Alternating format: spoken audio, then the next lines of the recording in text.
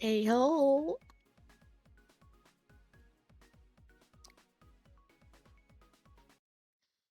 You guys ready? I'm not ready. Okay, so Paranormasight, right? Is a horror game. And I'm gonna be keeping it's the 18th in America right now.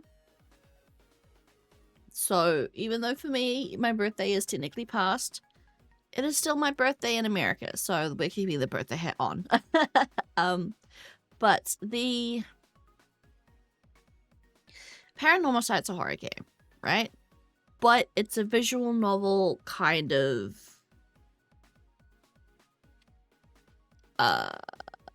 mystery game. So I don't know, the first one was spooky. It's spooky. It's not like scary, it's spooky, but I'm still, I don't know, we'll see. Get ready for the spooky spooks. Yeah. This is as close as you'll get for me to play a horror game on stream. I've got the original game here as well. I might go through the original game as well, eventually. Been a long time since I've gone through that, but Paranormasight. Dindok. Oh, that should be too loud.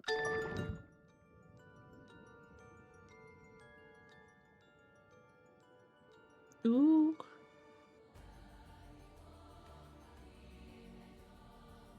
Oh, that's cool. It looks like an underwater portal.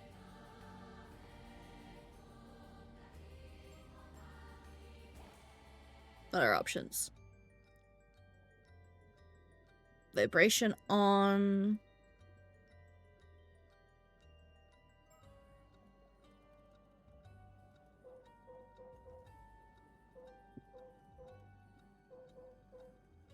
Language, text speed. Leave it for normal for now. I'll change it if... Okay, adjust the brightness until the image on the right is barely visible.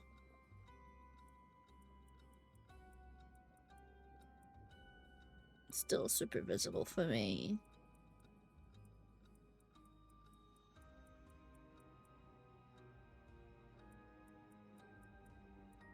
I think I'm gonna leave it about there. Chromatic aberration. Yeah, we'll keep that on.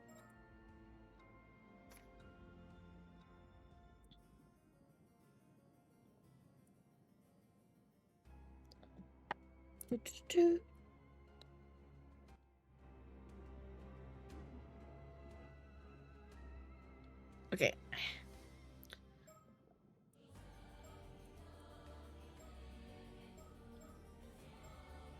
Alright, yeah, because there's no voices.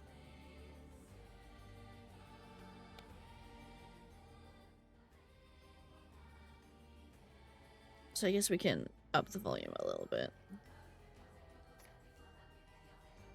Standard, confirm.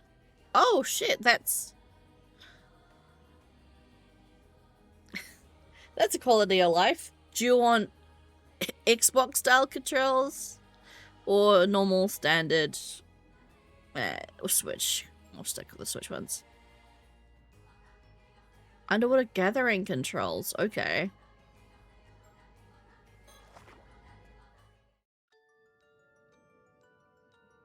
Ah, I'm scared. Okay. Come with me to Spooky Island.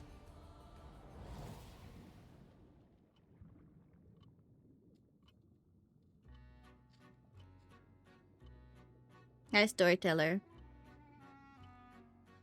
My apologies for the wait. Welcome, welcome. Allow me to introduce myself. I am the storyteller, your guide to the world of Paranormasight. Now then, I understand you might be keen to dive in to our story. But there are some important matters I must address first, so please bear with me a while longer. First, this game uses autosave. The game will automatically save at regular intervals, so you may stop playing at any time. Next, please look to the upper right of the screen. This is the menu button.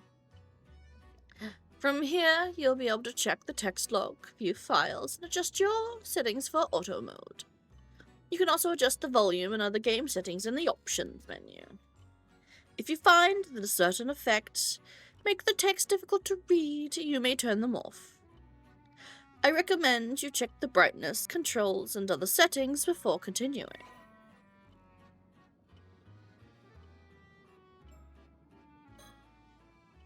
Ooh! Usability, zoom in, move cursor, zoom out.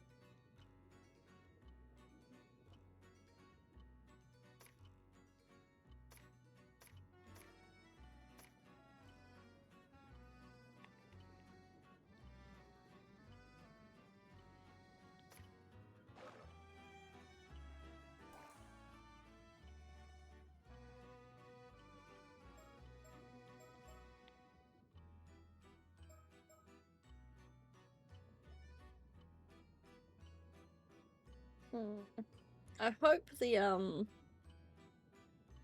there's like a grainy filter on the video, and I hope it's not too bad. My bitrate says it's fine, so.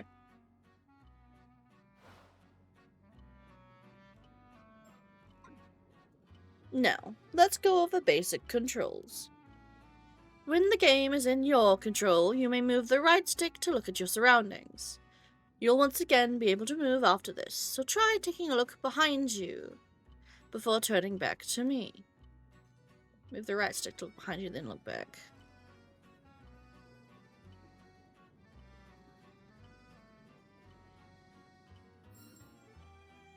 Wonderful! Well done. You may also select the face of an individual in front of you to talk to them. Please, go ahead and try with me. Use the L stick to move your cursor to the storyteller's face to talk to him. Bravo! A fine display. There are times when you'll be presented with options such as these. You'll find it useful to use the directional buttons to select your desired option.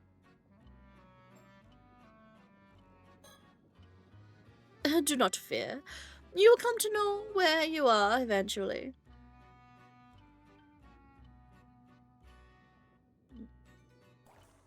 I might turn it off.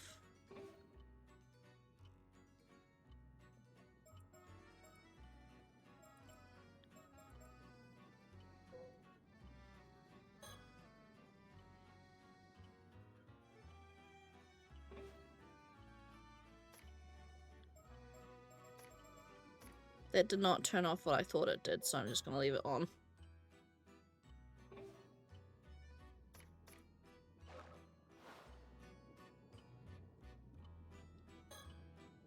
Once you have seen everything an option has to offer, a check mark will appear next to it like so. I believe you'd... Oh. Sorry, I didn't mean to... I believe I mentioned that you had seen everything this option had to offer. I see you find it difficult to suppress your curiosity. However, I would ask you to please select the option without the check mark in order to proceed.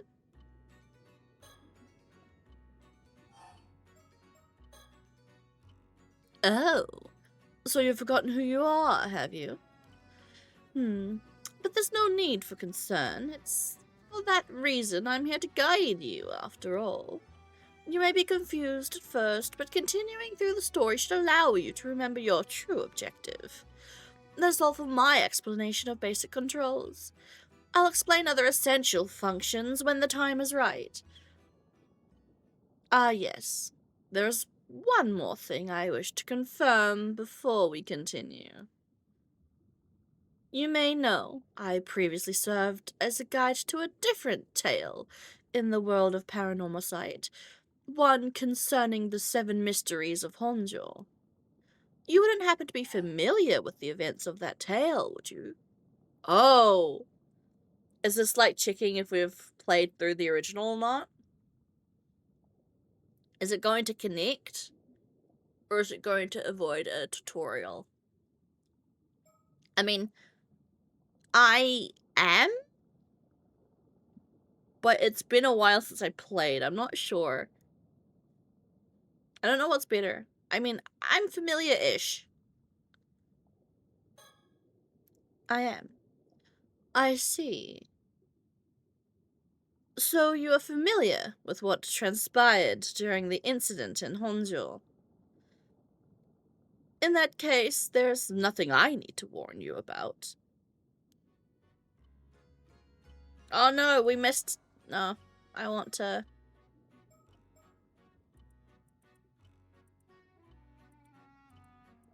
Can I go back? I want to replay...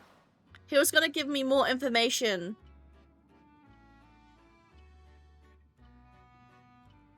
I mean, he could just be like, you may die.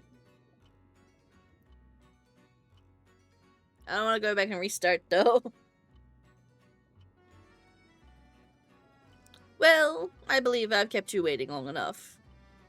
The tale you're about to experience concerns a number of legends passed down in the Ise Bay, a stretch of sea bordering the Mie Prefecture. Specifically, those legends involving mermaids. Yes, as the subtitle suggests, your subject this time is the wildly familiar mermaid.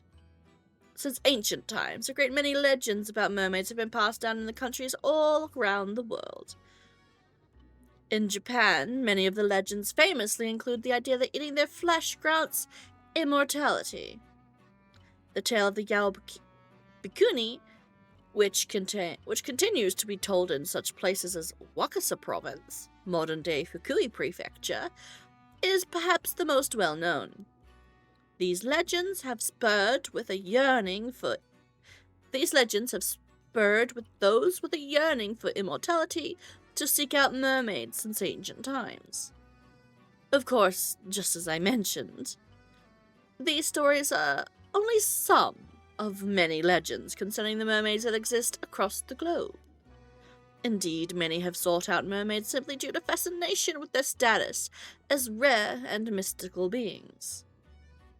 They have also served as the inspiration for countless creative and artistic works throughout the ages. It would seem that mermaids possess a mysterious charm that has captivated the human heart for a myriad of reasons, irrespective of era or culture. Mie Bay. Okay, so where are we? Mie Prefecture. Mie Prefecture is located in the eastern part of the Ki Peninsula in the central Honshu, the Japanese mainland, and falls within both the Chubu and Kinki regions, measuring 170 kilometers from north to south. From north to south and 80 kilometers from east to west. It is a narrow, elongated shape and is known for its rich natural diversity that differs greatly between the northern and southern regions. The varied abundant nature of Mie Prefecture has led it to be known as the Land of Great Beauty since ancient times, even back when it's still known as the Ise Province. It was also purported to be the land whither repair the waves from the eternal world, which led to the establishment of Ise Shrine as a place of enshrinement for the goddess Amaterasu. Hey! We know that! We know that person! We know Amaterasu. Probably gonna be a different one. The real Amaterasu, not the Olympias Warray one. The eternal world is said to be a realm across the sea, separate from the one in which we live, often described as eternal paradise. I mean, I guess maybe the islands in Olympias Warray had more feasibility to their, more legitness to their story than we thought. Because that sounds like Tengu Island and Tenyu Island. Ise was seen as the land where the waves from the world continually broke, connecting the material world and the world beyond. Famous spots and scenic vistas of Mie Prefecture. Also, if you're sitting here like, why am I getting a tourism ad shoved at me? Basically, what the Paranormasight games are like memed to be is tourism ads in the shape of a game. It's like, look at all these cute, cool things around Japan. Come here, please. Tourism spots. Ise Shrine, Isenji route of the Kumano Kodo. Kumano Kodo, a series of ancient pilgrimage routes. The birthplace of the Iga Ninja clan.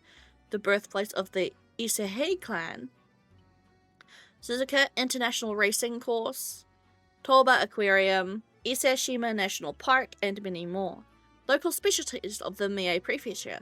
Pearls, Ise lobsters, abalone, turban shells, oysters, and other marine products. Ise udon, Matsusaka beef, and many more.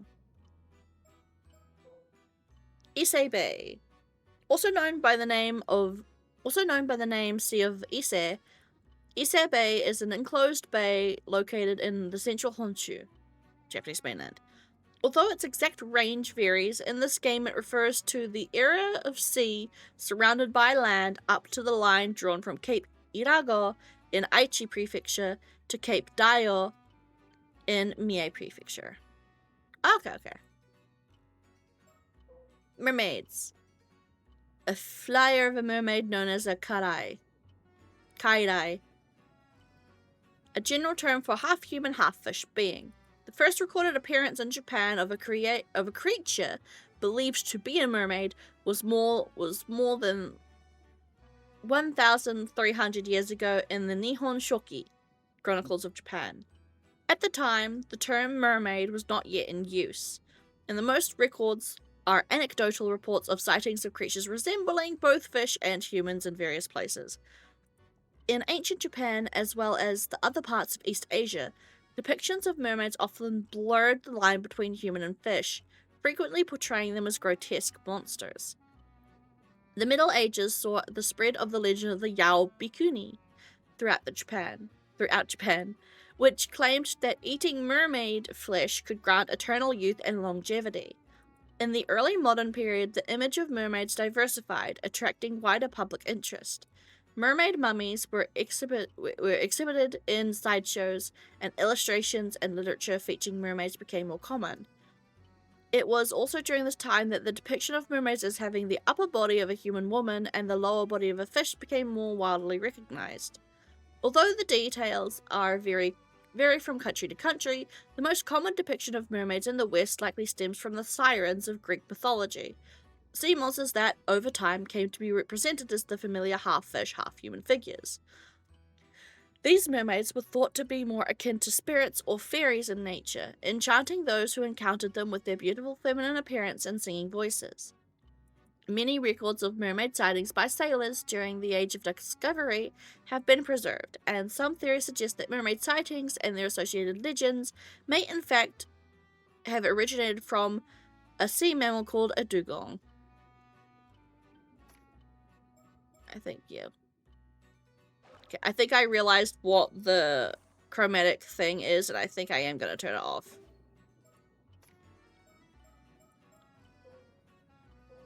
Yeah, it's like the weird 3D effect. I'm turning that off. It's making it a little bit hard for my eyes to read. My eyesight sucks.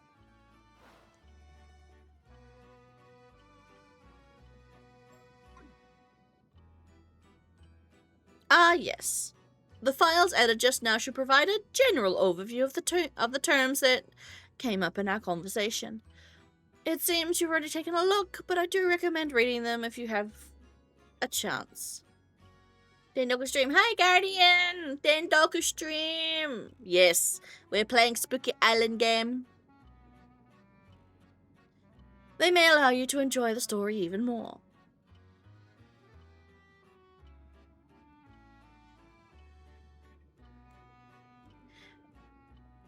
Can I get a what?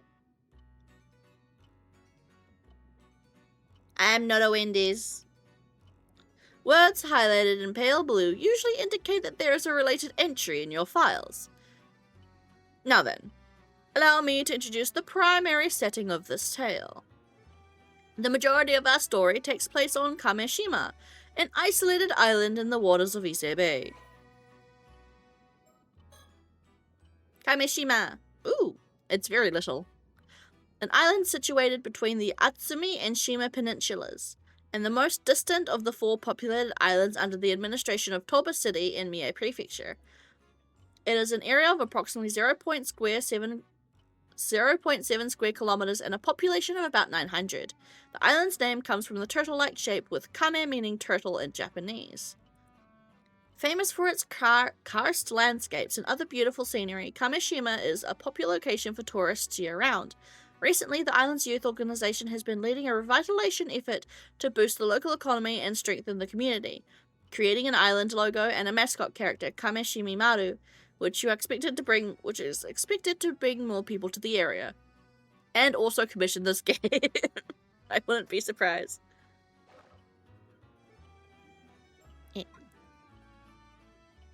You will experience the events through the eyes of a young resident of the island, one Yuza Minakuchi. If nothing else, please remember that. Well, I believe this ends my initial explanation. Bon voyage, and do enjoy the tale. Spooky time. Spooky time, spooky time, spooky time, spooky time, spooky time, spooky time. This story is a work of fiction based on existing locations and legends. Please note that one of the locations that appears in this game, Ise-Shima, is a fictional island with no counterpart in real life. So, okay.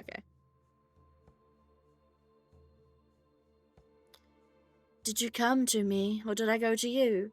I cannot recall whether it was a dream or reality. I cannot recall if I was asleep or awake. Tales of Ise, Passage 69, Kari no Tsukai.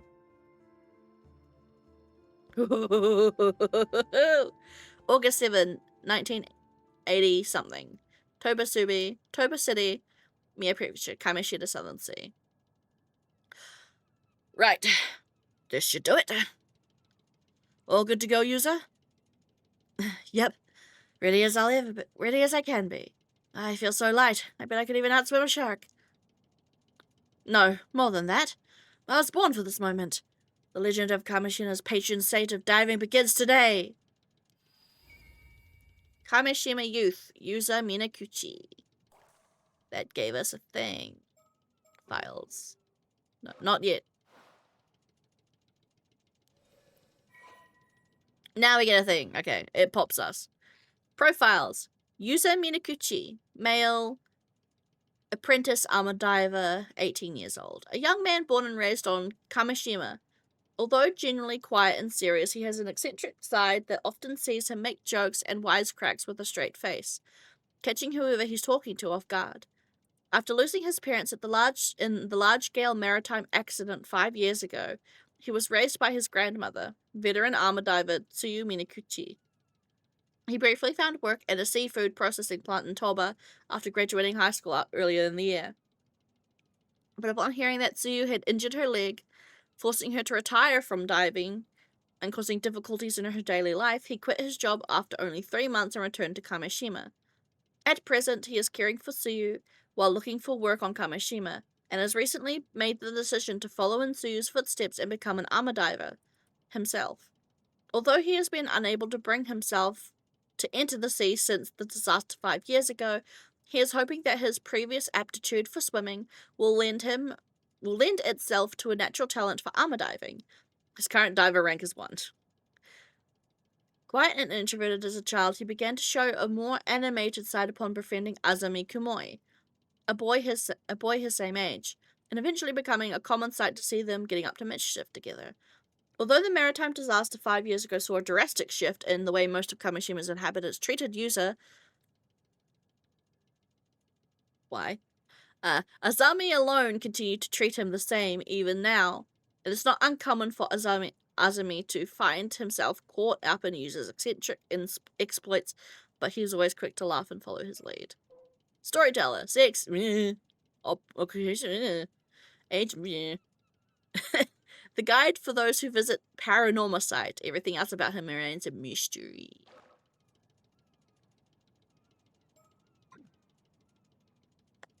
Whoa. That sounds pretty impressive. But this is your first time diving out on the bay, so don't push yourself too hard, alright? Yeah, I know. It's my first time, but yeah, I know it's my first time, but somehow I'm brimming with confidence. I just know I can land a massive haul if I try. Well, I'm glad to see you're raring to go, but make sure you don't go too far from the boat first. Best friend, Azami Kumoi. I pressed the wrong button.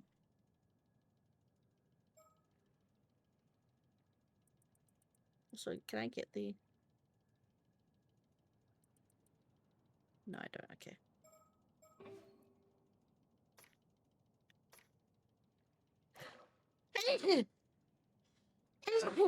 Oops. Sorry. Sneezing. Azami Kumoi, male fisherman, 19 years old.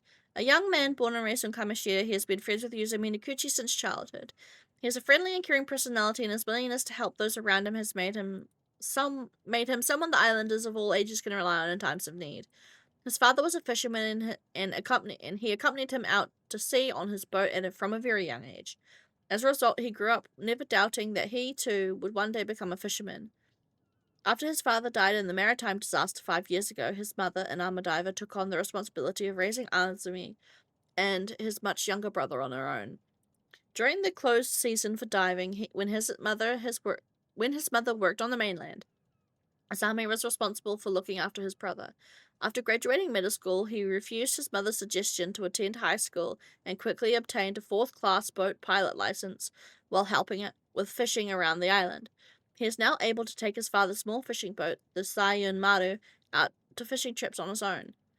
He has a frank, easygoing relationship with Yuza, his childhood friend, and the two often get up to mischief together, although he was happy for Yuza when he left to attend high school on the mainland, and later found a job there. He also felt somewhat lonely for this reason. He secretly welcomed the news that Yuza would be leaving his job and returning to Kamoshida to take care of his grandmother. Aw, best friend's lonely. No need to worry, Azami. You focus on getting the grill ready. We're having a feast tonight. I'll hold you to that.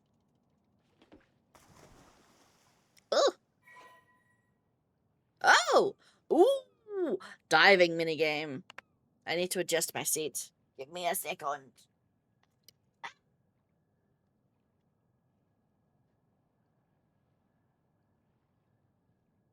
No, actually, give me a sec. I should probably grab some water. I'm out of water.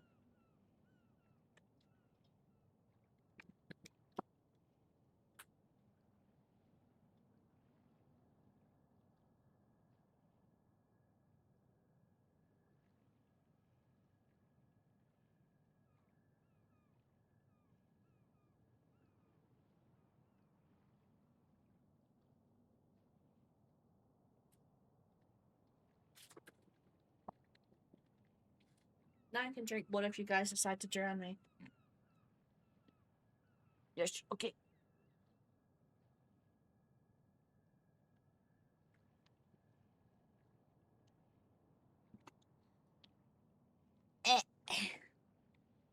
Okay. The diving minigame will now commence. Follow the instructions to get used to the controls, then press dive when you're ready. Oh, shit. Okay. So there is actually ranks to this. I need to level up stats. Diving, swimming, gathering, and searching. Okay. Oh boy.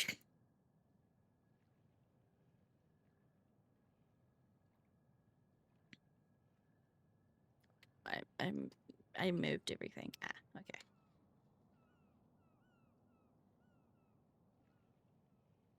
Those are the same.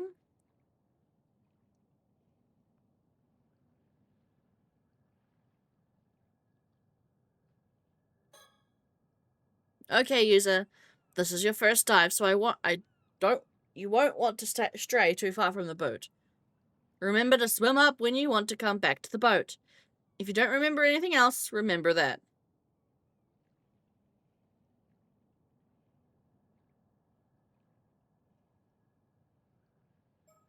Okay. It should be easy. Bonk. Begin. Only 2 controls are needed. Stick, look around, confirm button, perform action. The available action will automatically switch between swim, harvest, and return to boat, depending on the situation. Areas where the sea creatures are located will be marked with exclamation mark. Begin by looking around and try to locate any potential catches.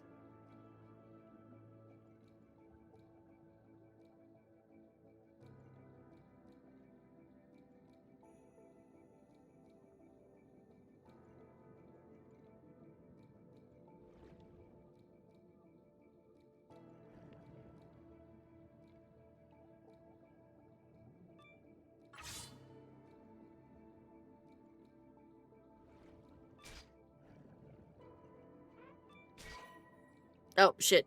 Okay. Your oxygen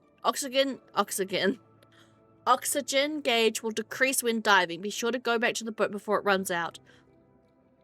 You can return to the boat by any time by turning your viewpoint upwards and selecting return to boat. Your remaining oxygen will continue to decrease on the way back, so don't wait until it's too late.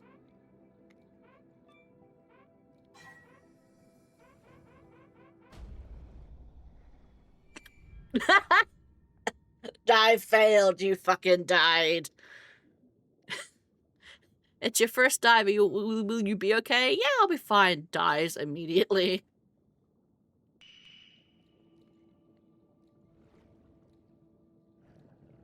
Oh, wait, can I? No. I can't. It's very sensitive.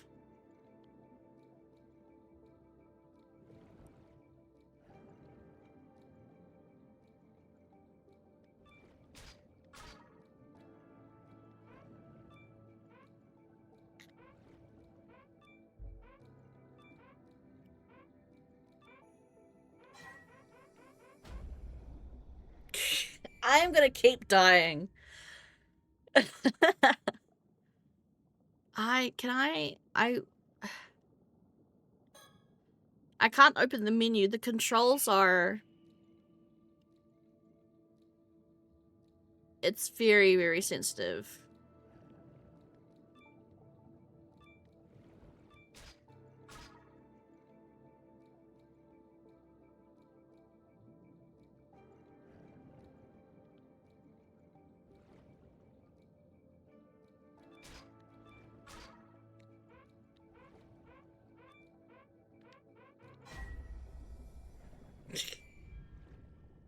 I keep dying!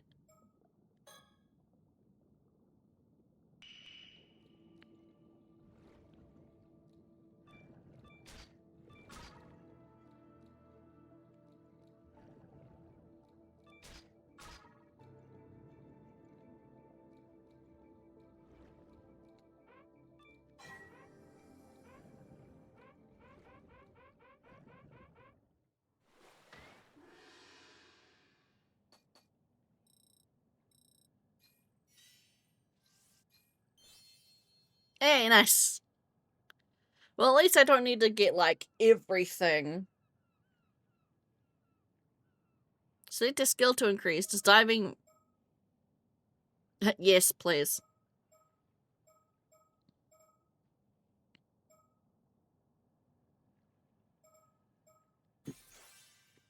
Can I please get more breathing?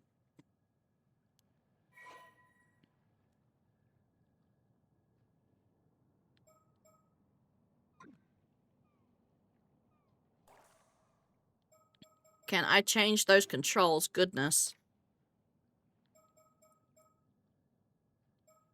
No, you cannot. Okay. Ah! It's way, way too sensitive.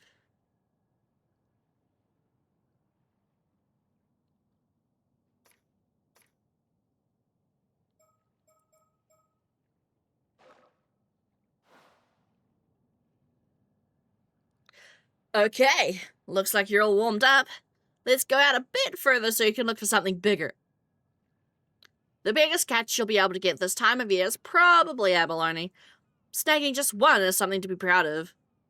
But just remember that sea creatures are living things. They'll change places every time you dive, so be careful. Diving controls that are way too fucking sensitive. The only two controls that we use during gathering. The look around, potential catches. But there's nothing in front of you to interact with the actual change to swim. Each use of swim action will allow you to take a single stroke forward through the water. Every stroke will consume a set amount of oxygen. Once you get close enough to a potential catch, the symbol will appear. A target symbol will appear. Aligning your viewpoint with the target symbol will change the available action to gather. The number of times you need to gather your catch depends on the target in your current level. Using the gather action will consume a set amount of oxygen each time. Okay, so oxygen is very important. I might level that one up the most first. Your oxygen. I keep saying oxygen. Your oxygen gauge will decrease both by performing actions and by passing time while underwater. When it starts getting low, turn your viewpoint upwards to return to the boat. Your remaining oxygen will continue to decrease on the way back, so yeah, don't wait. Results. When you return to the boat, your score will be calculated based on the number of sea creatures gathered during that dive. The score will go towards your diver rank, which will allow you to upgrade one of the following 4 skills. Diving skill allows you to stay underwater for longer. Swimming skill allows you to swim faster. Gathering skill makes it easier to gather sea creatures. And searching skill allows you to detect sea creatures from further away. Each skill can be upgraded to a maximum level of 5. You can increase your diver rank even after reaching the maximum level for each skill. Ama divers. The term ama, most written with the characters meaning sea and woman, generally refers to women who free dive for shellfish, seaweed, and other marine products. It is said that they practice free diving both to prevent overharvesting and to help protect the marine environment. Although ama divers operate in many regions in Japan, the Toba and Shima regions are known for having the highest number of ama divers. These regions also exhibit customs unique to the area, such as the practice of carrying objects with the Seiman and Doman symbols to ward off misfortune. Even within Toba and Shima, rules and practices can vary greatly. For example, the practice of wearing white attire over the wetsuit is a common practice only in the Shima region. Despite the high population of ama divers in Ise Bay, there are none to be found north of Ise City. This can be explained by the difference in the seafloor composition between the two areas. While the sandy seafloor near Ise allowed for net fishing, the rocky seafloor of the Toba and Shima areas made net fishing difficult, leading to the adoption of free diving as an alternative. Abalone harvested by ama divers in Kazuki Town in Toba has traditionally been processed into ceremonial dried goods known as noshiawabi, which are then presented as offering at the Ise Shrine. This practice is said to have originated in the Yamato Hime no Mikoto, the princess who enshrined Amaterasu at Ise Shrine, was searching for a suitable food to offer to the gods.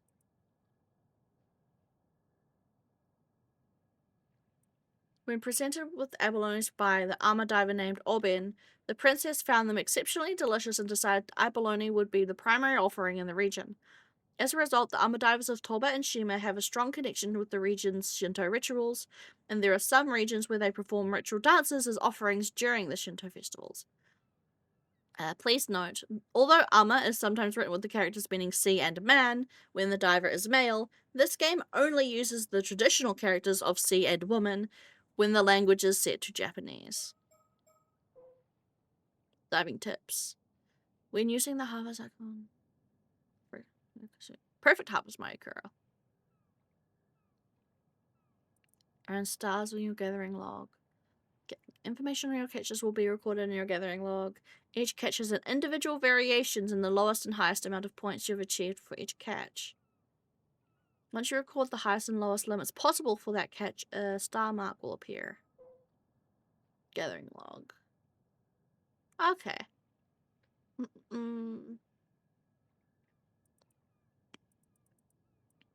Ooh, okay. So there's a normal, rare, and super rare. Got it. I probably won't be reading every single every single note thing we get, because if this is anything like the first game, there's going to be a lot of them. I will read through the profiles, though, the character profiles we get, because they will contain important information, but I probably won't. Yeah, I just won't read everything. Just because that would take a while, because there's going to be a lot of them. It's not like you have to master everything all at once. We can take off whenever you're ready.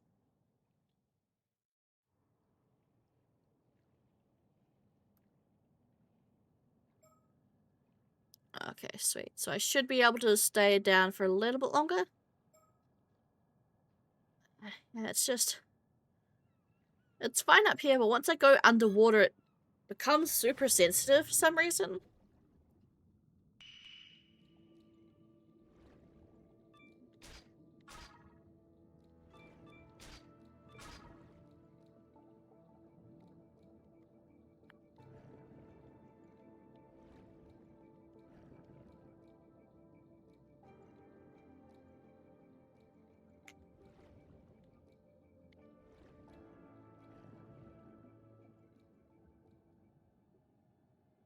Hmm? Oh. That's ominous.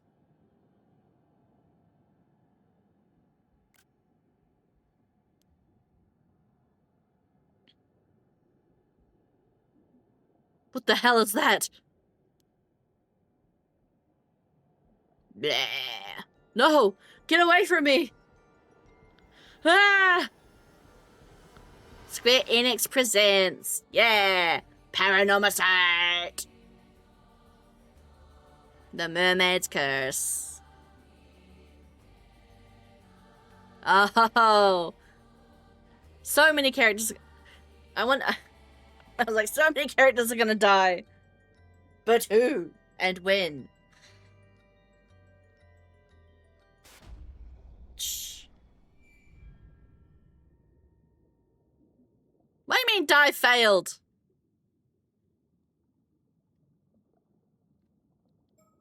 I feel like that's scripted, though.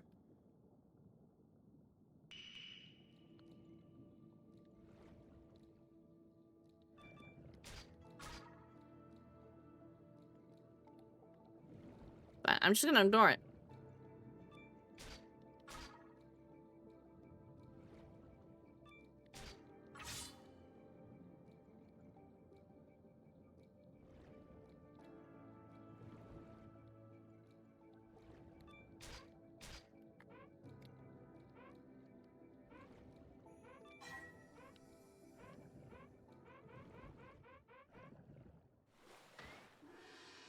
Just made it.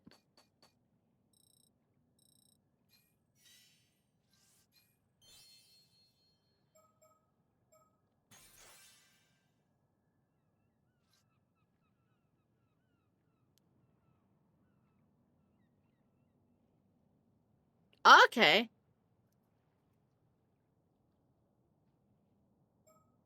I mean, if it's gonna let me keep diving, I'm gonna keep diving. I'm guessing I have to.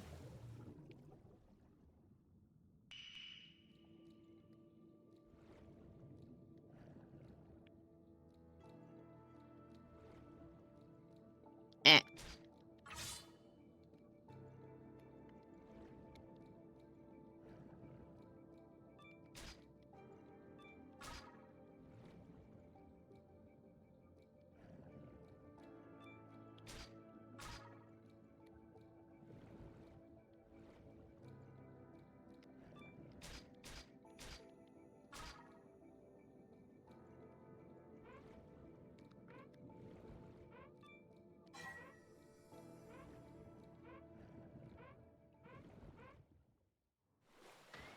Ah.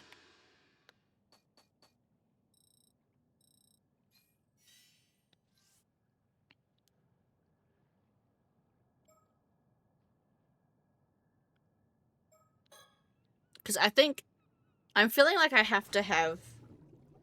Because it cut me off in the middle of the credits, the opening credits, so I'm assuming that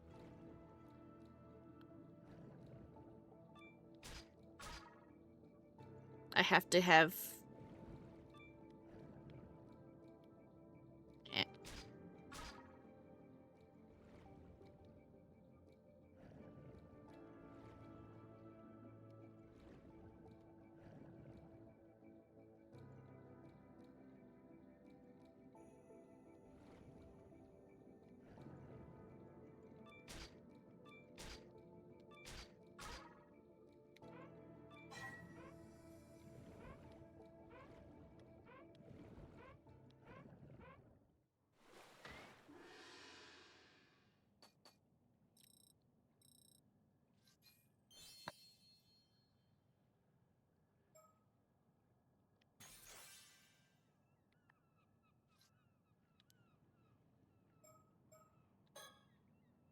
I want to max out my, eh.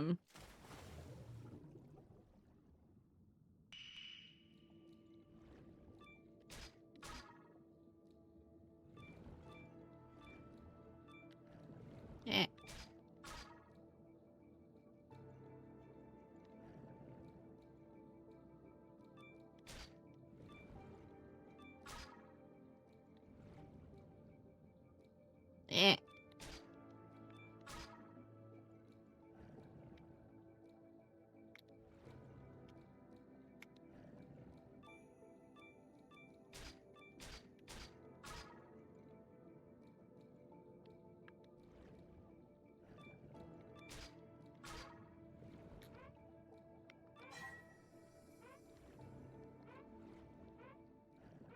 I don't feel like I can stay down long. I feel like I can stay down the same amount.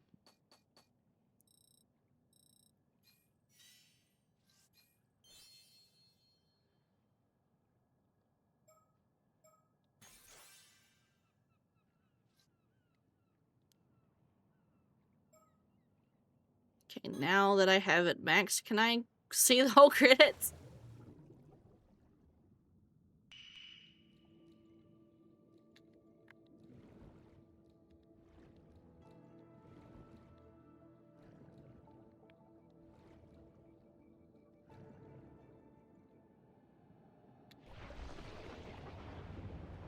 Oh. That's different. Oh, okay, okay. But it still cut me off in the middle of the credits. I guess you just auto-die.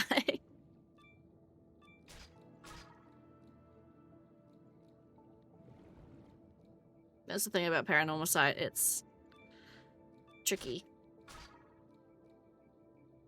No, it's okay. Don't worry. You may lurk.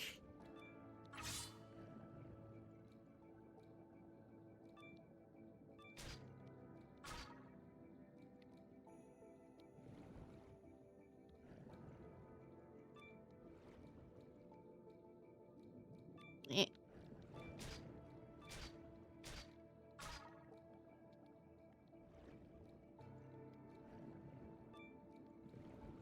Eh.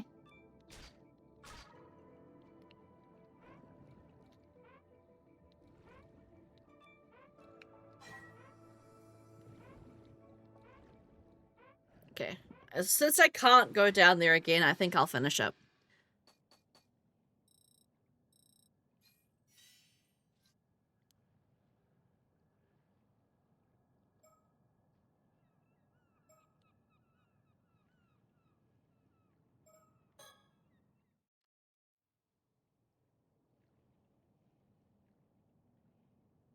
Right. Let's leave it at that for today. Good work out there, user. You managed to get a fair bit of diving in, huh? I bet you feel like you've got a better grasp on things now. For sure. I feel like my diver's rank's gone up at least a bit, too. So, do you feel any different now? Did your body undergo any weird changes? No. I feel exactly the same. Nothing's changed. I'm the same old user I've always been. I guess we're a bit off the mark, huh? So, what do you want to do now? Should we call it a day? Talk about the whole Azami. Nah? Before we head back, could we talk for a bit? Sure. What's up? Think.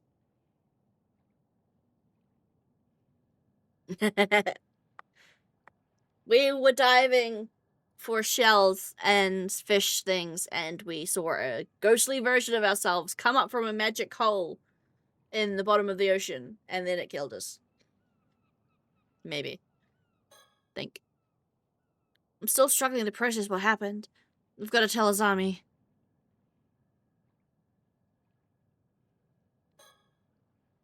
Kamishima is located in the waters near the entrance to Ise Bay. As such, there are strict regulations on both the times and places summer diving is allowed.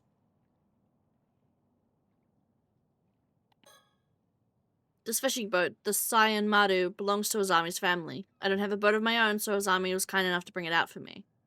It used to belong to his dad, so it's getting on years, but he takes good care of it and seems he's hoping to keep using it for years to come.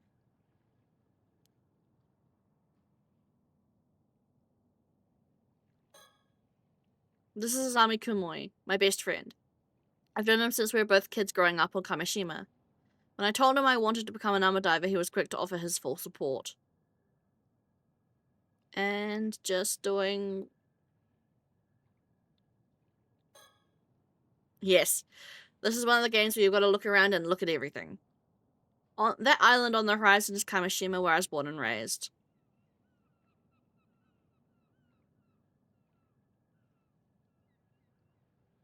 Sweet. So, when I was diving just now... Oh, shiz.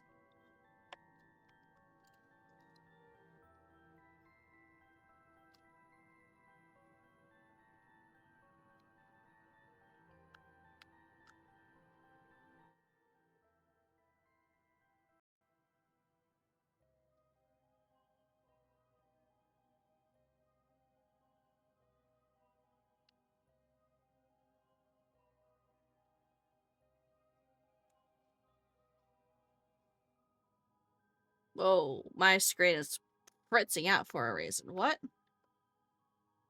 Oh, because it's... Duh. Okay, I'm stupid.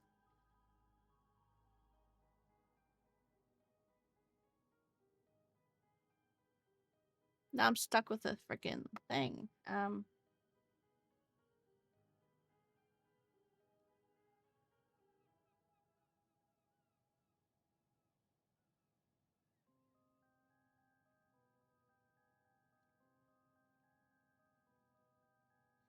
Sorry, I forgot that my thing is plugged into my,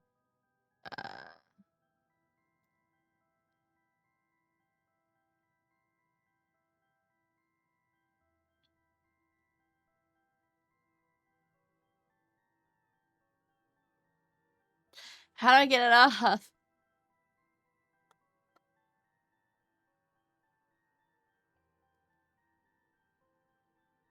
Oh, there. Okay. Shit. I didn't realize my controller was dead. I need. How?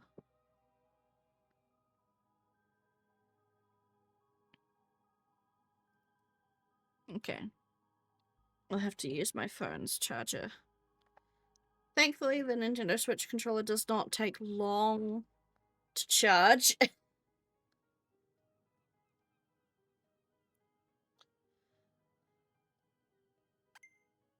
Okay.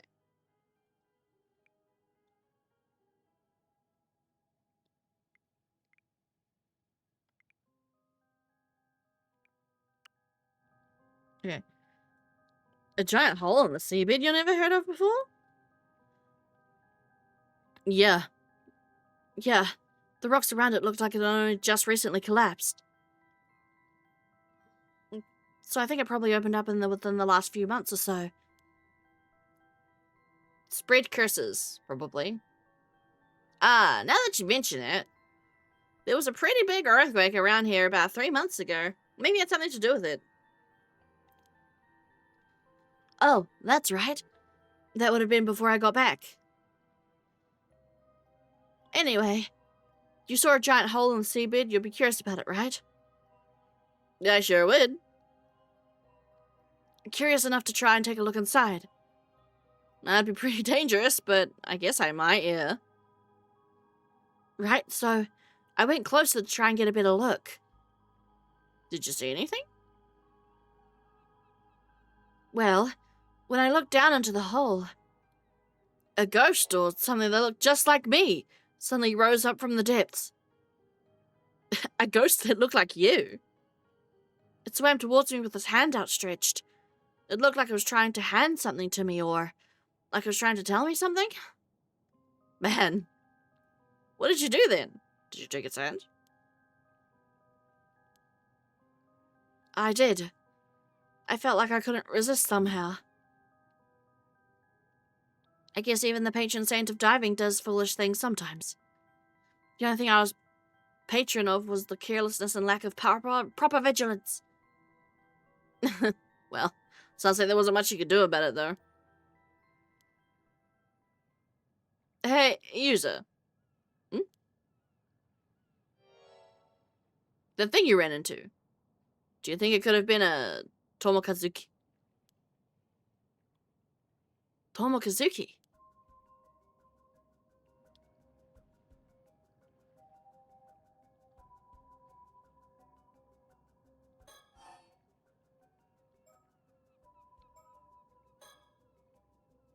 Huh? You've never heard of it? Well, I guess not even all the folks around here knew about it either. Know about it either. It does sound familiar, though. The Tomokazuki is a sort of ghost story around these parts. The story goes that sometimes, when diving, an armor diver will come across another version of themselves, an exact copy. The other version of them will be holding out something they want, like an abalone. Something they want? And when the diver reaches for it, the Tomokazuki grabs them and drags them to the bottom of the sea. Wow, that's scary. But wait, the Tomokazuki I saw wasn't holding anything. It wasn't? Well, that's different. Maybe it forgot it at home or something. At home, huh? The abalone? Yeah, the abalone. Maybe it left it at home. Huh? Maybe the Tomokazuki is more careless than the legends let on. You're pretty forgetful, though. So maybe it became such a perfect copy that it imitated that aspect of you as well. Oh, that damn Tomokazuki. It knows my every weakness. Now that you mention it, though, I do think I remember that story from when I was younger. I guess the fact that I forgot the story really proves how forgetful I am, huh? No worries. It was a while ago, you know.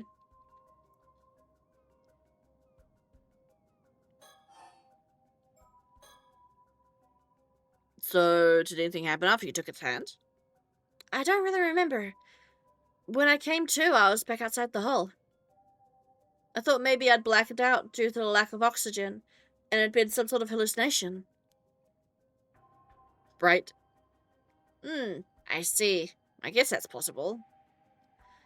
But if that's the case, that means I stopped just to talk to you about some hallucinations. And that would be super embarrassing. Some people do say that Tomokazuki legends might come about because the divers are seeing things when they run out of air. But hey, it's no big deal even if it was a hallucination. The most important thing is that you're safe.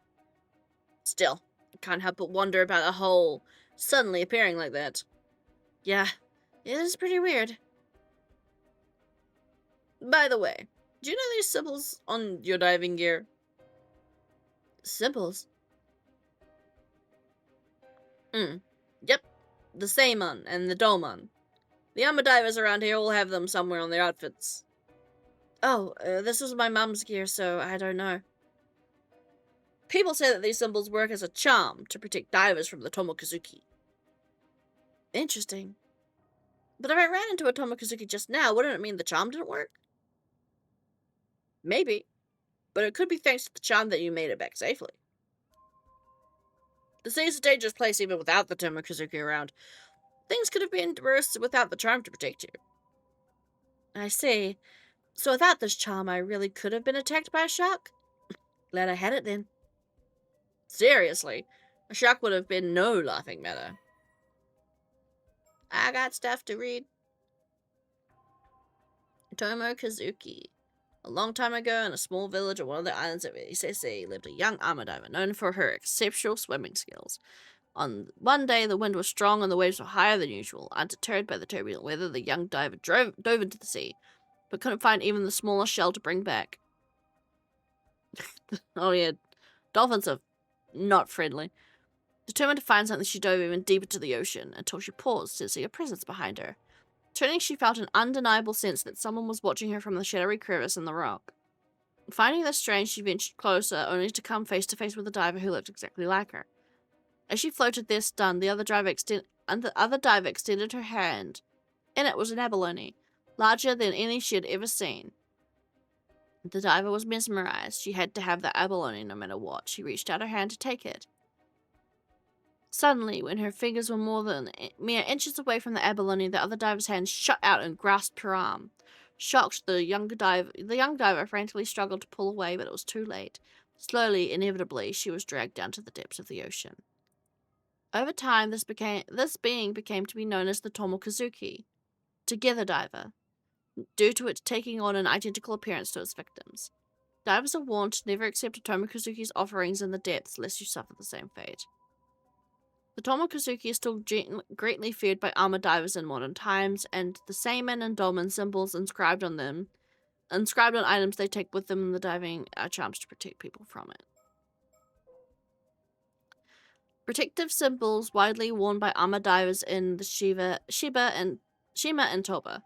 The star-shaped symbol is known as the Seimon, and the lattice-like symbol is known as the Dolman. The two symbols are often embroidered side by side or drawn on clothing using purple dye made from shells. They're worn by armor divers when diving to ward off potential disasters that might befall them at sea.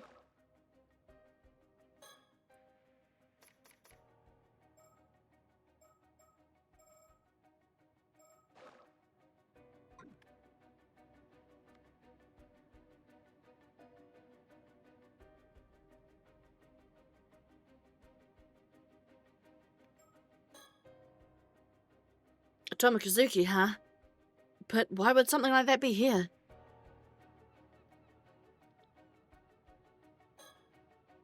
Oh. Not his face enough.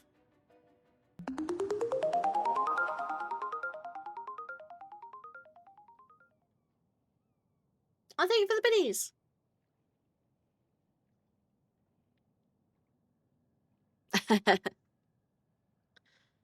Hey, Izami. About the Tomokazuki just now. Yeah? Do you think it has anything to do with what we're looking into? ZL Recollection. Blah, blah, blah.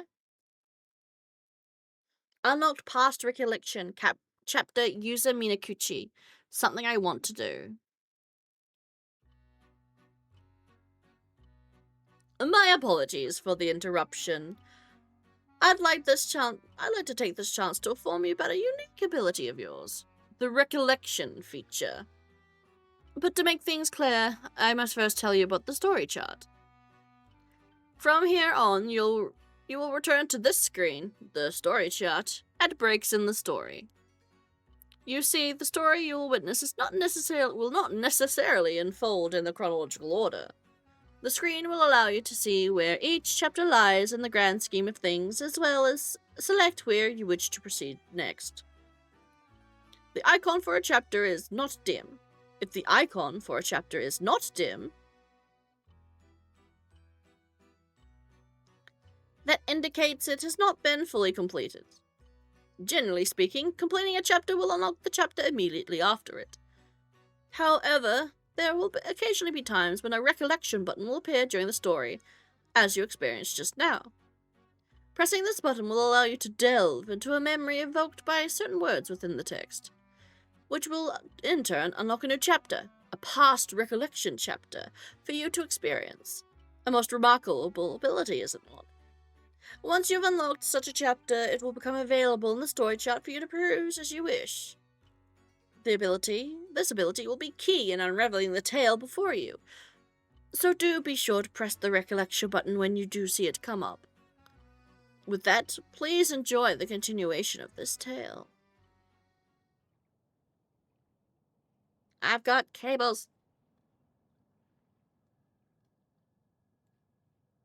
I got messaged.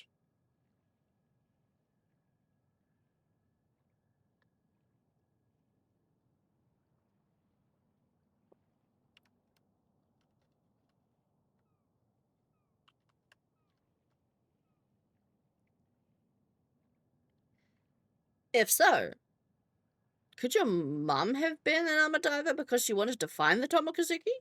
Oh, I have not.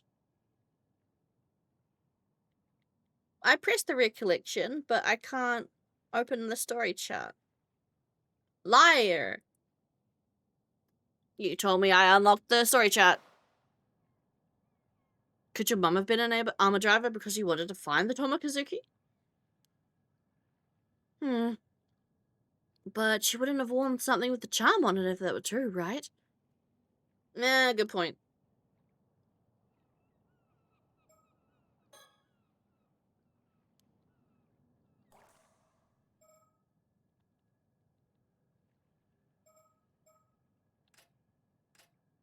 I don't know what that does.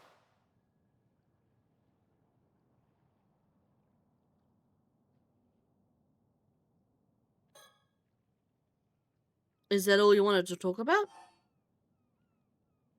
There is more. No, there's more, actually. This might be the most important part. I realize there's something I need to do after this. Something really important. Hey, so you found a lead down there after all? I'm serious. If I don't pull this off, something terrible's going to happen. Hey, I believe you. Go on, tell me everything.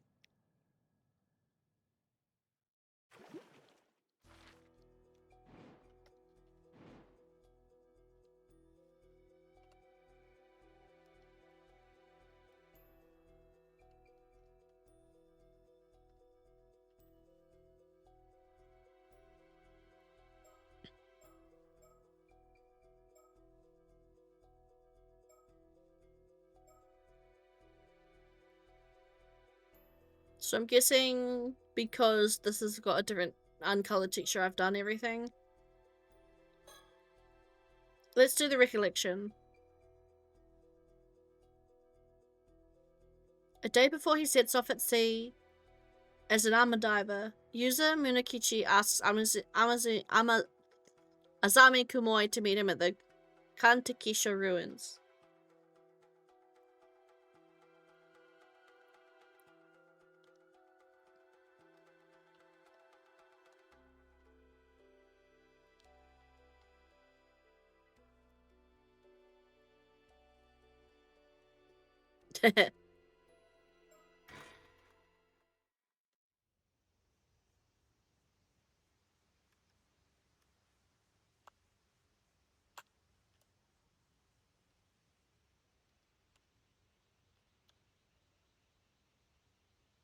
I see. If you say you want to be an armor diver, then of course you've got my full support. But something tells me you're not just doing this for Tsu. People are bound to talk if you become an armor diver here. I'm trying to do their voices differently.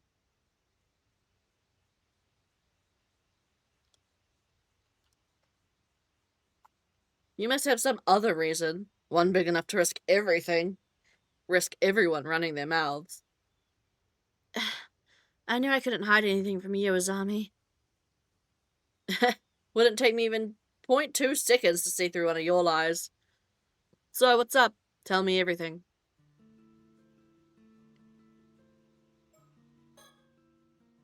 I should be able to tell Azami everything, right? Surroundings. These are the ruins of an old wartime building. The Kantakisho.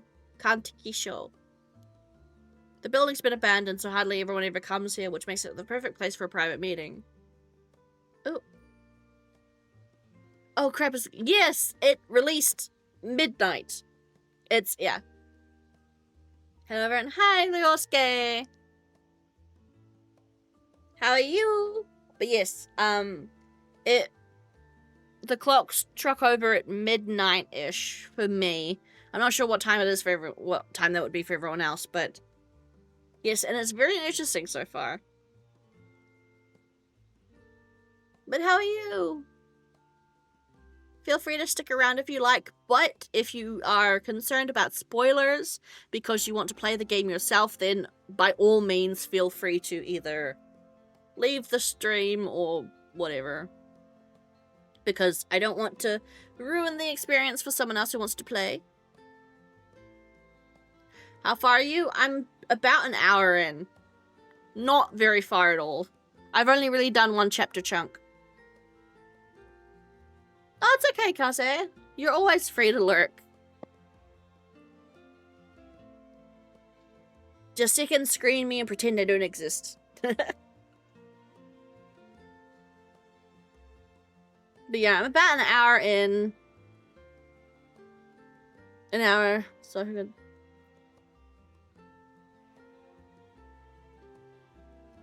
Yeah. No, not really. We had our first spook.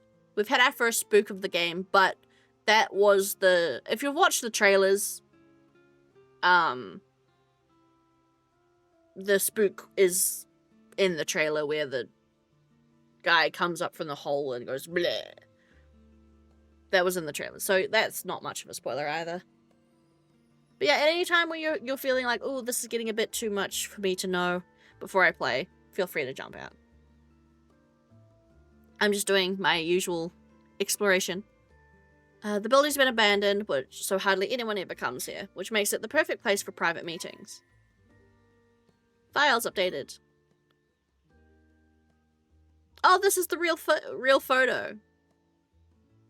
Kantakisha ruins. The remains of a wartime structure located on top of a hill in Ise-Shima.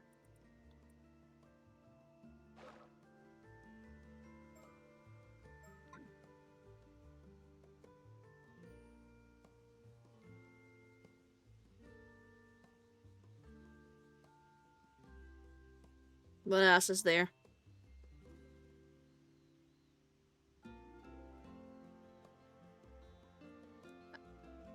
I'm playing the Switch. I'm playing the Switch 2 version. Yeah. Well, the Switch version. I don't think there's a difference between the Switch 2 and Switch version. Even though he's got a lot on his plate, Azami agreed to meet up the moment I said something. He's been looking out for me ever since I came back. I couldn't ask for a better friend. Face. Hey, Azami. What I'm about to say is going to sound pretty crazy. You still want to hear it? Sure. Bring it on. Thanks. I'll come right out and say it then. I'm looking for a mermaid, and I need to find one by tomorrow. Oh, a mermaid, huh? And by tomorrow at that. That's gonna be pretty tough. I'm being serious. In fact, I've never been more serious. I really do have to find a mermaid by tomorrow. I can tell you're not joking by the look on your face. You've got some sort of reason for saying this, right? Go on. I'm listening. Thanks, Azami.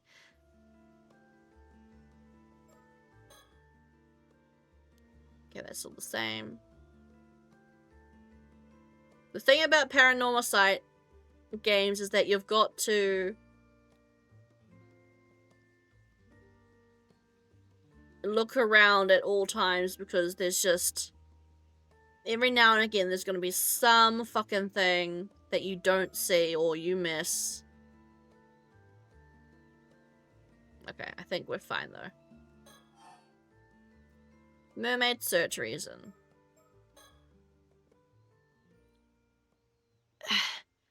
Is it okay if I talk a little bit about the disaster 5 years ago? The disaster, huh? If you're okay with it, sure. I gotta wait till tomorrow. Really?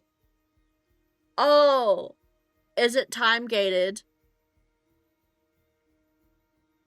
Oh yeah, because it's the 19th for me, and it's the 18th for Americans and like other places in the country, so other places in the world. So yeah, you might be time zone locked, which sucks. Yeah, it's the 18th over there. Dang. Sorry.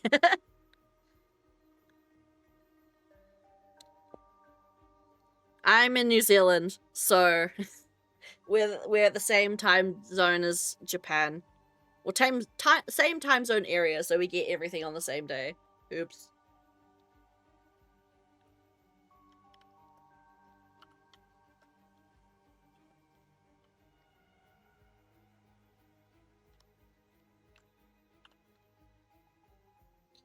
I was in middle school at the time, and my parents were taking me out to the bay on a little fishing boat. This massive storm came out of nowhere and sank all 3 fishing boats that got caught up in it. I was the only one who survived. Yeah. It was really terrible. Southern Sea Disaster. A localized storm that broke out on the sea south of Shima around 5 years ago, resulting in a maritime accident which caused a total of 10 people to go missing. 3 fishing vessels had set out to sea were suddenly caught in an unanticipated storm and foundered, leaving all but 1 of the 11 fishermen and armor divers on board missing. Okay, so they're missing and not considered dead.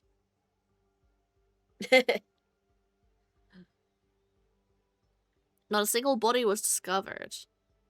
The sole survivor was Yuza Minakuchi, who was in the middle school student at the time. His parents, Torsuke Minakuchi and Mare Minakuchi, as well as Azami Kumoi's family. I can't read today. Azami Kumoi's father, Kyokichi Kumoi, were among the victims. Locals in the area reportedly heard an eerie rumbling from the sea the morning of the incident.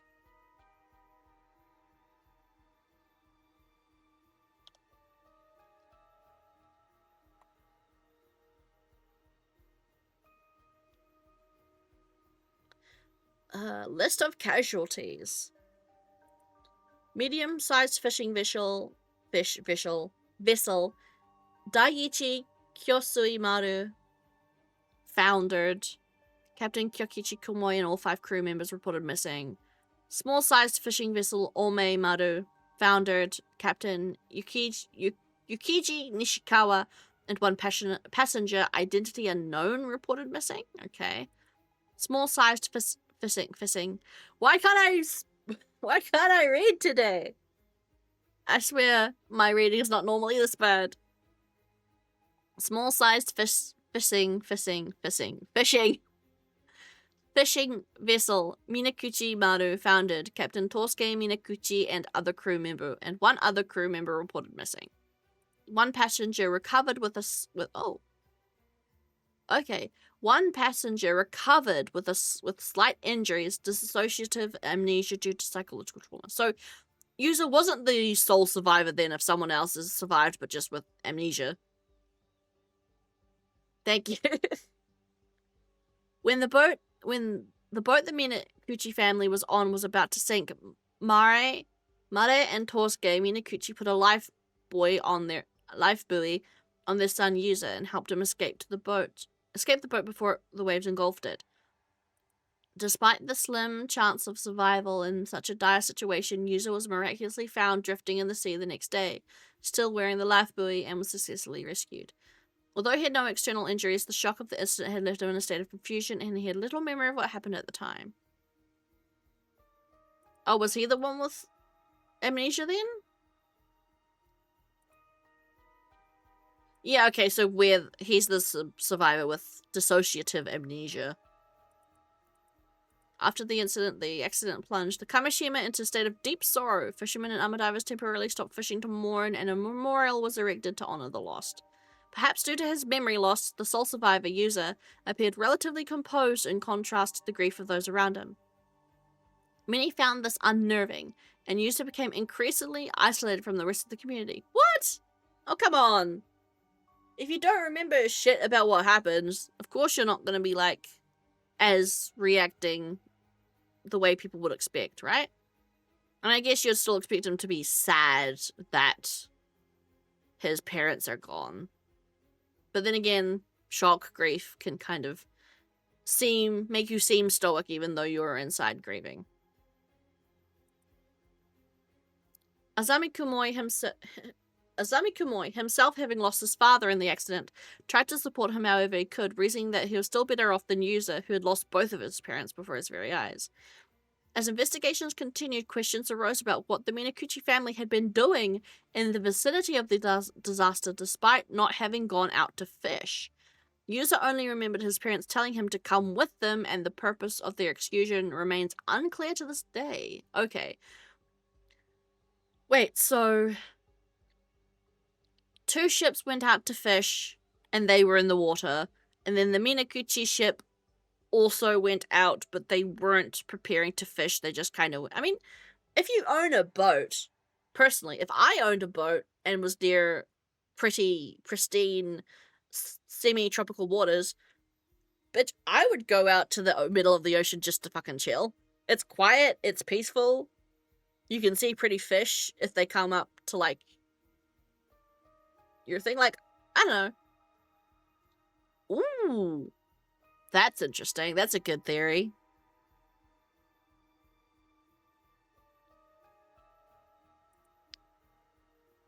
It was not long before speculation began that Mare Minakuchi had done something to incur the wrath of the god of the sea. Oh, okay. Wait. It was not long before speculation began that Mare Minakuchi had done something to incur the wrath of the god of the sea, and the islanders, already suspicious of her due to her mysterious background, were quick to condemn her, citing the sudden, localized nature of the storm. In contrast, only words of sympathy were spoken about her husband, Torsuke. Interesting. As rumors that Mare had brought about the disaster to Kamishiro continued to spread, Yusa's grandmother, Tsuyu Minakuchi, sent him away from the island to board at a high school in the mainland. She had sensed the islanders' resentment beginning to turn towards Yusa and had hoped to shield him from becoming an even greater target of their ire. Even now, 5 years after the incident, feelings of animosity towards Mare Minakuchi remain deeply ingrained in the people of Kamishima. With the truth of the accident still shrouded in mystery, deep scars and suspicions continue to linger in the hearts of many islanders. Bitch, it was a storm. No one can control the fucking weather. That's crazy. But then again, rural places like this tend to be a bit more supernaturally suspicious. So, what about the disaster did you want to talk about? Well, I've recently started to remember some things about what happened. For real? I know your memories of the disaster were kind of hazy due to the shock. But that's great you're starting to remember. Oh, but I guess not exactly something you'd want to remember, huh?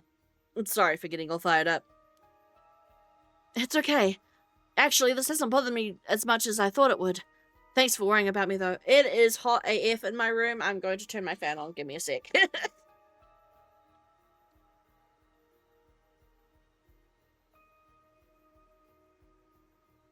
It's too warm.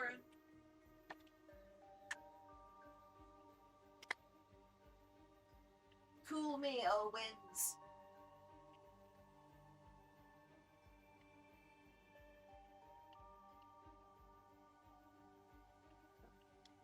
Stay.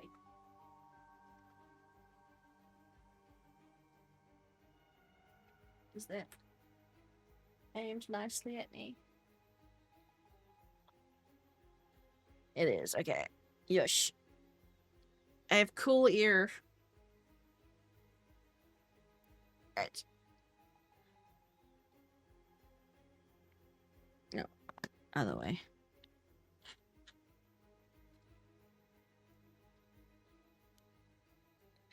It's just that the things I've remembered are a bit strange. So I couldn't help to bring myself to say anything. Sorry for keeping quiet till now. Strange, huh? Well, I can see why you'd want to keep it to yourself, all things considered. Don't sweat it. So, about the incident. When we ran into the storm, our boat got caught in a whirlpool and started to sink. My parents gave me a life buoy and lowered me into the water. They were frantic, and I was too stunned to do anything but go along with what was happening. I can imagine. That must have been really scary. The waves were knocking me around, so it took everything I had just to hold on to the buoy. In the end, I just watched as the boat was swallowed by the water. I couldn't do anything else. There wasn't anything you could have done. It wasn't your fault, user. But right after that, this huge wave came crashing down on me, and I got dragged down to the depths of the sea, life buoy and all. Huh? You got pulled under? But I thought... Yeah. Up until now, I thought I managed to miraculously stay afloat until I got rescued. But I remember now. I was pulled down underneath the waves. Huh? I remember being caught in the current and tossed all about the water, underwater. I couldn't breathe. I was so sure I was going to die there. But then someone grabbed my hand. Wait, are you saying what I think you're saying? I was barely conscious by that point, so it's not like I saw them clearly or anything. But I'm certain someone was there with me. Someone who grabbed hold of me and pulled me to safety. And from what I remember... You're saying they were a mermaid? Exactly. So you were saved by a mermaid? I'm sure of it. And it looked exactly what the first comes to mind when you hear the word mermaid. A real mermaid, huh? But it was a really extreme situation, so it's entirely possible I was just seeing things. Which would mean I called you out here just to talk to you about some hallucination I had. If that's the case, I'm going to be super embarrassed. I mean, you're standing here talking to me now, right? So you must have gotten out of that situation somehow. And I can't imagine any normal person being able to stay afloat in a storm like that, let alone managing to save someone. Same. You'd have to be some sort of superhuman or something. Or not human at all. Man, who would have guessed that there are mermaids here in Ise? If I really was saved by a mermaid, I owe them my life. I'd like to thank them in person if possible. Makes sense. So that's why you're looking for them, huh? Well, if we manage to find them, I've got to thank them for saving you too. So I was thinking of heading to where the disaster happened, and diving there to see if I can find anything. Wait. Are you sure? You almost died there. I'll be fine. In fact, since I've never gone there since the disaster happened, I was also thinking... I'd like to do something to honor my parents and your dad's memory. Yeah, I'd like to at least offer flowers if nothing else. The others have always kept their distance, but it's not like going there is forbidden or anything. Let's do it. Thanks, Azami. I owe you one. No secrets? Although sometimes the secret things only show up after you've left the chapter and come back. I know, I'm just so suspicious. Mermaid search leads. But there's no guarantee the mermaid will be around there still, right? I'm thinking it'll be good to have more of a lead before we head out there. I got hair in my face.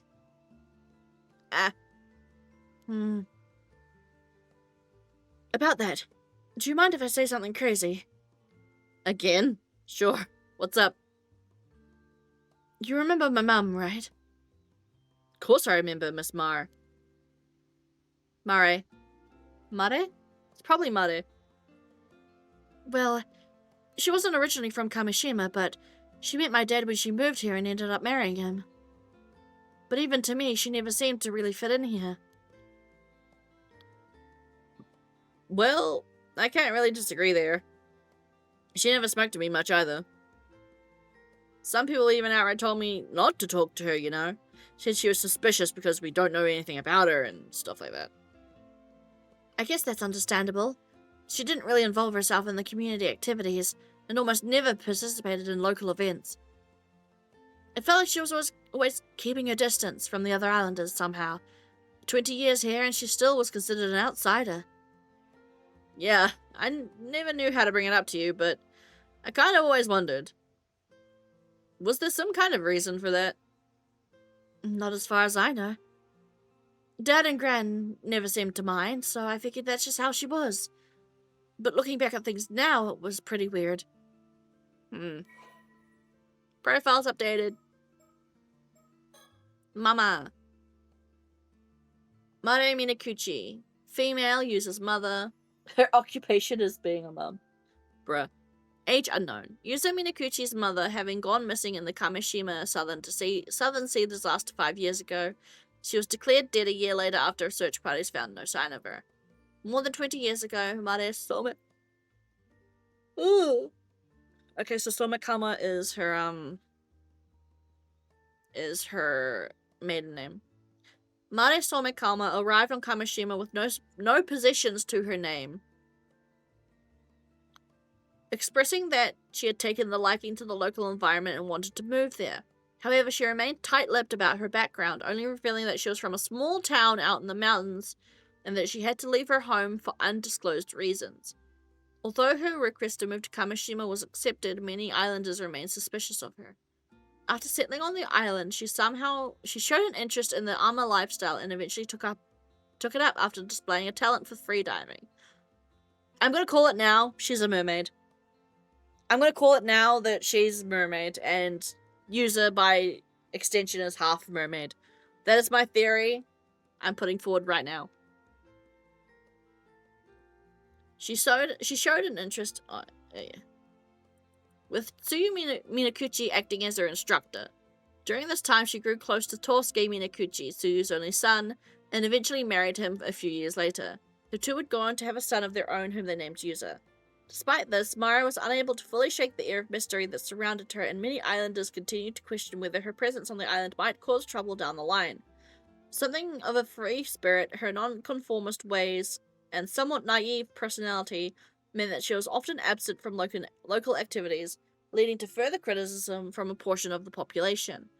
Some also reported that frequently spotting her wandering the island after she first moved here, seemingly looking for something, or catching a sight of her doing something on the shore in the middle of the night.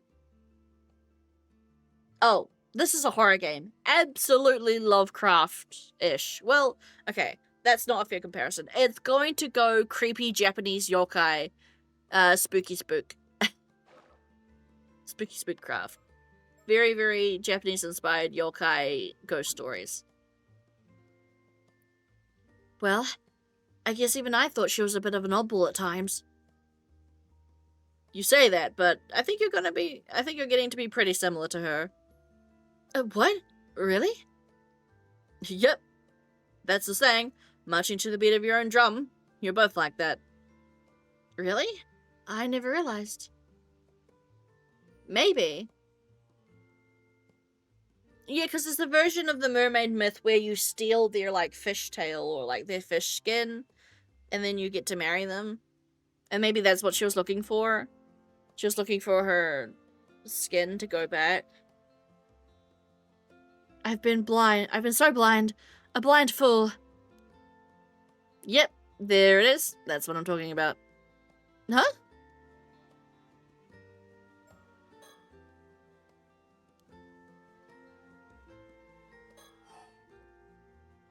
Mermaid search leads.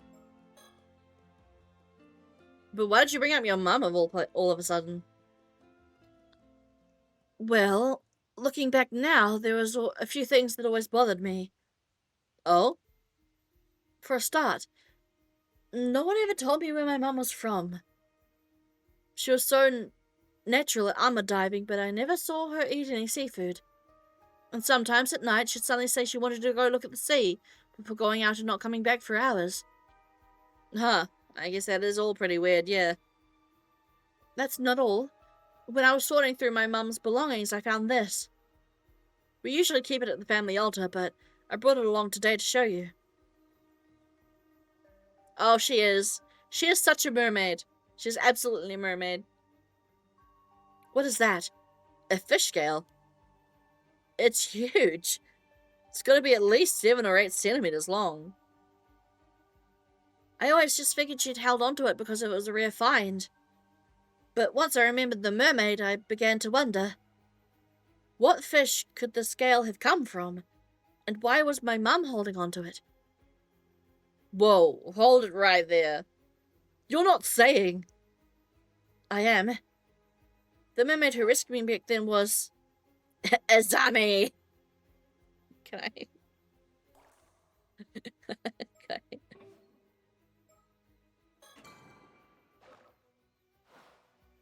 Was Azami. Azami! It was you, wasn't it? No way. How did you figure it out? Oh, wait, for real? Like hell it's for real. Do I look like a mermaid to you?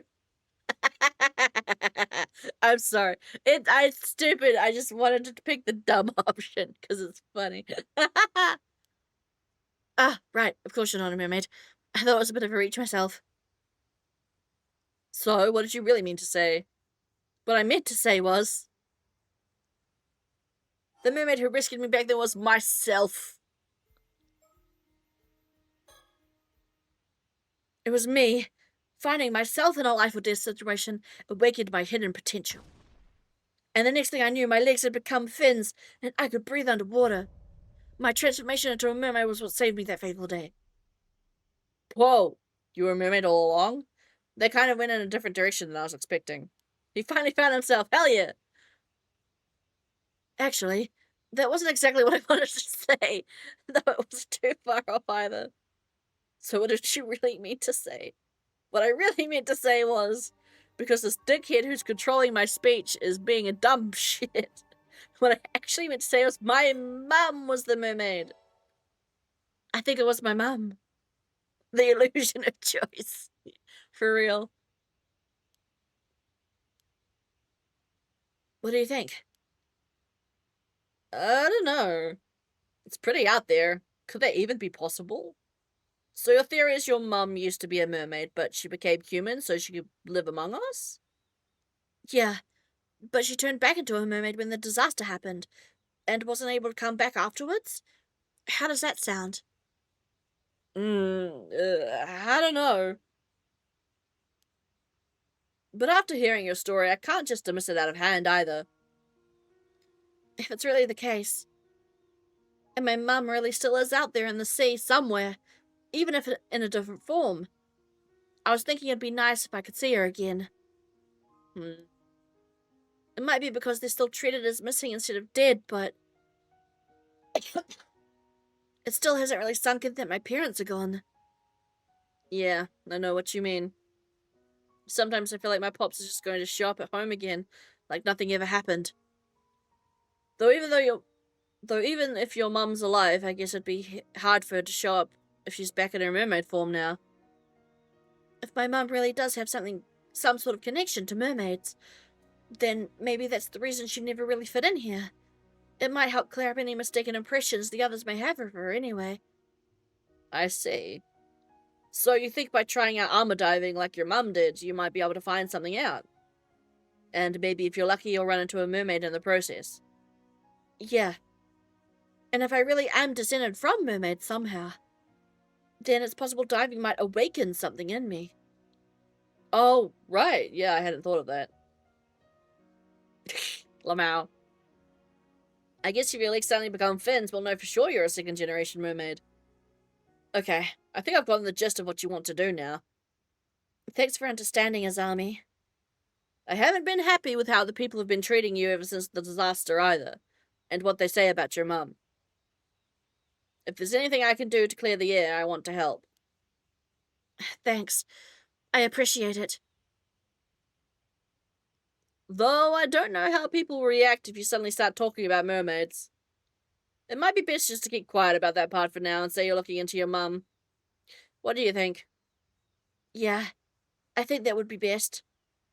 Okay, now we've got that settled, how about we head out tomorrow morning? Sound good to you? Yep. I've been doing some training in secret, so I'm all set.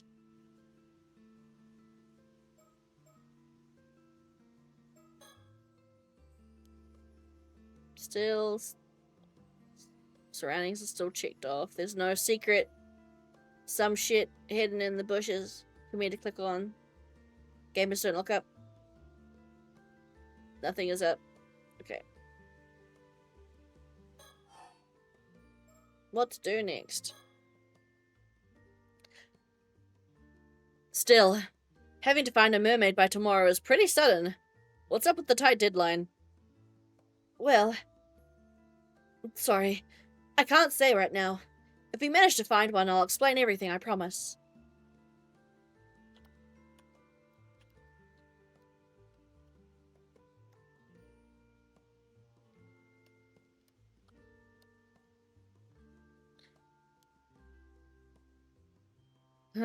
Well, as long as you tell me later, it's all good.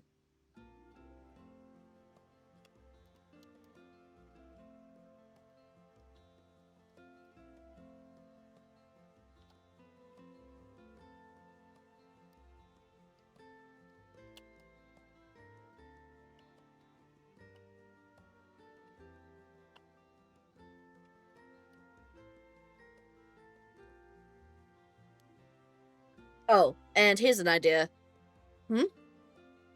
If you're that much... If you're in that much of a rush, how about we talk to Tsukasa and Sato? Maybe they'd be willing to help out. I wonder. It would be nice to have more help. But would they even believe me? The whole thing is pretty crazy after all. Besides, Tsukasa's going back to the mainland soon. I'd hate to bother her now. True. Still, knowing Tsukasa, she might be surprisingly on board with the whole thing. See? I knew he'd be here. Whoa, speak of the devil. Yeah, where did you two get here?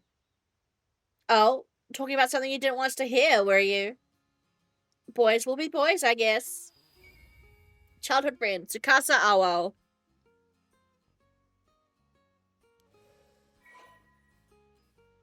What is your deal? Tsukasa Awo. Awo. That's a Japanese surname I've never heard before. Female, high school student, apprentice armor diver, 17 years old.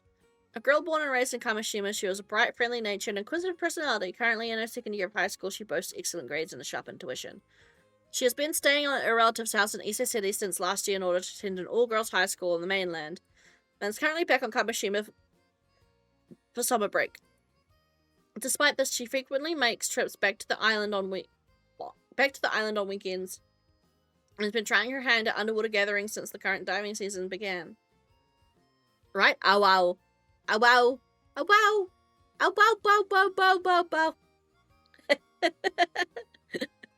I'm sorry. It's a nice name though. Not making fun of it. I promise. Having long been interested in the Amma lifestyle, her estimated diver rank is 6. However, her teachers have strongly encouraged her to aim for a national university. She has been friends with Azami Kumoi and Yuza Minakuchi since childhood, with their close rapport making up for their difference in academic years. And it was more common to find her playing with the two boys than with girls her own age up until middle school. However, since leaving the island to attend high school, she has grown more conscious of their age difference and has put some distance between herself and them. Oh yeah, because what? She's 17, we're... Oh, well, Yuza's only a year older than her. And Azami's only a year older than us, so... That's not much of an age gap. I don't know what her deal is. Okay, whatever. She hit it off immediately with Sato Shiranami, a girl who came to Kamishima to lodge with the Wakamuras a few months ago. She was looking forward to showing her around the island and helping her adapt to the lifestyle whenever she returns home. 18 years ago, her still pregnant mother, Nagisa Awao, moved to Kamishima alone before giving birth to Tsukasa shortly afterwards. Tsukasa subsequently grew up in a single-mother household. Although she used to occasionally ask her mother about her father, her questions were always evaded, so she has since stopped inquiring. However, the fact her mother never seems to have any financial difficulty despite not working has led her to quietly accept that that he still might be involved in some way. Oh, is she a hush-hush political baby? Like, oh crap, this political guy had an affair with someone and knocked them up, so she's been sent away to some remote place in the country with hush money coming in every month to be like, pretend this child doesn't exist and you have no connection to me, and I will keep sending you money. Interesting, okay. Hey, you've got us all wrong. We weren't talking about anything like that. Yeah, you gotta hear me out, Tsukasa. I was powerless to resist. I refused at first, but Asami insisted and... Oh? Tell me more. You might as well admit it, Yuza and Sato. What the sudden keen interest? Enigmatic girl, Sato Shiranami. Her... Shiranami, is that the kanji for wave? The Shira is white. Is that the kanji for wave?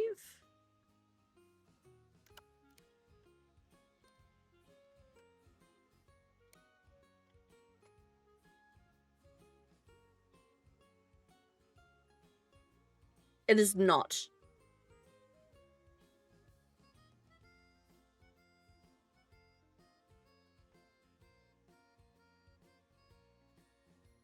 No, it is not the kanji for Nami. But the first one is white. Shira Nami. Nami kanji. What kanji is it? Sorry. Because this is a very Japanese-based game, I'm gonna be like, what kanji is it?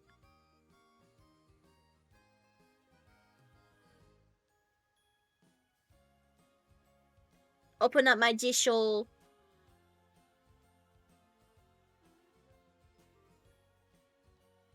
Hold on, it's her one. Not that one. Not that one. That one.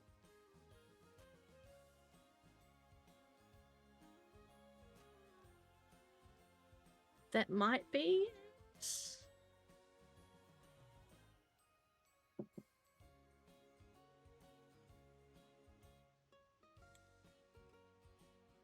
No, it's a box, not the 3 lines.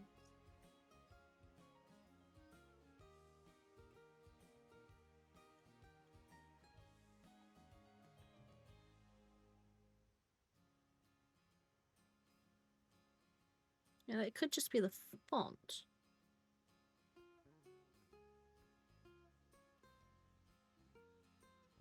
Wait. Shidanami.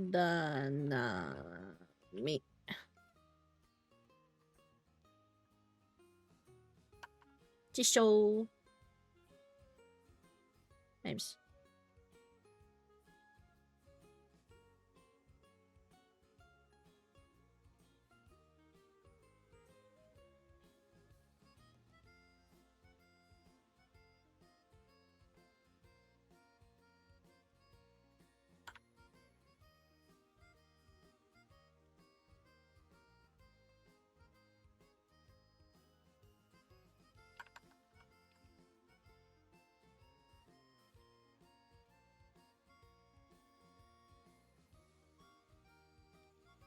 Okay, so yes, I was right.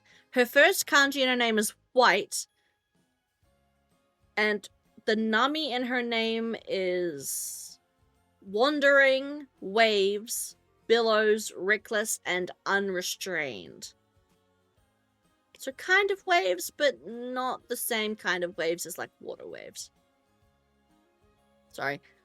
I'm gonna probably do this a fair bit.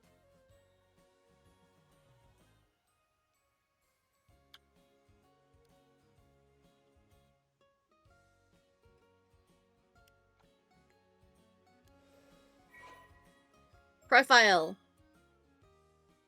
Female, house guest, 17 years old. Mysterious girl currently lodging with Shinobu Wakamura, a local Kamishima magnate? What does that mean? What does magnate mean?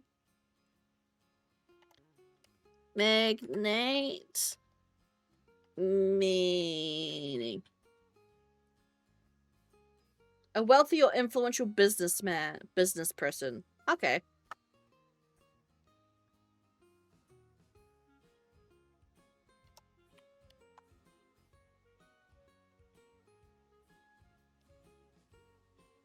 Roughly 3 months ago, Sato suddenly arrived on Kamishima claiming that she was the child of a relative of the Wakamuras. She showed no sign of attending school or doing any sort of work, instead spending her days holed up in the Wakamura household, leading many islanders to wonder just who she is and what the fuck she's doing there. Businessman or woman. Those who know about Wakamura's high-interest money lending behind the scenes speculate that she might be the daughter of one of his borrowers, sent to work as a domestic servant to pay off a debt, but Sato herself is extremely easygoing and doesn't seem to be bothered by endless rumors. A huge television fan, she spends much of her time... Oh yeah, because this is set in the 80s. Spends much of her spare time glued to the set.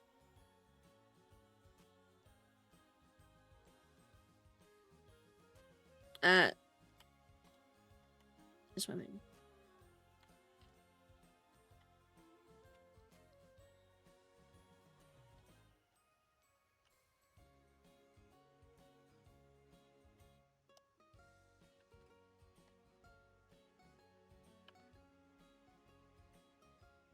She spends much of her spare time glued to the set in the Wakamura household, with her most recent obsessions being soap operas and 2-hour thrillers. However, she isn't all that fond of period dramas. She's good friends with Tsukasa Awao, who is closer to her in age, and the two can be seen enjoying themselves, wandering the islands together.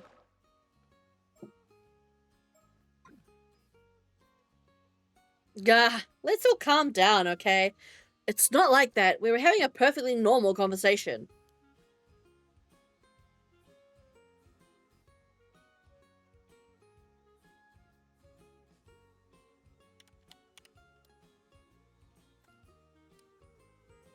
No, give me a sec. I need to reply to a message.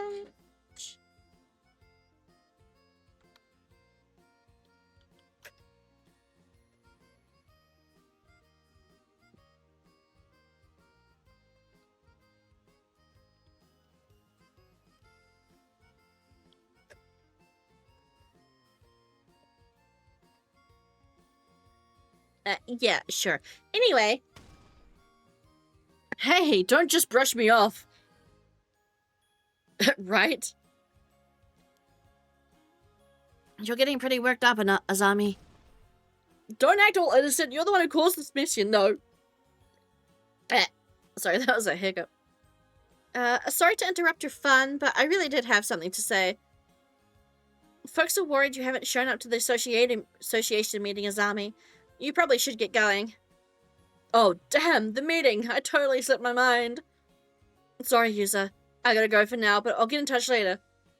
No problem. Thanks for coming, even though you're busy.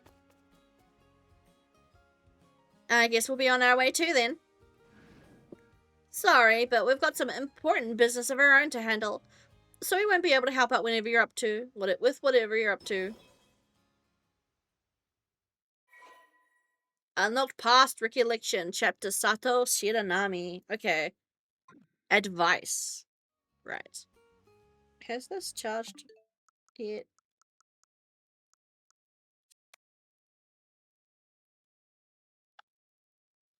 I'm gonna consider that charged. It charges really freaking fast.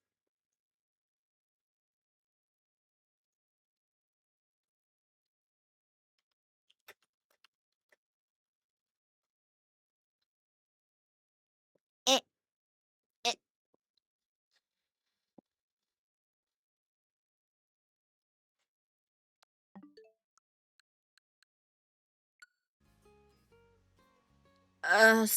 Did you hear what we're talking about?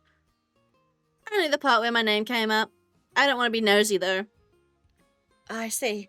Well, thanks for coming all the way out here to get Azami. I don't know what you guys are up to, but you've piqued my interest. Be sure to tell me all about it later, okay?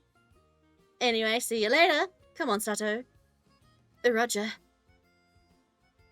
Oh, and one more thing. You'd better not forget about the day after tomorrow. Tell Azami he'd better remember too. Sure. I'll tell him later.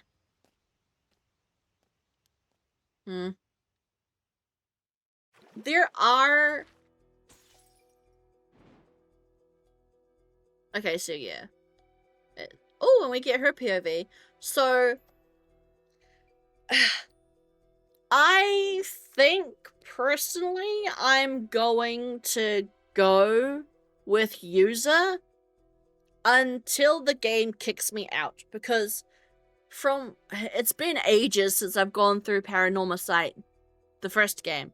But from what I remember, you can go with a whole bunch of... You can go with one person down the timeline, but eventually the game will kick you out. And you need to go and do something in someone else's timeline before you can move on. So I think I'm going to stick with User,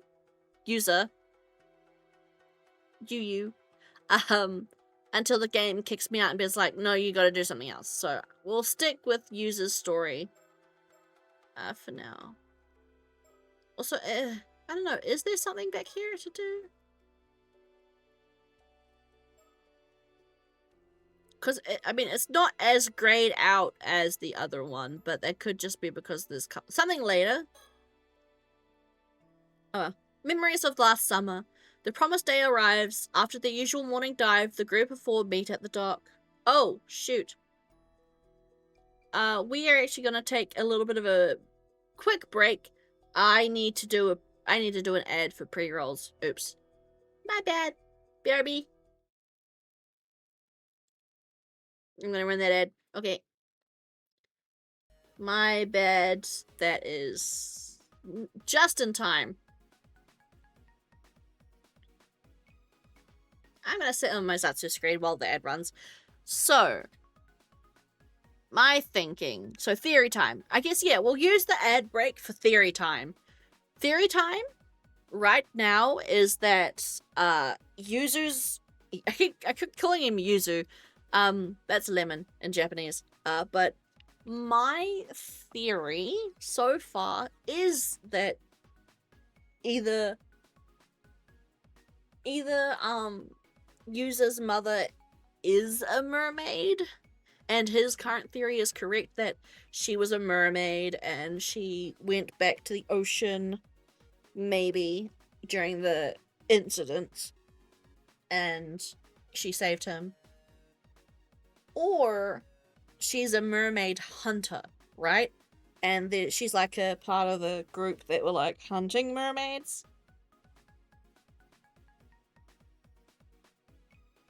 So, the last game had so many cool twists. I think, okay. In the 7 Mysteries of Honjo, there was a character you meet very early on who turned out to be the kind of catalyst / villain, and I don't think they're going to do that again.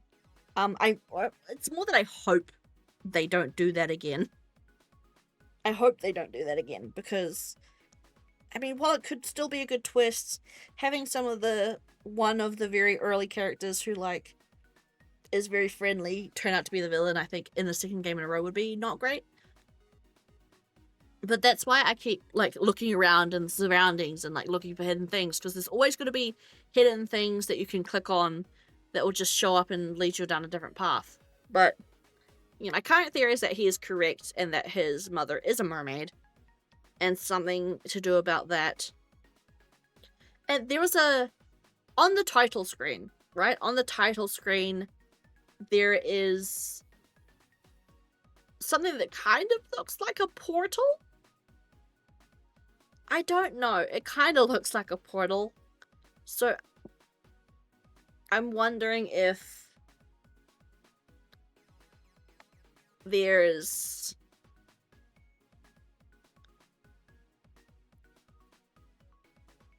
like... I put this like a... a portal to a yokai dimension, I guess. Or like a secret underwater yokai dimension where the mermaids live.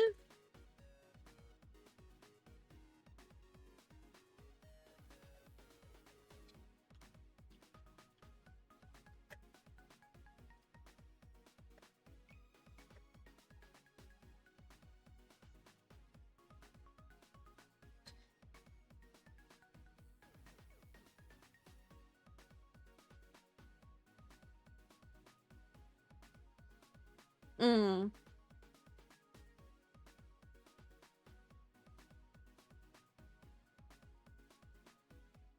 Maybe. Bear in mind that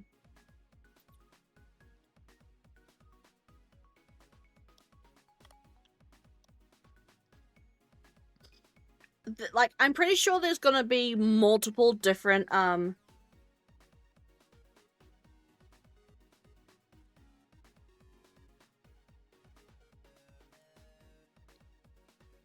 because there's like in the Seven Mysteries of Honjo, we were dealing with different types of supernatural curses. So I'm assuming there's going to be mention of different creatures. Like we've had the Tomokazuki, and we've had the mermaid mentioned, but you'll have to see.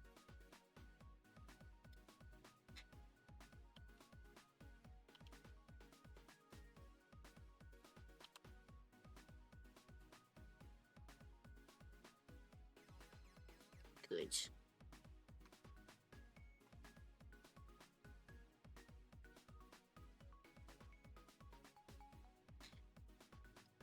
Right, okay.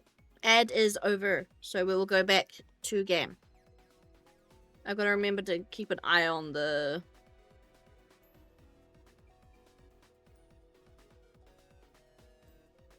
Keep an eye on the pre-roll ads. Okay, let's go in. Oh, turn my BGM off.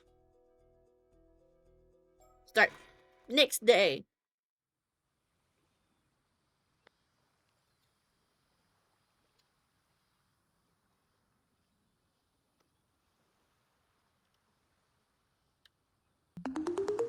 Oh, thank you for the minis.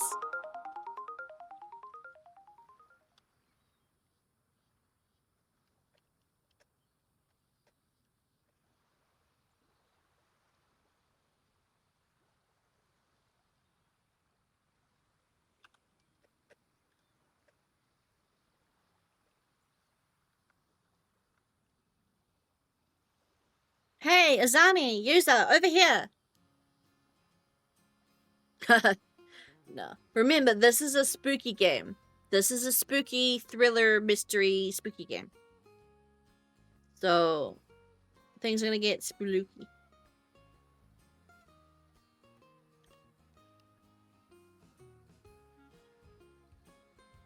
They are more than likely going to kill us instead of each other. Good timing. I just got back too. I've got... Okay, I need to...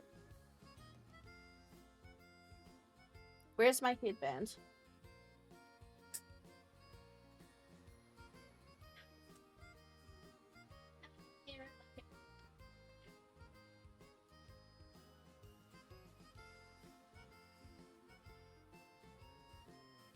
There you go. Ready.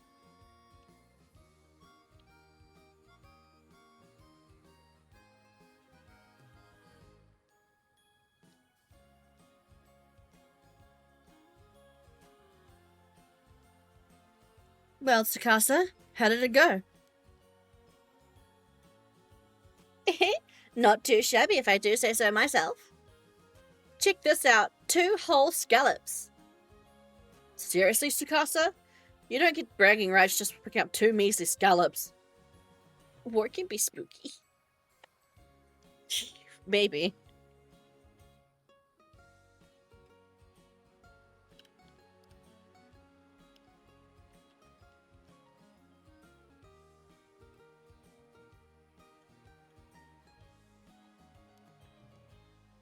Sure I do. It was hard work. You should be praising me. Say, user, how many scallops did you get on your first dive again? 14, I think. No way! Are you kidding me? Guess there's a good reason they call you the patron saint of diving. Dang it.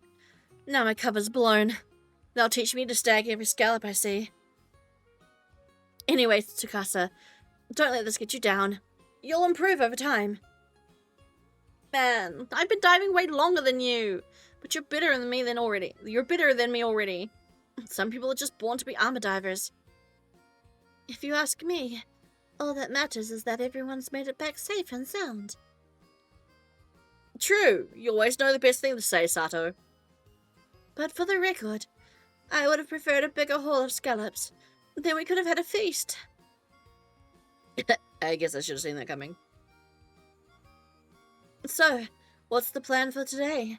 Remember, Tsukasa, it's up to you. Right. We promised we'd do whatever you wanted today. You name it, we'll make it happen. That's more like it. Let's see. First of all, I want us to all go for a swim in the sea. Oh, sounds great. I can't even remember the last time we did something like that just for fun. Right? I want us to forget work and just enjoy the sparkling sea for a change. I even bought a new swimsuit for this. You've got one picked out too, right, Sato? Sure do. Then after that, when it gets dark, let's set off some fireworks. Oh, fireworks. And then we'll have a barbecue on the beach and cook up everything we caught today. Sounds like a plan. You leave it to us. Everyone's ready, then let's do this. Friendship.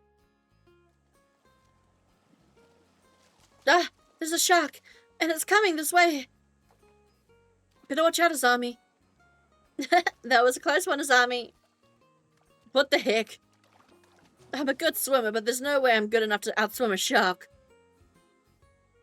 Ha cute. Sees you. It's okay. I'll keep it pinned down. Just get out of here while you can. And here, take this fin. It's something to remember me by. And keep it with you always. Sorry, user, but I don't really dig shark fins that much. My heart. Look at the sea. It's like there are diamonds floating on the surface. It really sparkles, huh? Sure is pretty. Oh, that shark's pretty cool. I should have picked a shark instead of a lifebuoy. But he's having such a blast. I can't bring myself to ask to ride on it. Cute.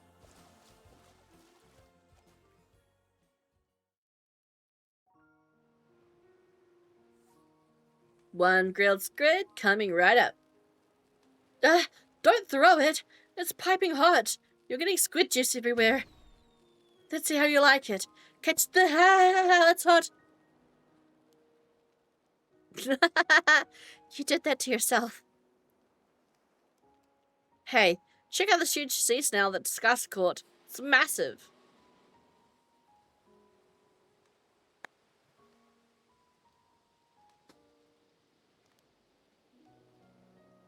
That's right. I may still be a rookie when it comes to scallops, but I got a haul of sea snails to make up for it. So eat up, Azami. Have as many as you want.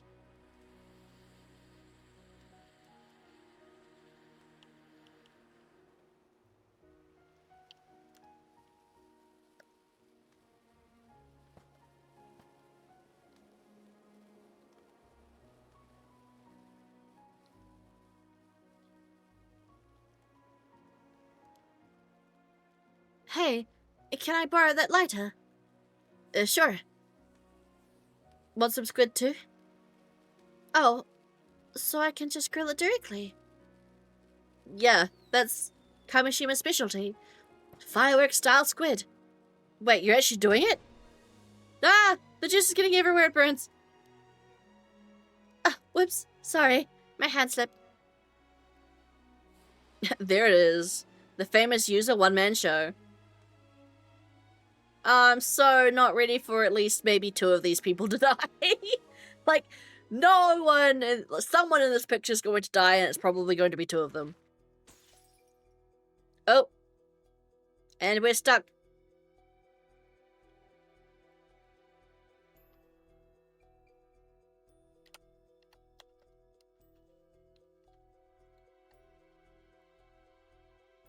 Okay. So that's fully grayed out. So there's something else here we can do.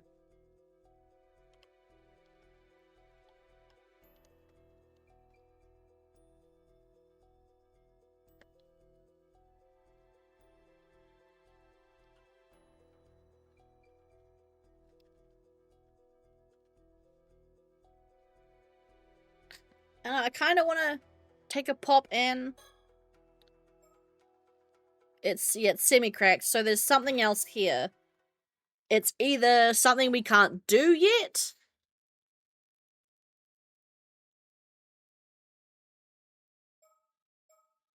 Start from after underwater gathering.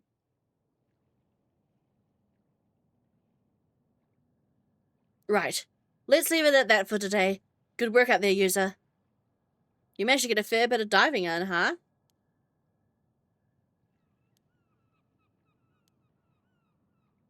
Okay, this is the same.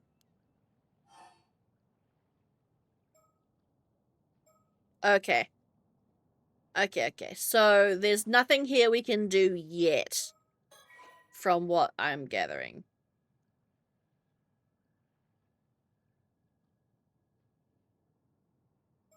Yes. Okay.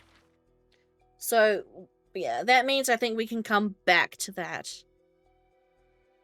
Is there something I can do in the gathering?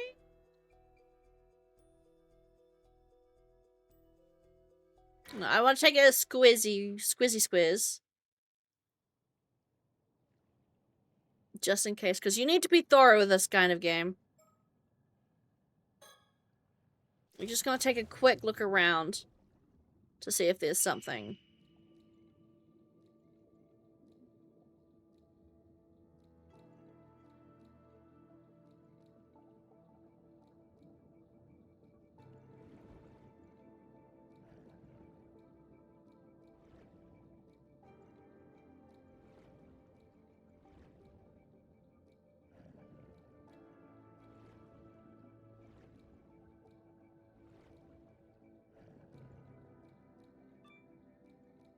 Those are snails.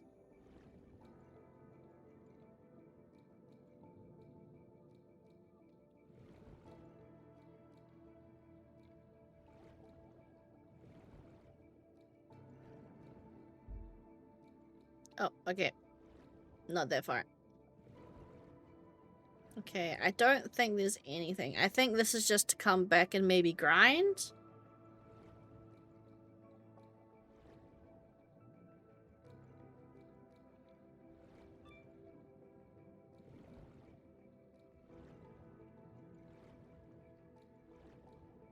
Oh, ho! I thought I'd find something.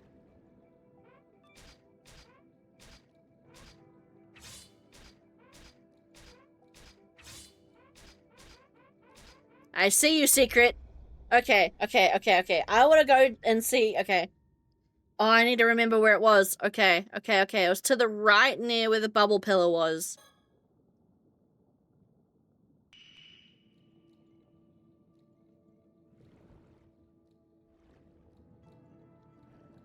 Yeah, I see it. Oh, it's gonna take a while, though. I might need to grind.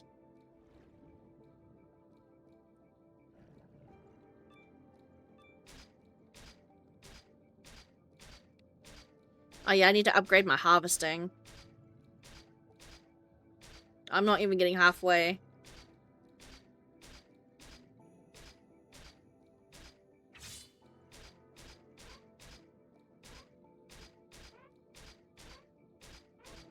Oh, we're getting close.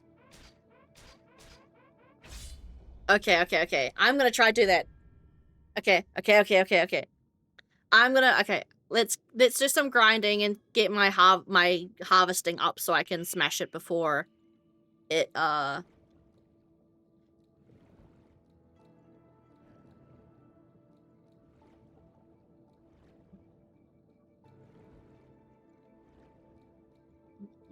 where is everything there? Oh, there's something.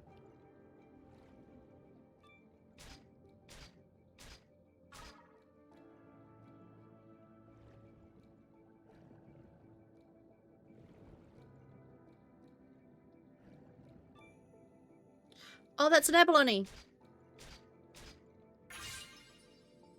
Nice.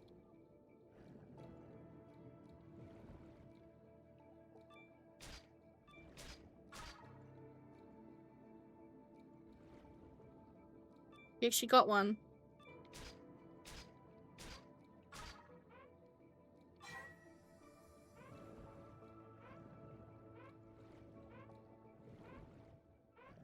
Reach.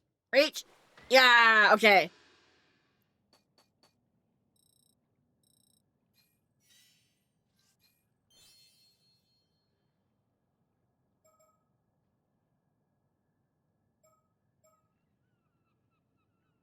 Yeah, I'm gonna go gathering. I think I'll max out gathering and then see if we can unlock the Sealy thing.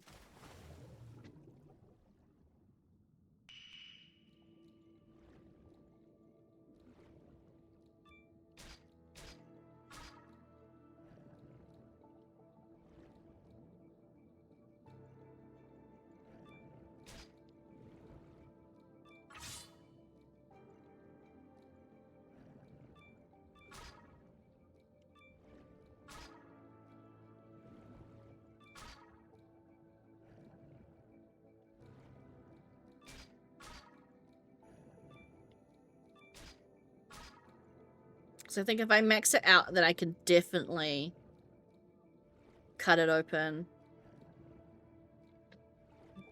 I think I'm getting a hold of the... Oh, I probably could have stayed on for a little bit longer.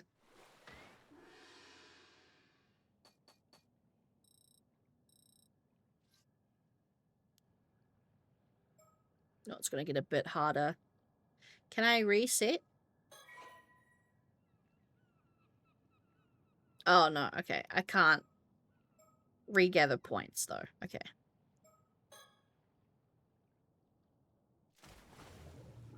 I want to get this rune thing.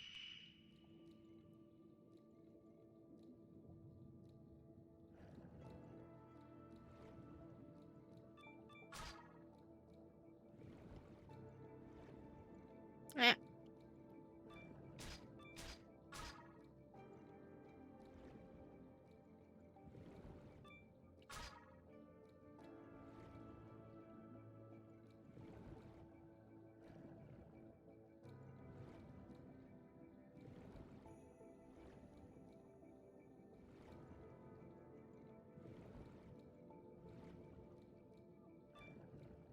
Yeah.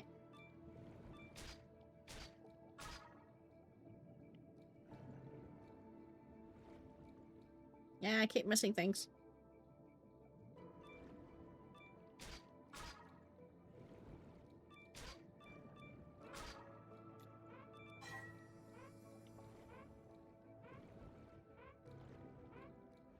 Reach. Right? You died. You dived. I think gathering up one more level, I think, should be enough to break everything on that chain. And then we're gonna fuck up so much. We're gonna unleash something super fucked and cursed.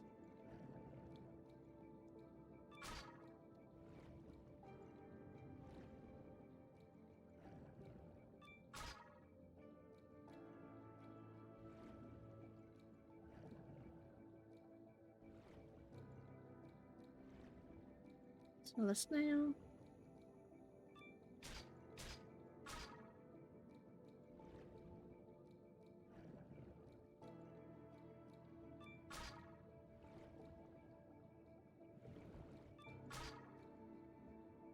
Can I get one more abalone?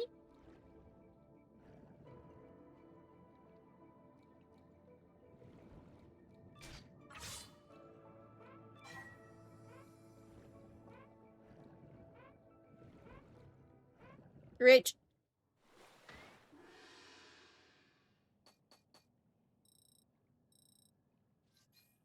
Nice. Okay.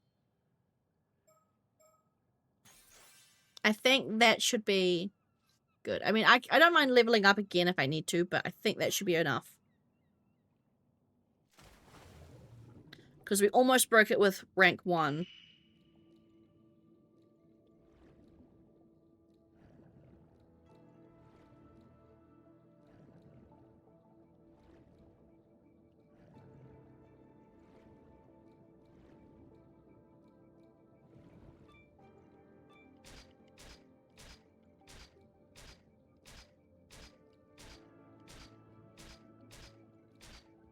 Oh, come on.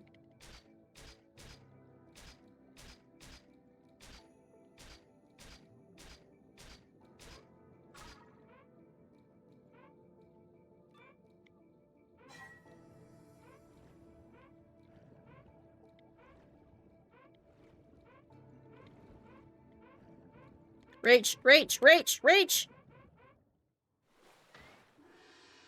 Okay. We broke it, though.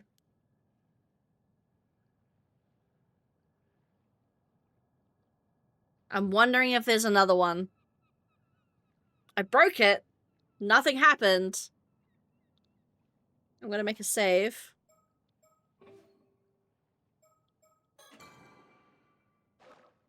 I want to take another cursory dive and see if I can find if there's another one, because there might be more than one.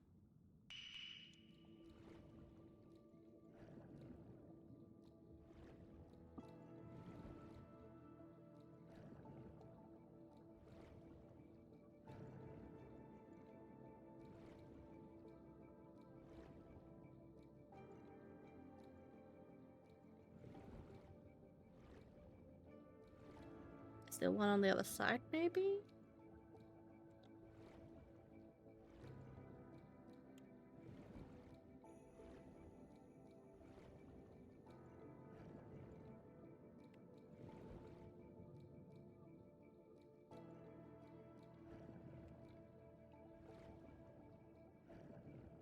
I can't see another crevasse with, like... Oh, abalone. No, okay, I don't think there is.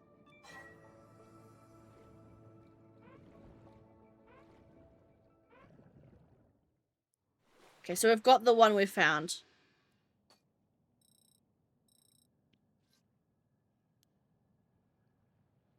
Sweet. We're gonna stop diving there.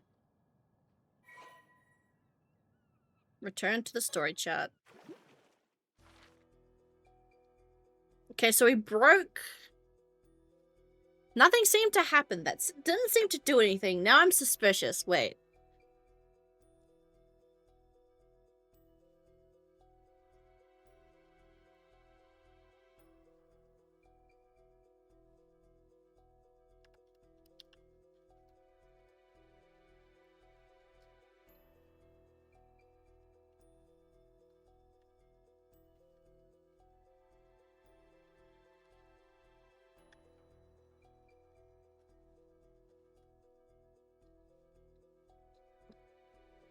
Maybe you weren't supposed to... I mean, it's a Paranormasight game and I was allowed to break something. There's absolutely a reason to break it, but I'm guessing for whatever reason, it was not needed yet.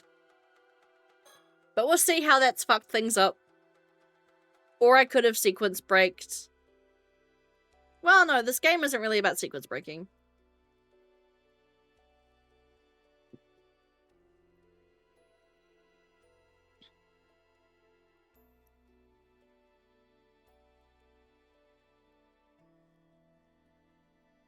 But no, that would have done something, just maybe not immediately obvious yet.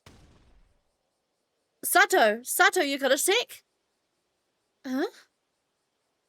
So, I was hoping to get a bit of advice. The thing is, you're the only one I can really talk to about this. Sure, what's up? You've got a problem, leave it to me. Kamishimi's living, walking, talking encyclopedia. Wow, that's a pretty impressive title, Miss Encyclopedia. Although, I think walking, talking is kind of implies you're living already. Either way, I hope you can help. You know that even if it kills me, I'll squeeze every last brain cell I've got to help you, Sakasa. Right. But you're supposed to be living... You're supposed to be a living encyclopedia, so please don't go about dying on me. Thanks for being there for me, though. Come on. Let's go somewhere where there's no one else around, then. Are we also going to go to the ruins? No. Chua Street. Pardon me a moment, young ladies. Yes. You mean us? Sorry for the trouble, but I was hoping to get some directions. Oh, are you here sightseeing? Welcome to Kamishima. I'm afraid it's not as quite relaxing as sightseeing. We're looking for the Wakamura residence. Would you happen to know where it is? The Wakamura residence? May I ask who you are? Oh, of course, please pardon my manners.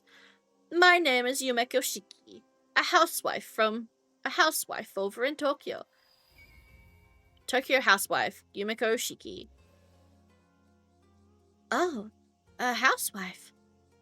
And this here is Todo Kiryu. He's something of an assistant to me.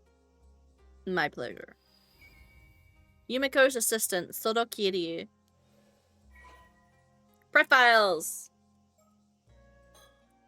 Oh, give me a sec. I actually need to tell my dad something.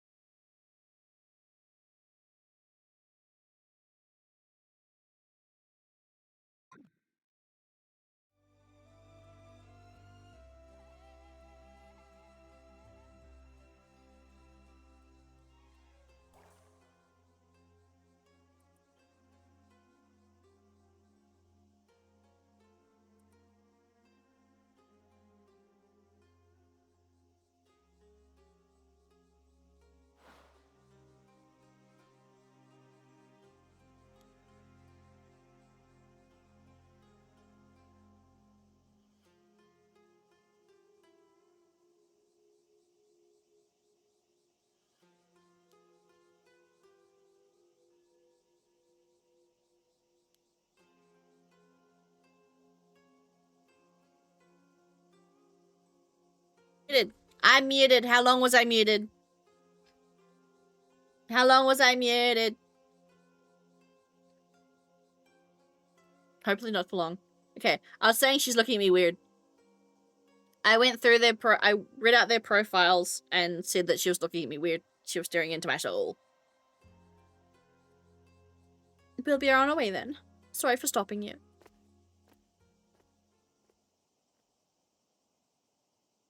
Oh, ouch. Well, 3 minutes is better than 3 hours. Or 30 minutes. Huh, those two had a really strange vibe. The old man sure gets some unusual guests. Yeah, there was something about them.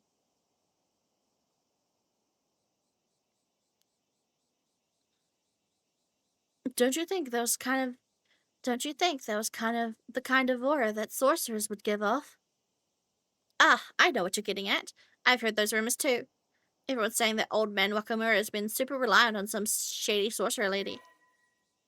Oh, that's an update to their profile, right? Oh no. No, it's so good. Oh, here. Oh, Shinobu Wakamura, male, local magnate, 55 years old. The single most influential person on Kamishima. Although born to an ordinary fishing family on the island, he entered his 20s during the post-war economic boom, and through tireless work was juggling multiple side jobs. He managed to amass a small fortune over the years and went to invest his fortune into the development of Kamishima, not only upgrading its fishing equipment, but also improving the island's infrastructure to entice... Oh.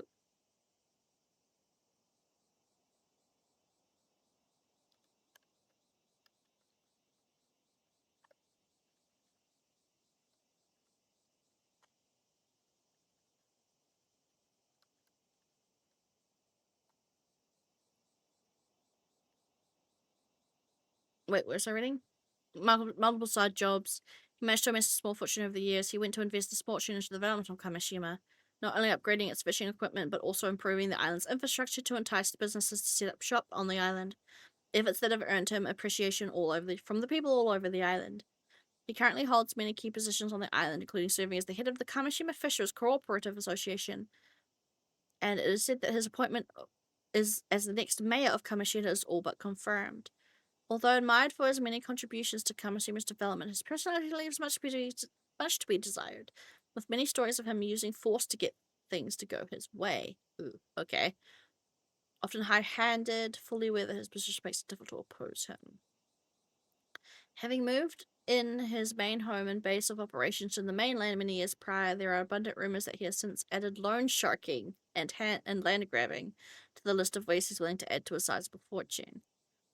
It is said that he has recently become an ardent devotee of a certain famous sorcerer in Tokyo and often relies on their guidance when making decisions. And that did not update her profile.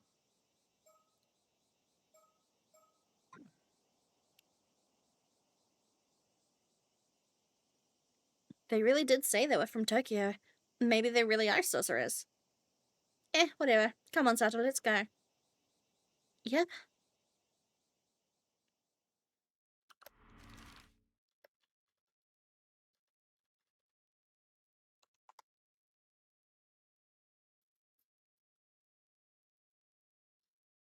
So we are at Shore Street and we can go to Bay. Hi. Turtle.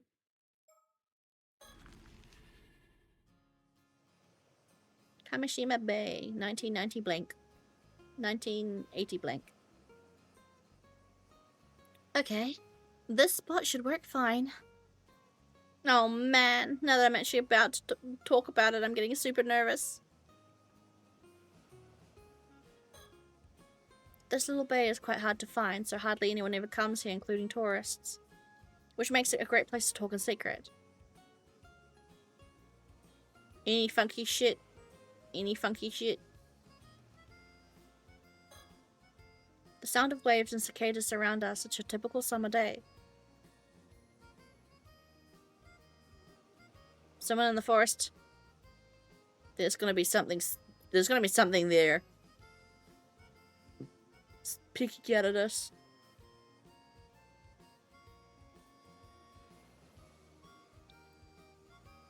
Tsukasa Awo. Now that we're here to talk, she suddenly looks like she can't get the words out. Maybe I should be the one to nudge and ask from my side. Tsukasa asking me for advice. Something must be weighing on her. She's usually quick to decide and act on anything. This is rare for her. Alrighty. Alrighty. You said you wanted some advice, so let's hear it. How can I help you, Miss Tsukasa? Well, I do want your advice, but I'm not really sure where to start. Well, I guess this really isn't an easy topic for her. In that case, let me start her off with another topic to loosen her up.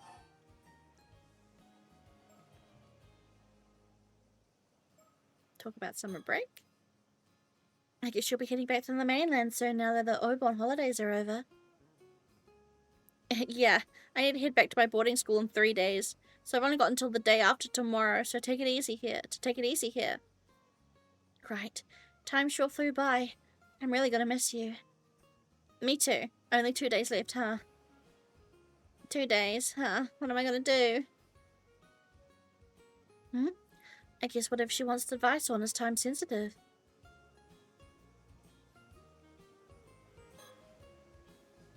She actually looks like she's kind of embarrassed. I'm worried for her, but I have to say she's also kind of cute like this.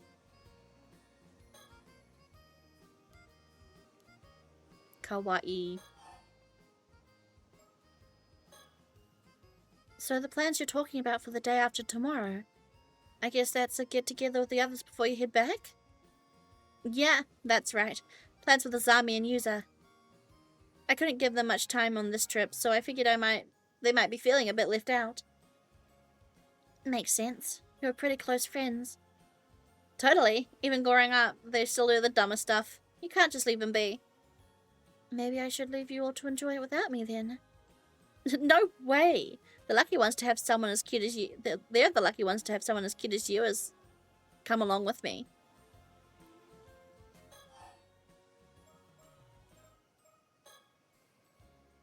Man, I can't believe my summer break's already coming to an end. Kingdom Hearts reference. Yeah, it's kind of sad.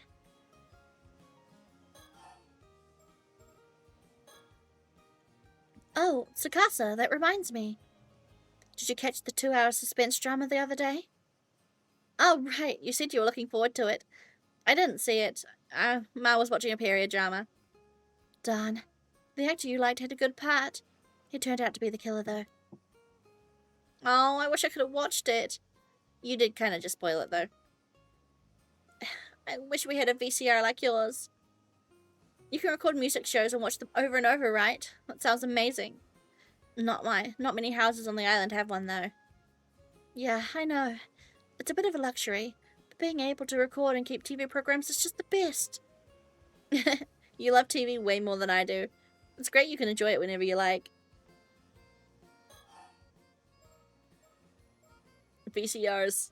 For real. I wish they had modernized them somehow. You can't really get enough of your TV. Huh? Do you think I watch too much? How much did you watch this summer?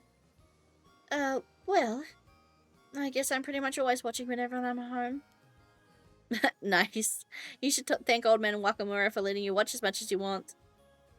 We're hardly ever allowed to watch TV at boarding school. Even at home, I'm always fighting over what to watch with Ma. It makes it damn hard for me to keep up with the conversations at school, you know. TV's just got so much influence on everyone. I can't blame him either. It's pretty fun.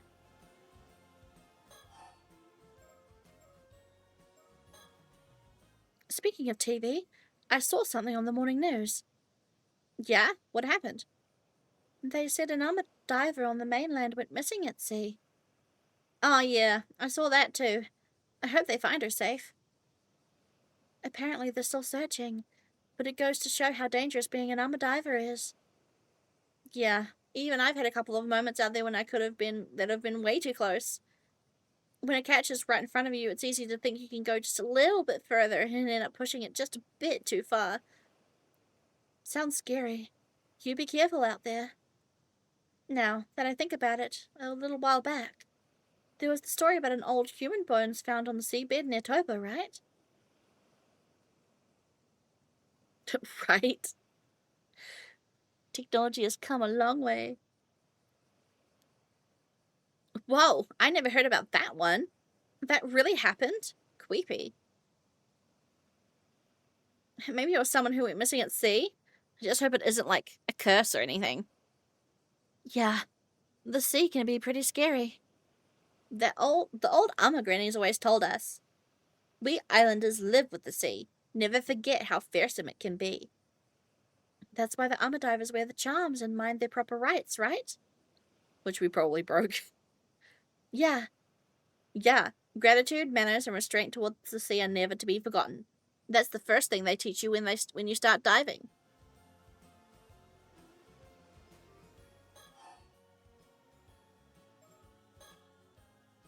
You know, Sato, compared to when you first arrived on the island, you've really brightened up. Might all be thanks to the TV. Oh? Was I really that gloomy before? Yeah, up until about a month ago, it felt like there was a little cloud hanging over your head whenever you spoke. It's like you were kind of depressed all the time. Like nothing in the world really mattered to you. Ugh, is that how I came off? Sorry for being such a downer. Yeah, you didn't crack jokes like you do now either. But this is you. But this you? Way better. Having fun stuff going on really brought you to life. Makes sense. I'll try and keep up the positivity. Now advice. Okay, I'm ready. I'll just say it. Go ahead. So, the thing is, I think my door is being knocked on. Give me a sec.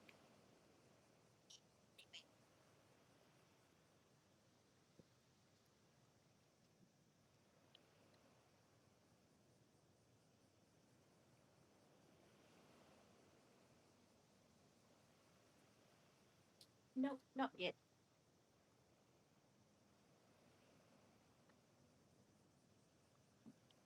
Foe has ordered me food for my birthday, and it is supposed to arrive soon. What time did he say?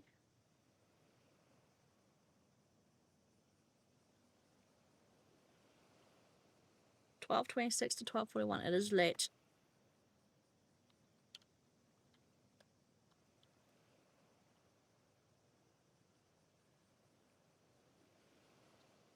Apparently, it's a butt ton of food as well. I think I like someone. All right, go on.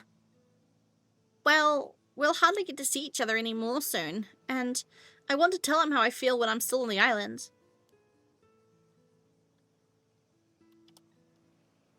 Makes sense. I'll help you however I can. As Kamashima's living encyclopedia, I've seen this all on TV before. I, probably know a thing or two that can help. For sure. Yeah, you don't sound all that confident, which kind of makes me a little nervous. But I can tell you mean it. Thanks. I just don't really know what to do. Looking for sussy shit in the background. Although, I think nothing really sussy is going to happen until a turning point. Usually there's one thing that goes like, oh my god, blah blah blah, that instigates the whole thing, and then that's when you can like start seeing spooky shit in the background. So which of the two is the lucky guy? Huh? What do you mean? Oh, no way. Don't tell me you think I like Azami or Yuza. Wait, so you mean it's not one of them? Me falling for one of them? Not a chance. They're basically like brothers to me. I could never picture a romantic relationship with either of them. Yeah. Oops. Sorry. I just assumed. I call myself the living, walking, talking encyclopedia and brag that I've seen it all on TV, but I guess I don't know nothing. I don't know anything. Sorry, this is so embarrassing. I'm gonna die now. Whoa, don't sweat it, really. No dying.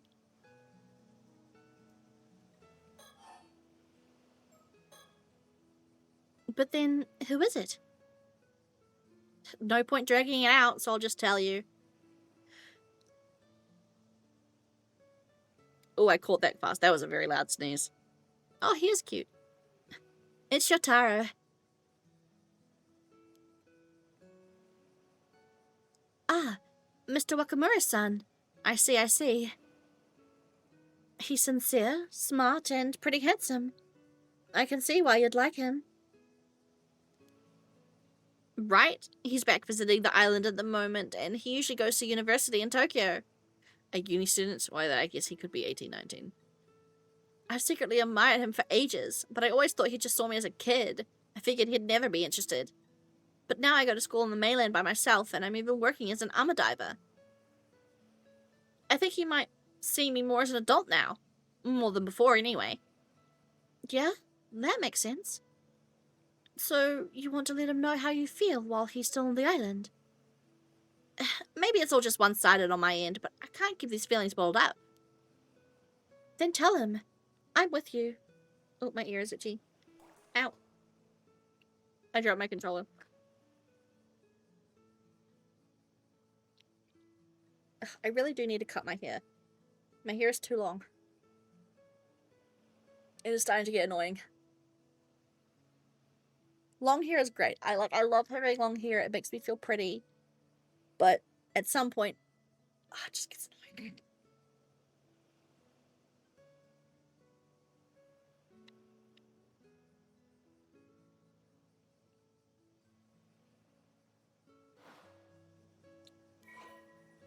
Oh, profile. That's probably his one, right? Yeah. Oh, he's 21. Girl.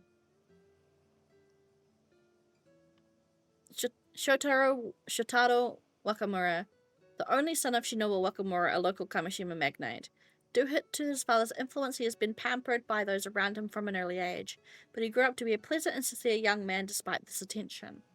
He is well regarded by those who know him, and often being told that he has been blessed with sharp intellect, good looks, and a variety of talents. He is currently attending a university in Tokyo, and is back on Kamishima for summer break. Although his father, Shinobu, wants Shotaro to inherit the influence and wealth he has spent much of his life building up, Shotaro himself has no intention of doing so. On the contrary, he is skeptical of the old-fashioned, insular ways of the island society, and regards his father as the very embodiment of those outdated mores, viewing him with utter disgust for his overbearing, vulgar tendencies and superstitious beliefs. Bro's too woke.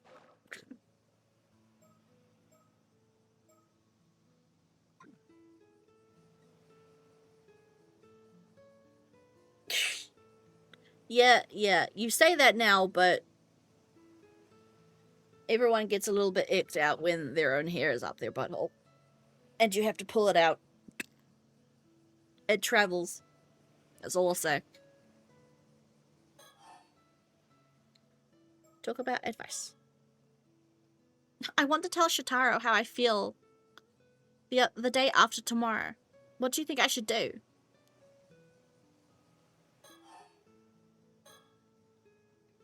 You're staying with the Wakamuras right now, yeah?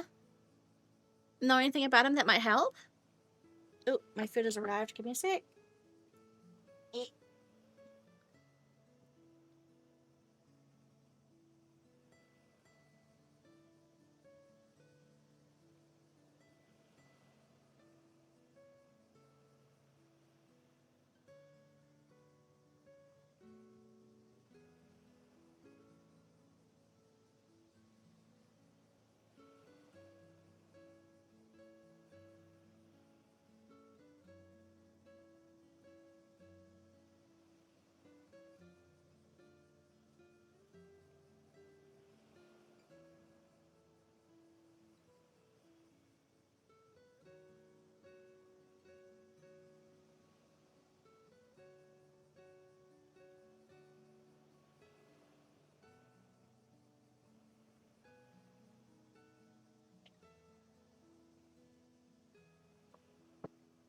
Okay, this is a lot of stuff. Gimme.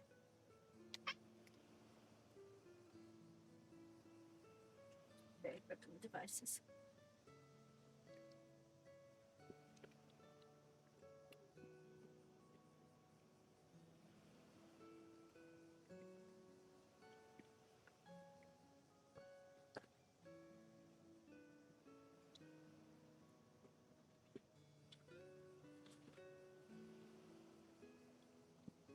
Oh, goodness.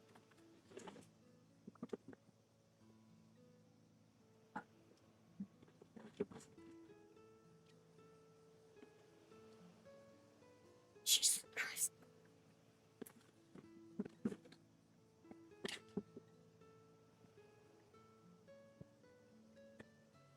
I did. Bro, they gave me Fanta.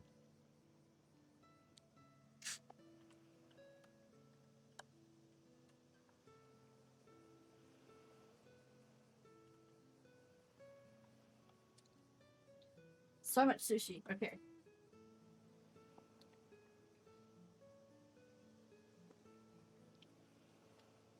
Ooh.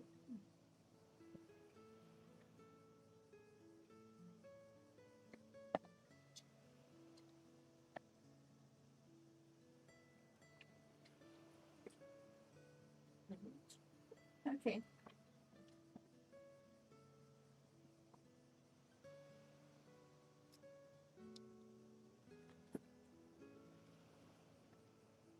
Okay, I'm gonna. What do I do? Okay. I'm gonna have one thing first and then some things other places. Okay.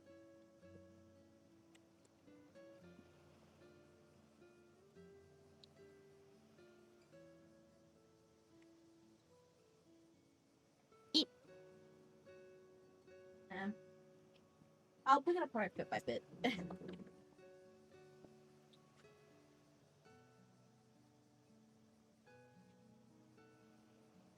There is ramen either. Orange Fanta.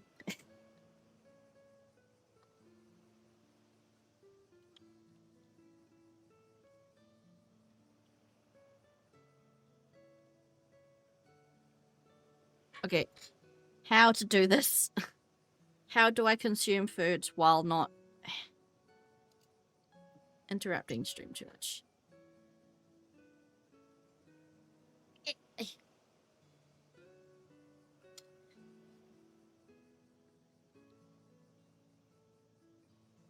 You guys should still be able to hear me if I put the mic down there. Okay. I ended up in my ramen. I'm sorry, Fo. I apologize in advance, but I'm not drinking the orange Fanta that came with the sushi.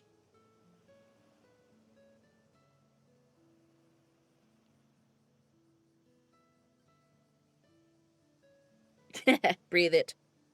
Consume it. There it is.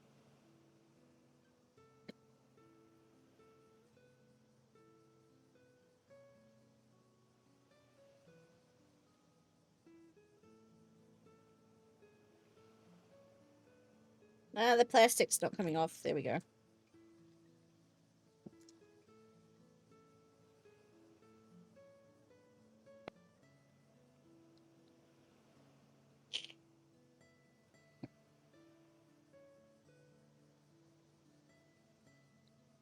Alrighty. Ramen, let's go.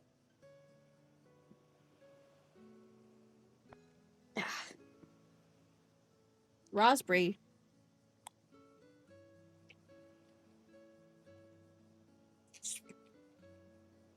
Birthday meal. What's this one? Okay.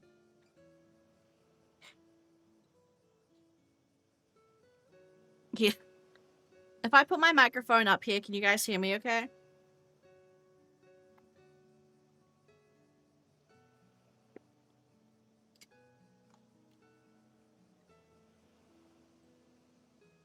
I think so. Okay, sweet. I'll probably move my keyboard back as well since I don't really need to use that. What is this? It's like a meat.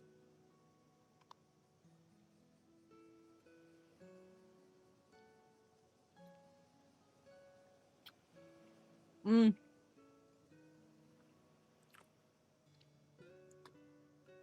Careful not to drop my food everywhere.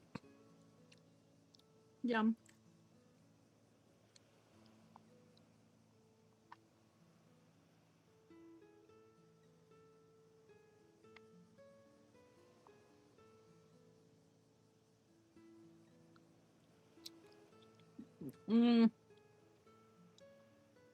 Got little slices of meat and a dipping sauce.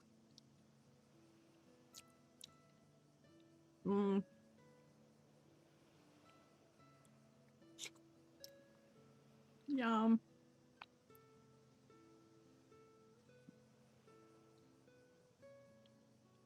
Sorry.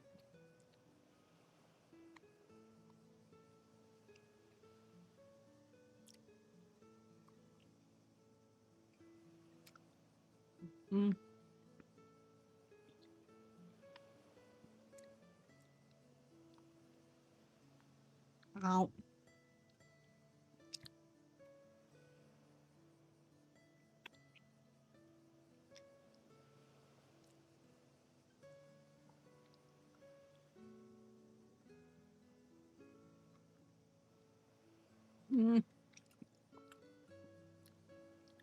Okay. I'm trying not to take up too much time with snacking.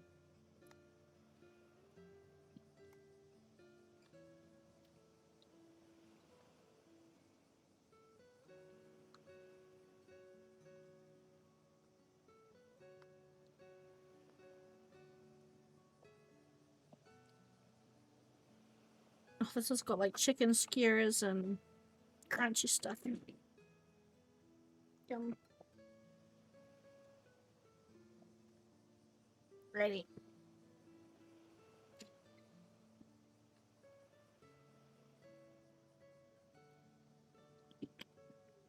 Okay. I'm afraid Miss Encyclopedia might not have that kind of info. You don't have that much information at all, do you? It's like a deep fried chicken platter.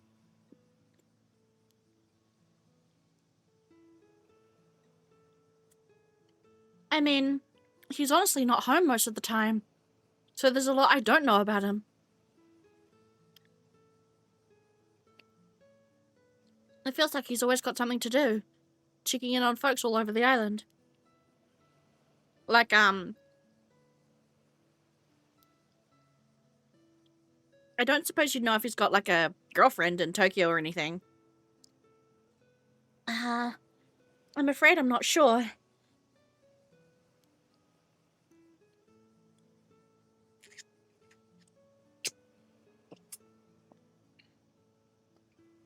Tokyo's packed with beautiful girls, right? A guy like him won't be left alone for long. Well, from what I've seen, I haven't noticed him keeping in touch with anyone. Then what about what he likes? Something he'd be happy to get. Let me think.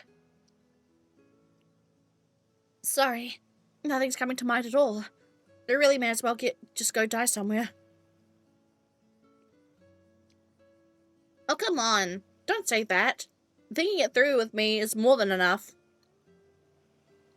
You've got to stop about joking about dying like that. Sato's like me. The default joke is death. Oh. Tsukasa, how about this? I'm pretty sure I can ask Shotaro to meet us somewhere.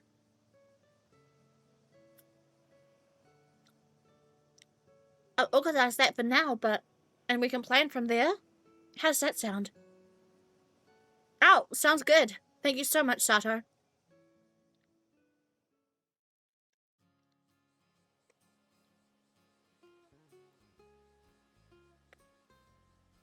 So, we kicked around ideas the whole way back, but in the end, writing a love letter and handing it to him was the best call. That's the plan, yeah? Yep. Since way back when, the tried and true way has always been a love letter.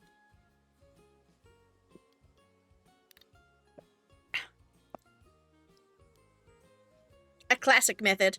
I like it. You're heading out to dive tomorrow morning, yeah? Yeah. The weather's looking good.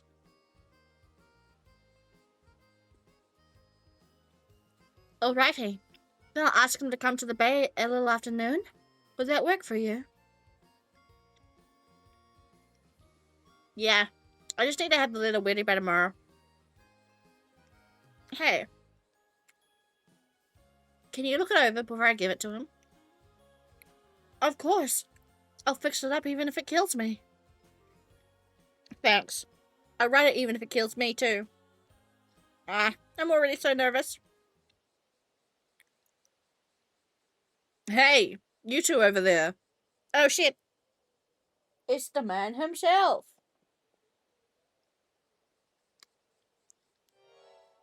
Gah! Is that how I think it is? Yeah, it is. It's Shotaro. Oh wow. Speak of the devil. Hey, sorry to interrupt. Sorry. Magnate-san, Shotaro Wakamura. Oh, he's totally glowing as usual.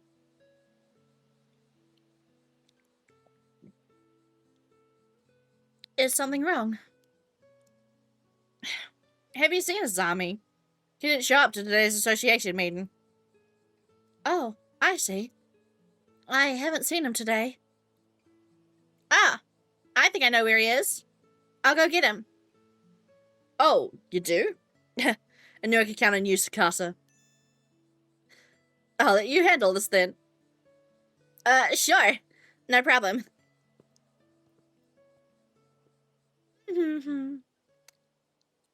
Oh, man. He called me by my name. I'm so fired up right now. Let's do this. Yeah, let's. First off, let's find those two. I bet they're up at the Kantakisha ruins. Let's go, Sato. Right behind you.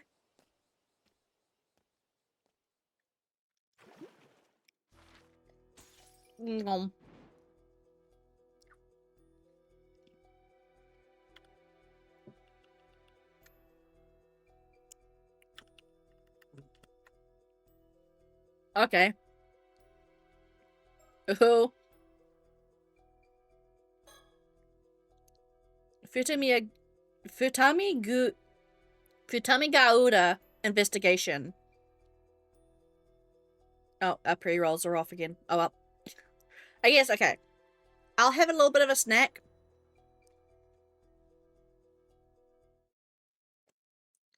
Run an ad, and then we'll start the chapter. Okay, so.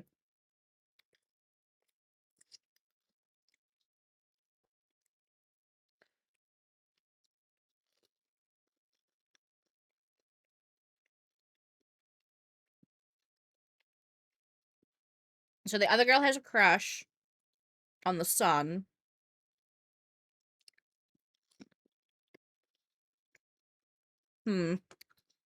Haven't learned much more information yet. I'm assuming that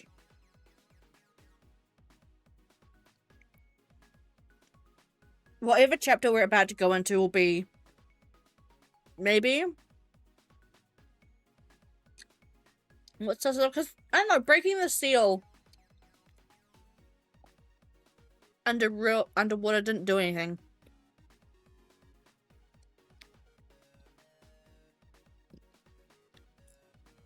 So I'm curious as to when it will. Cause I know it will eventually. Like it's got to.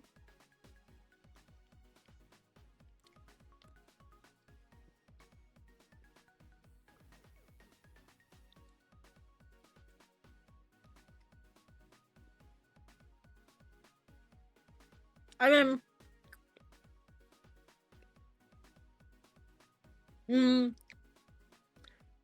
I don't think so. Because the game let me do it. And usually, well, if we think about it from a game dev standpoint, basic quality assurance would mean, like, they would expect you to go back and have a look around, right? Maybe someone wants to grind out all the diving, you know, diving levels before they even continued with the game. So I don't think so. I just don't think it did anything yet.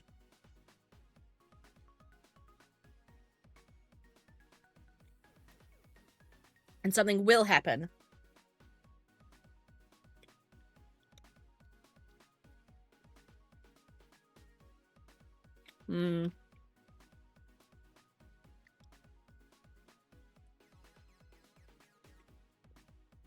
Yeah. If we had if it was that easy to soft lock the game, I don't think the game would be released already.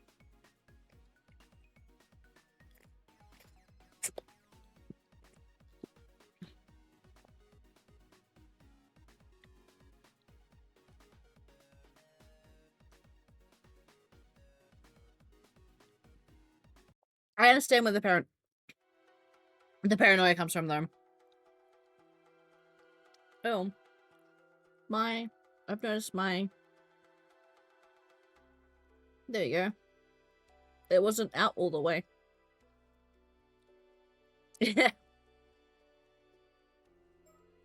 Are you ready to get spooky? Because we're gonna see a dead body of a mermaid, maybe.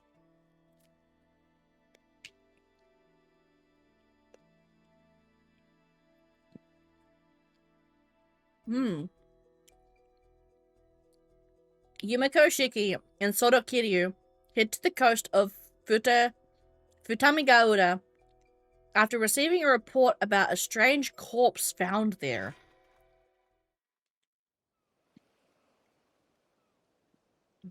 Okay.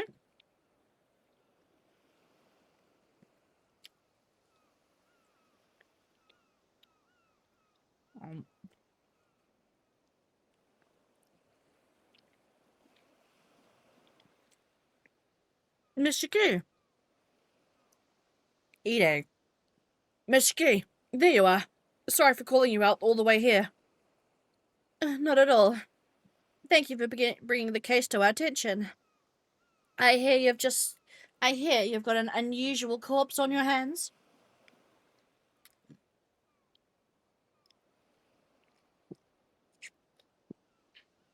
A lot of people talk like that. Well, forensics aren't here yet, so I honestly don't know whether it could even be called a corpse or not. But I do know it'll cause a stir if anyone catches sight of it. So right now we're just trying to keep all the busybodies away.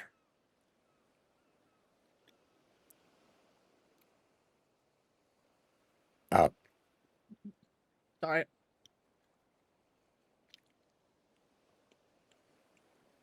I sure am glad that it happened while you were still here, though. With what you being from the Tokyo Metropolitan Police and all. She's a cop. Prefecture Police Detective Masaru Ide. Where's our cadaver, then? Still in the water over there where it was found. Over there? I see.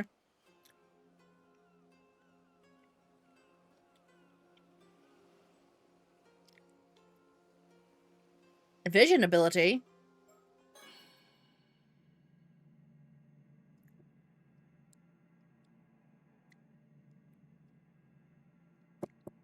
Okay.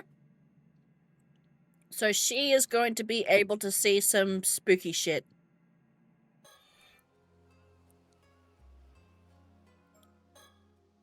We originally came to Mie from Tokyo to investigate another case. Oh, that's not her voice. But with so many other incidents occurring, I can't help but get the sinking feeling that something troublesome is about to happen. Detective Ida has been a huge help to us so far, so we might be able to reveal some of our circumstance to him. This is Masaru Ide, a detective from a local police. He's acting as my point of contact while I'm over here, as well as providing any support I need.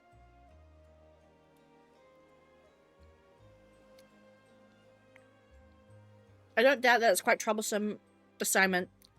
There are a lot of things I need to be kept secret for one. He's been very good at not prying into the particulars while doing what needs to be done. Occasional grumbling notwithstanding.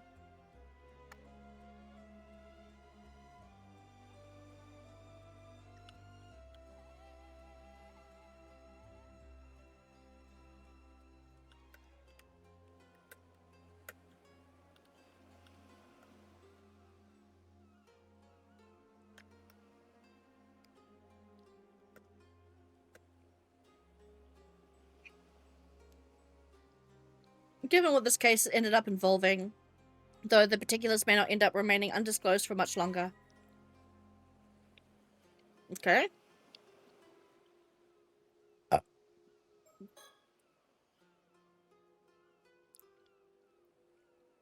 Misara Ide, male, Prefecture to Police, 35. Assistant Inspector... Blah, blah, blah.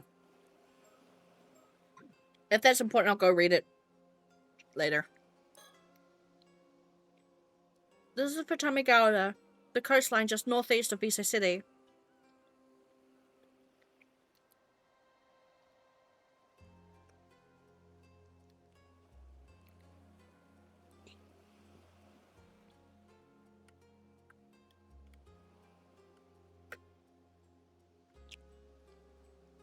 It's a pretty popular location for tourists. And there are several beaches nearby as well. So a bunch of people are milling around. It is certainly impressive sight. It certainly is an impressive sight. Too bad we couldn't come here as simple tourists. Yeah. Futamigawa is the name of the stretch of coastline. Oh yeah, just outside of Right.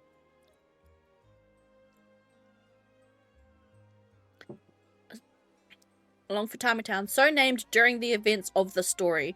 It has since been merged with Ise City. Okay.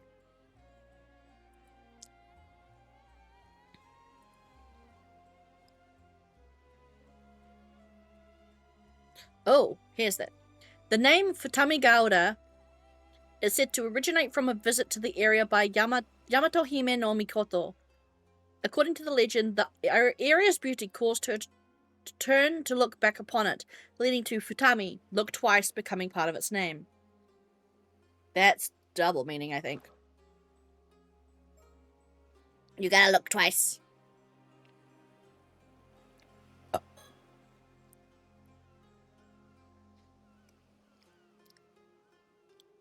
The sound of the waves and the buzz from the onlookers fills the air around us.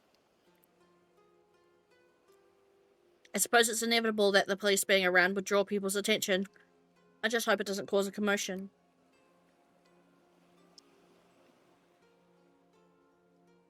We must look at everything. Sora Kiryu. This is Sora Kiryu. He's worked with me as my assistant for a long time now. Although he usually makes his living as a psychic detective. He's not officially with the police, but with my assignments being what they are, he has a special permission to accompany me on investigations.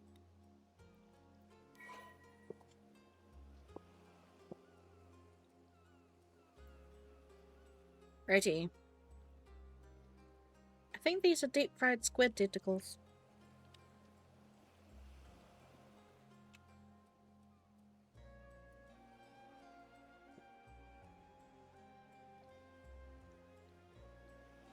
Not bad.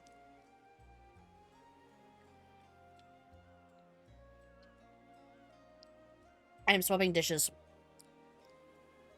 I want to actually try my sushi. The piece de resistance. The sushi plate. And the cake. And a little bit of cake as well.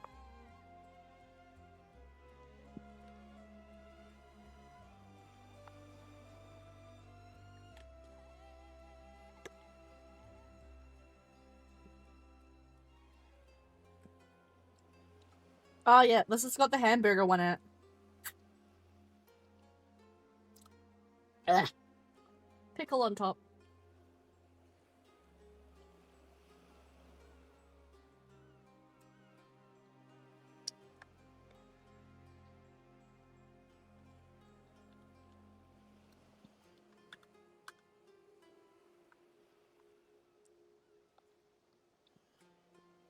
No.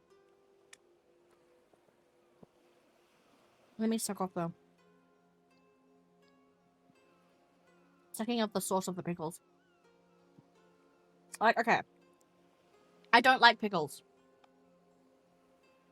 But I will say, I don't like the reason I don't like pickles has nothing to do with the taste. I don't mind the taste of pickles. It is the texture of the pickles that I hate.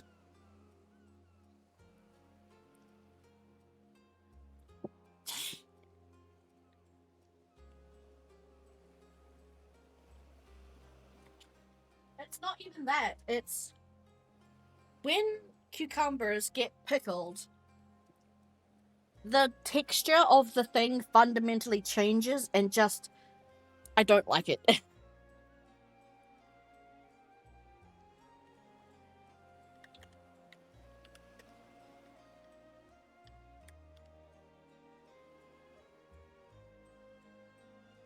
Right.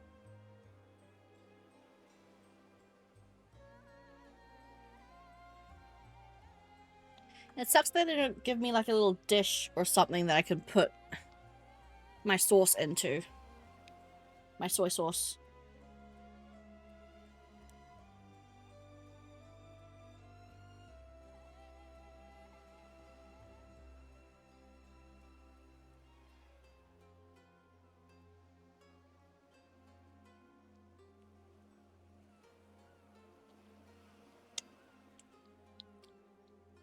Oh, it's okay. I've got my own.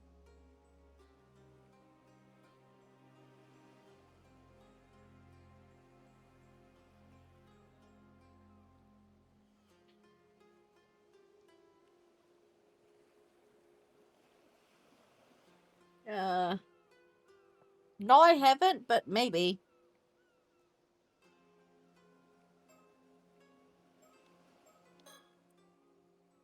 Oh, here we go. We get his full thing now. An independent psychic who makes his living as Japan's only psychic detective. Soto has no permanent residence, and instead traveling throughout the country for training and resolving any metaphysical incidents he comes across. Something which eventually led him against getting his current moniker within the industry. Lawyer's calm, taciturn personality, and is possessed of a sharp mind. He is surprisingly sensitive by nature. However, his trait does not extend mercy towards spirits and other phenomena, which he often ends up subduing by force. Okay, primary spiritual abilities. Curses. The ability to use particular curses to inflict harm or otherwise negative effects on others. Effects range from forcibly binding the target in place to dealing fatal wounds. The stronger the curse's effect, the greater the burden on the user. Shagan. The ability to see the face of a deceased individual. Oh. The ability to see the face of a deceased individual from their remains, allowing for recreation of their features via portrait sketch. Only a small piece of the deceased remains is necessary to use this ability. However, enough of the thoughts and desires of the dead individual must remain for it to be effective. The Feast of Shadows. The ability to create a domain expansion, in which the potency and range of certain types of spiritual abilities are increased. Only effective at night, Sordo himself is able to create a domain up to 1 kilometer in range. Funny thing is, I've only ever watched Jujutsu Kaisen season 1.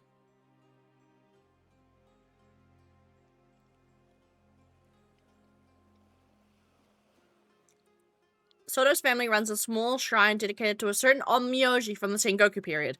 I wonder who. This Onmyoji is said to have been an ancestor to the Kiryu family. Season 1 was really good. I just kind of stopped watching because they came out with like a prequel movie and stuff before season 2, so I kind of lost interest.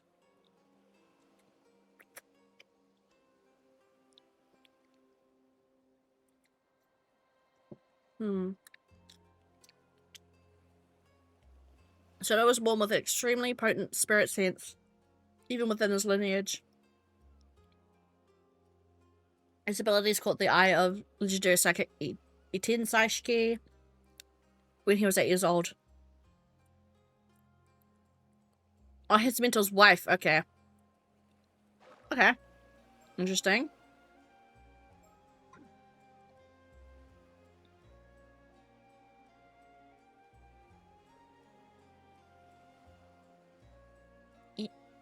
Lemon.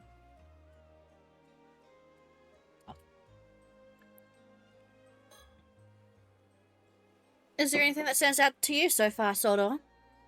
I'd like to get a bit of grasp on the details before I say anything, I think. Do we know what the situation was when the corpse was found? I just got here as well, so I'm not clear on the details. But from the sounds of it, local civilian happened across it about an hour ago as they were passing by.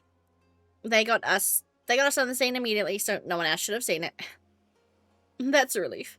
We don't want people working themselves up to a frenzy over this. Where's that local now? We've got someone taking their statement in a nearby police box. I'll let you know when we get more info there. Please do. Corpse.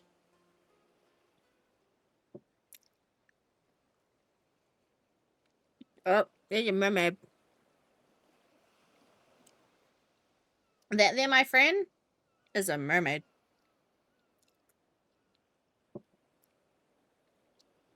I see. So this is the corpse in question, is it? Unusual is certainly one word for it. It's all dried out now. Almost like it's been mummified. Well, true.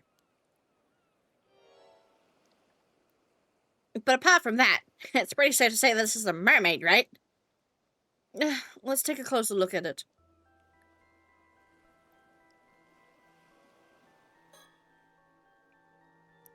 The body's lower half is identical to a fish's tail. If it was a fish, it'd be a pretty huge one.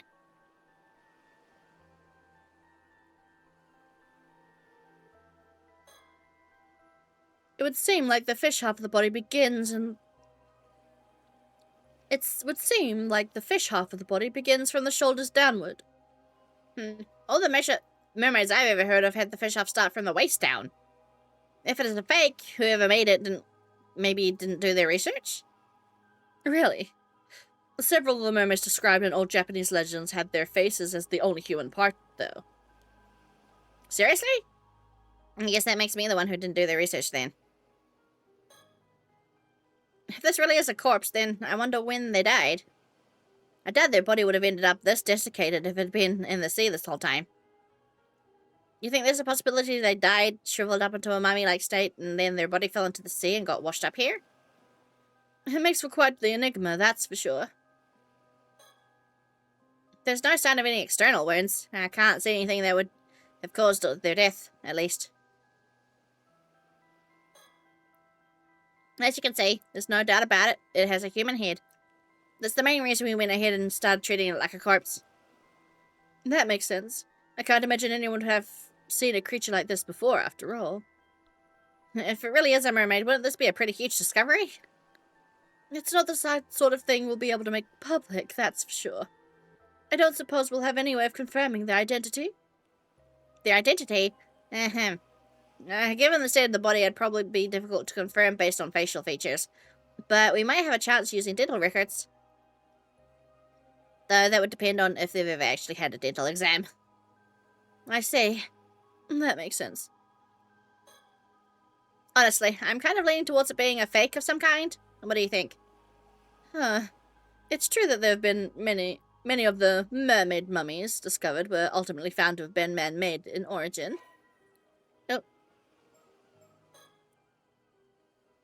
Yeah, this one. Oh.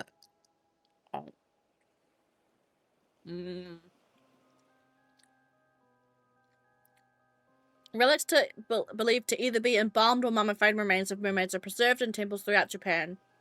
Among them, several are said to bestow blessings such as eternal youth and longevity or sound health.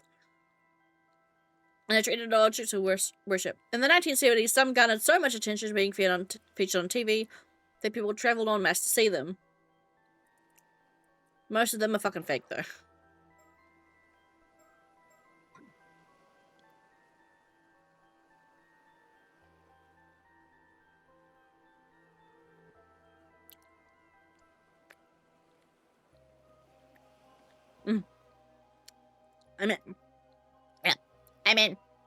Yeah. It was a monkey head turned into a fish. You won't find me complaining about it if it is, though. No need to investigate a fake corpse, after all. Maybe that's being a bit too optimistic, though. We'll just have to see about it there. We'll just have to see about that then, won't we? When I first saw its expression, I thought they must have died in an unbelievable agony. But at the same time, I can't help but feel like they just look almost satisfied. It could just be my imagination, though. Satisfied?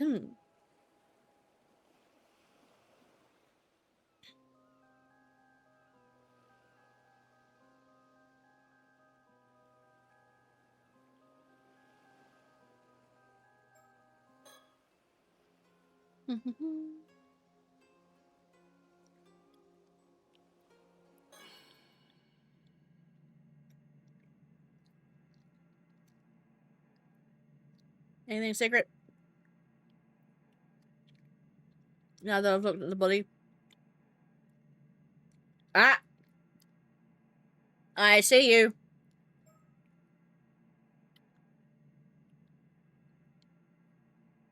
Let me click it. It's not letting me click the magical glowing thing.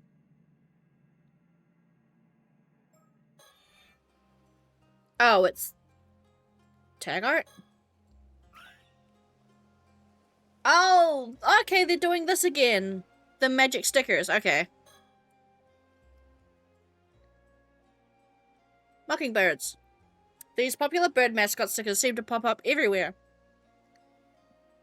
Nobody knows who the artist is behind these quirky, rough and tumble birds, or whether they'll show up next, but they quickly became popular for their bizarre yet oddly cute designs. Ah. Find all 20. So I missed the first one. Well, they're not magic stickers, but they're like cool bonus stickers. Reach a total of 5. 5 and you get a bonus content, and 20 if you get bonus content.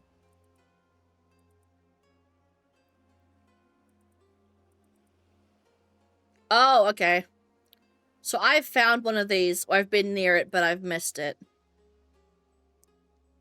One's on the boat. So 2 are on the seabed, one's on the boat. Another one that's on the seabed. Okay. At least I'm getting hints.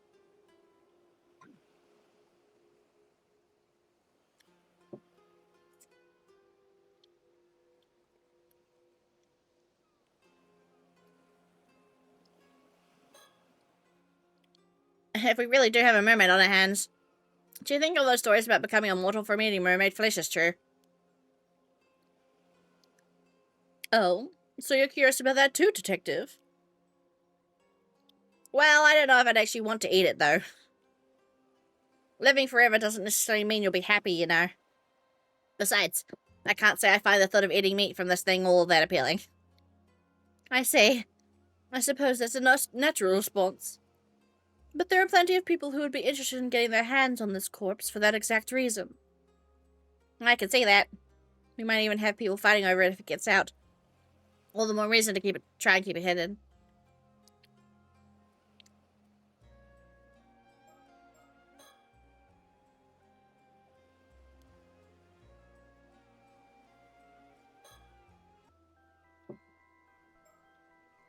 So I can't take a look at it using my sight thing, though. Interesting, okay.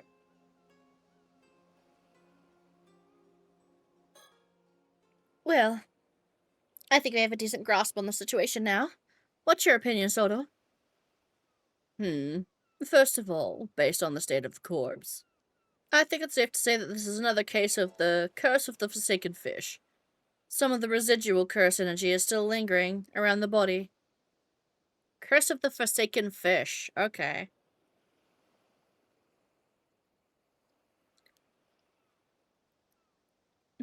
Just as expected, then. I suppose that is no surprise. Huh? What was that just now? We'll try to explain our understanding of the case so far, Detective. I realize some of it might sound a bit absurd, but please bear with us. This corpse is neither a fake, nor could it be called a mermaid. It is the remains of a human. One transformed into a fish as a result of a curse. What? A former human? And a curse, too? It's pretty hard to know what to say to that. One thing's for sure. That it's not going to fly in the corpse report by itself. Mind explaining a bit more for me? Yeah. So that's one curse named. There's probably going to be quite a few more.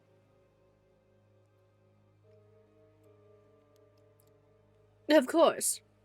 Let's start with the explanation of our circumstances, then. I'm going to have a part of my cake.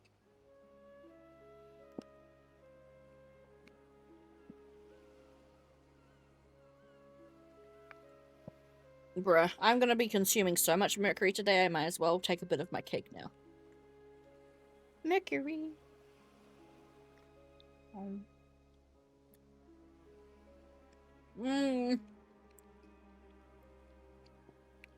Pieces of tiramisu.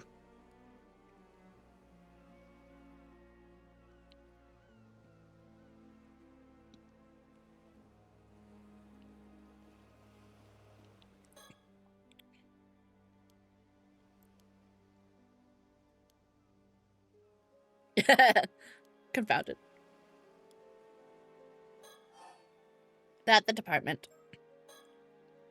First, I suppose it should start with a brief explanation about the department I work for. Wait, aren't you a part of some secret department in the security division over in Tokyo? Are you sure you should be telling me something like that? Okay, so she works for the same division that the old guy works for in the other game.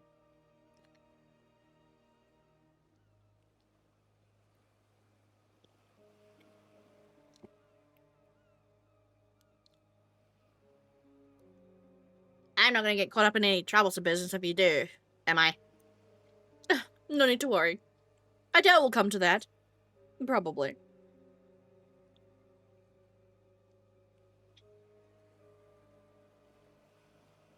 Oh. Our work is mostly kept a secret because it's something of a pain to find people who will accept, let alone understand, the circumstances each time. But you've been very supportive so far, so I can imagine it won't be a problem. Well, if you really insist, go ahead, I guess. As you say, my department is indeed part of the security division. Its proper name is the Paranormal Affairs Bureau. Huh? We learned about this in the other game. Paranormal Affairs. Although officially called the Tokyo Metropolitan Police Department Security Division, Tokyo Metropolitan Police Department Security Division Paranormal Affairs Bureau, it is more commonly referred to simply as the Paranormal Affairs. Only a handful of people know of its existence even within the police force. As the name suggests, its unit specializes in the investigation and resolution of any cases involving paranormal phenomena. Since the existence of such happenings, it is not public knowledge. Since the existence of such happenings is not public knowledge, nor is it readily believed by the general population, the Bureau's activities are conducted in the utmost secrecy. There are currently only 5 members of the unit, one we've met in the other game, including the chief. Members in the unit, including the chief. They utilize a network of psychic contacts across the country to assist with their cases. The current chief of paranormal affairs is a man named Kuiru Nakagoshi. Although said to have been born to a family of psychics who have been involved in the keeping of the world safe from paranormal phenomena for generations, Kuiru is an elusive figure. Very few have met him in person, and he is rarely seen in the office. It is said that this is because he has oft been the target of curses. However, some theorize that it is in fact because Kuiru is actually not a flesh and blood human, while some going so far as to say whether he actually exists or not. His seat in office is usually occupied by his familiar, a Niue, a legendary creature found in Japanese folklore. The Niue resembles an ordinary white's thrush, and acts as Kuiru's messenger, leading to bizarre scenes of police officers earnestly reporting their findings to a bird. The term Nakagoshi case serves as a code name used to refer to cases under investigation by Paranormal Affairs. Okay. Right.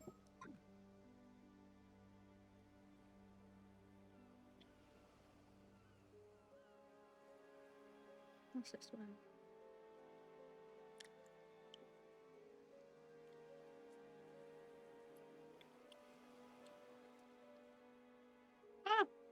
Crumbling.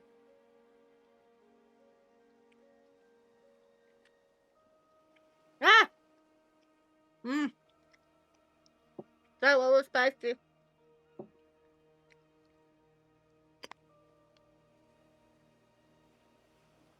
That had spicy stuff in it. Ah! Okay. I hate Fanta. But that's the only drink I got. I finished my ramen.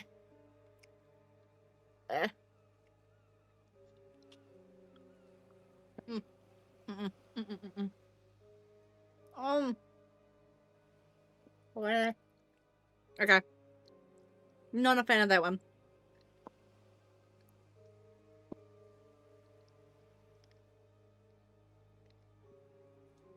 Ah. But the Fanta's better. Ugh. Not a fan.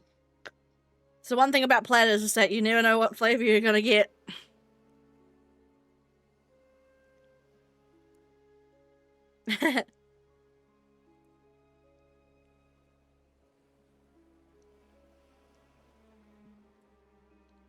They heard you talking, Kaze.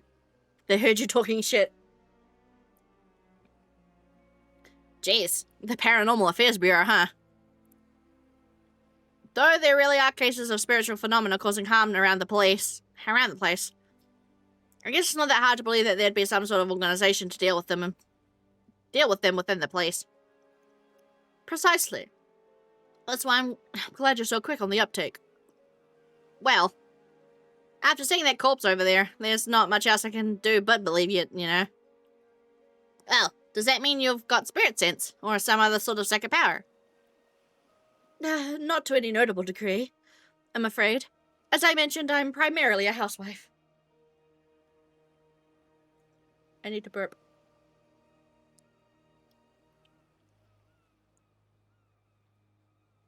Never mind. Wait. There we go. If you ask me, I'd rather sort this all out and get back home to my husband as soon as possible. Right. Soto here was my husband's protege when he used to work as a psychic, though. He helps me out on my work as I'm assigned. He helps me out on any work I'm assigned to. I'm responsible for handling any spiritual work that comes up, yes. Spiritual work, huh? Hearing you say that like it's just another job really makes me feel like we're talking about someone that interests you entirely. But if you really are just a housewife, Miss Shiki, why aren't you working for a special unit like that? I know it's none of my business, but your husband is a psychic. Wouldn't all this be more within his line of work? Yeah. There was a whole TV show about it. Do you remember Sensing Murder? I used to watch reruns of that all the fucking time.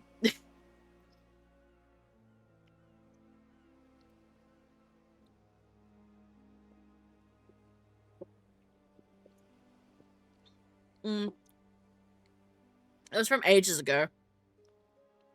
True. Personally, I'd also rather our roles were reversed. But there are several reasons why that unfortunately can't be the case. I see. I don't really know your circumstances, but it sounds pretty tough. Either way, I should be good to put this down as a paranormal affairs case, right? That should be fine, yes. You can leave the rest of the investigation to us. We'll also handle the report. More specifically, Soda will. His face! Look at his face! This poor boy. More specifically, Soda will. He's staring at me. Really? Thanks. That's a great help. Not again.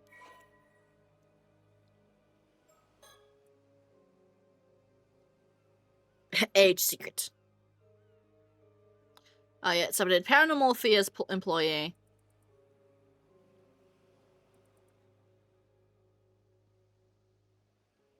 Oh, here we go. The 5 current full-time members of the Paranormal Affairs Bureau, Yumiko alone lacks any particular metaphysical ability, despite possessing a meager degree of spirit sense. Even so, he was chosen to be a part of the Bureau's elite unit for a very particular reason. Reasons known only to a handful of people close to her. Oh, Tetsuo! Tetsuo's the one from the other game we know, right? I think, off the top of my head. Oh, really? There was once another member of the Bureau who had no paranormal powers to speak of, veteran police detective Tetsuo Tatsumi, and the two occasionally worked on investigations together. When dispatched, there was once one other. Oh, does Tetsuo... I can't remember if he dies or not. When dispatched on assignments now, she always pairs up with the freelance psychic detective Sodo Kiryu, leaving all paranormal-related procedures and often her much despised paperwork to him.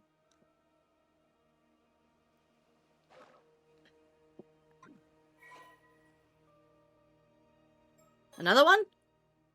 Well, psychics and spirit sense. Various abnormal occurrences attributed to the spirits of the dead are collectively referred to as spiritual phenomena.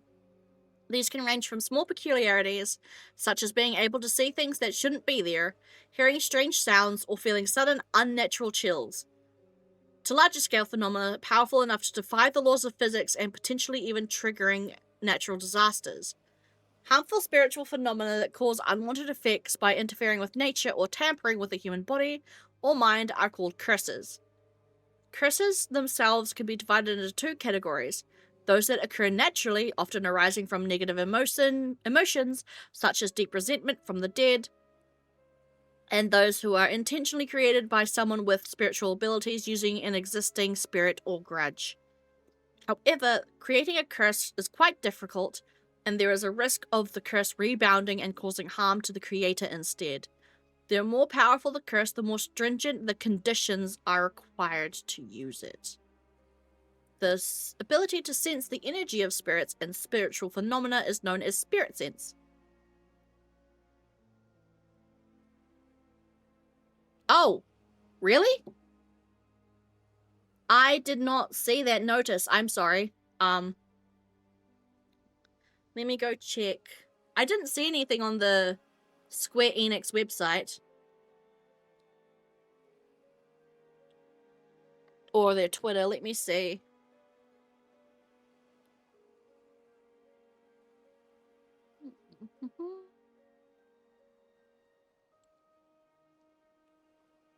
Square Enix.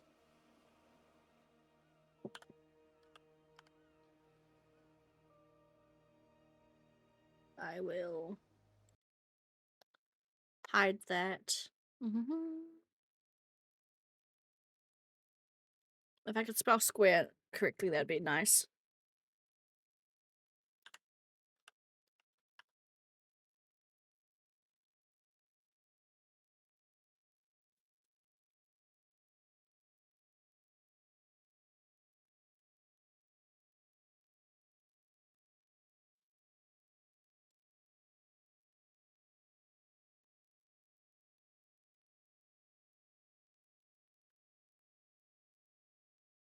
Hmm.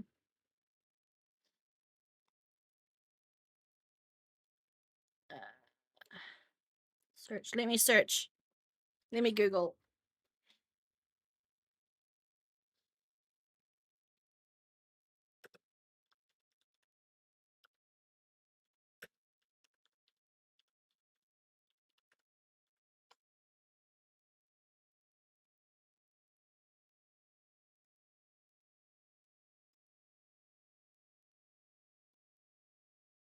Mhm.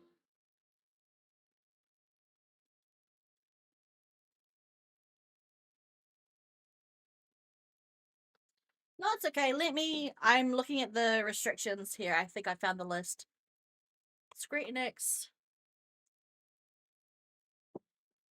Slide to open.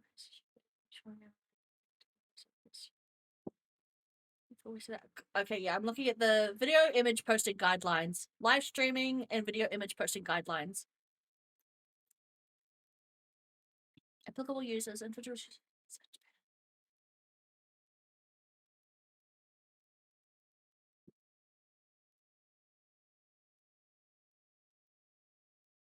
Okay, I don't think that applies to me.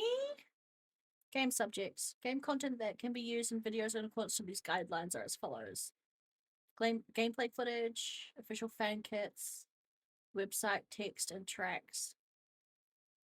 Medias, those who receive payment and otherwise. That include me because I'm streaming them. Do not use on services that require payment. Yep.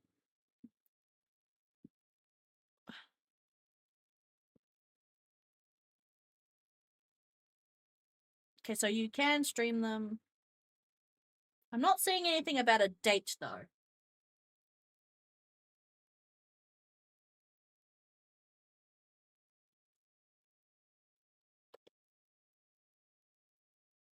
Usage guidelines.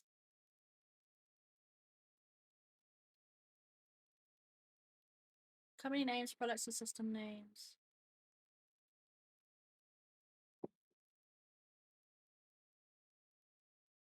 Mark content with a spoiler warning. Okay. I will add text. Add a text source.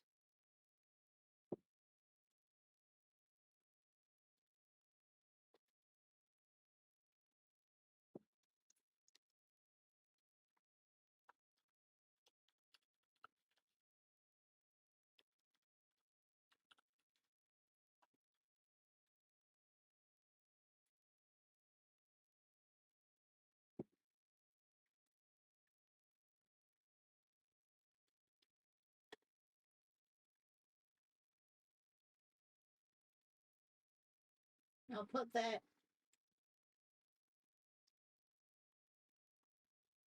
here. Properties. I want its color to be black to make it stick out.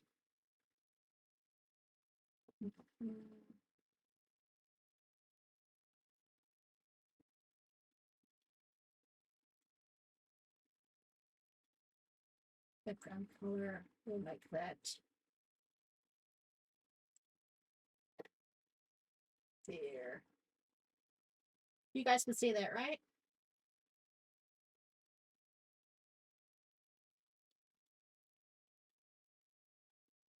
Yeah, I'm not saying anything about a specific date that you can't stream it before.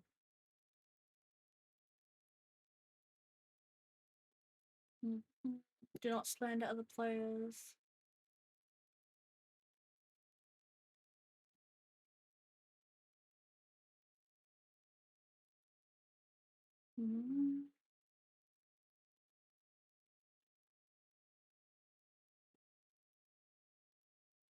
Yeah, I'm not seeing any restrictions.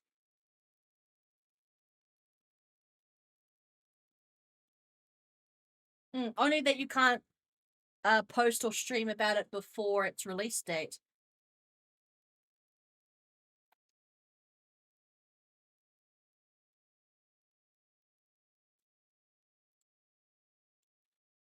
What was it? March 8th embargo. March 8th embargo.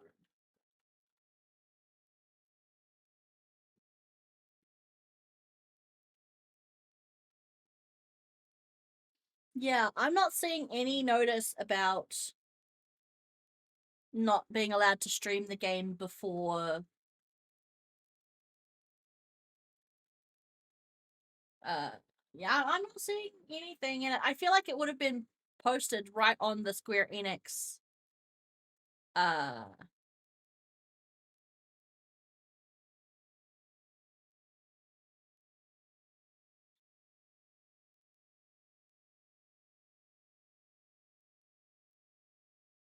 yeah, I feel like I would have seen do you Freeform, do you know where you saw it, or did you just hear about it from someone else?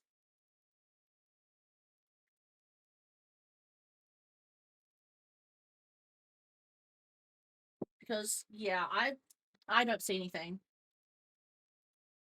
So yeah, I've put the spoiler warning up, but I'm not seeing anything else. Googling embargo, March 8th embargo, or March 8th restriction.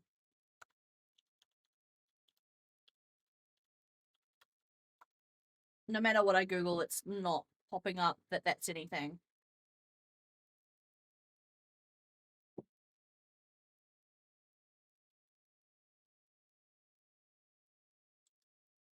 Is it on the Reddit? Maybe I'll check the Reddit.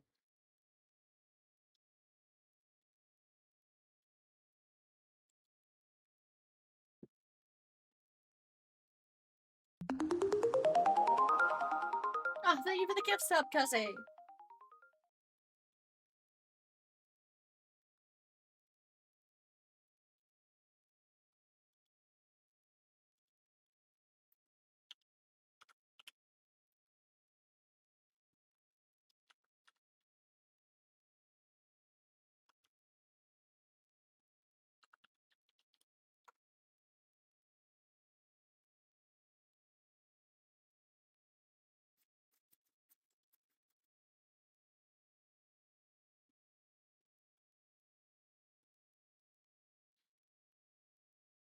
Paranormasight.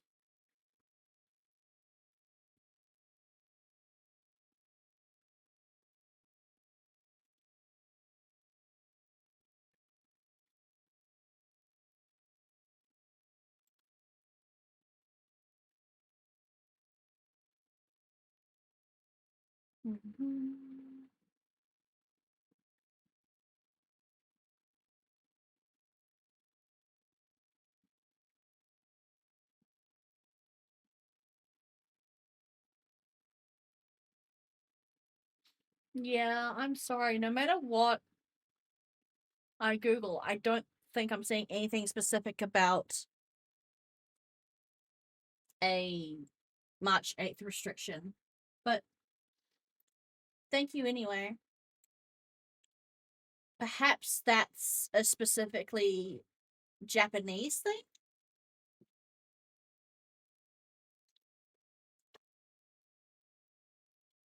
Because yeah, no matter what I Google, Mermaids, the game name, March 8th restriction, March 8th embargo, I'm not getting anything that's saying you're not allowed to stream the game before March 8th.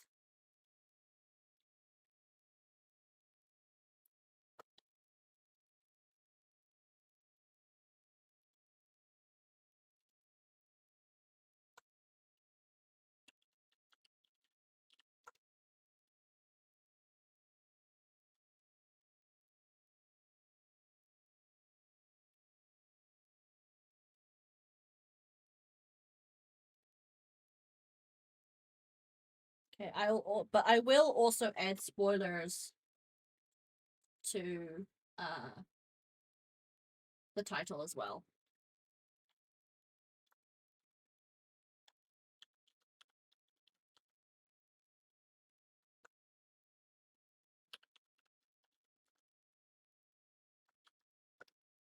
Okay.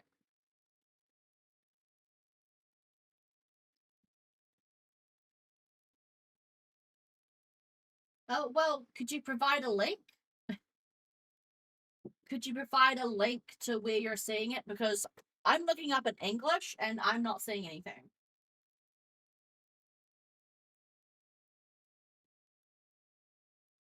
Yeah, I'm not like calling you a liar. I'm just saying no matter what I Google in English, I can't find any kind of restriction about when you can't stream it. If you can provide a link to a website where it is.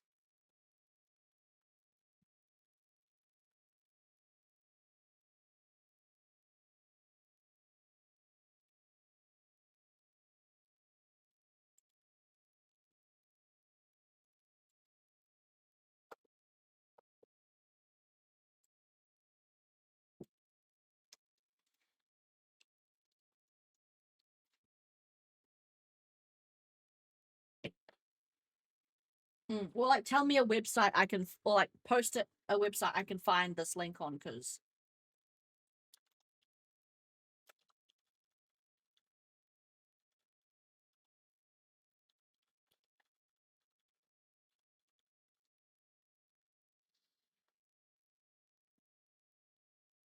yeah, because I'm looking at Square Enix's dedicated page for the Paranormasight Mermaid's Curse live streaming and video image posting guidelines, and I feel like if there was a limit to, hey, you can't stream this game before this date, it would be the first thing at the top of the page.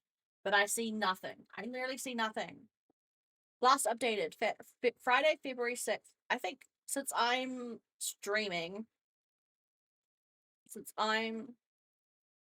the stream person, I should be able to paste a link. But yeah, I'm looking at the official guidelines in English, and there's nothing mentioned about not being able to stream the game before March 8th. I feel like that would be the first thing to post, right? It could be an unwritten courtesy thing, maybe, but then that's not like, you know, a thing I'll be punished for.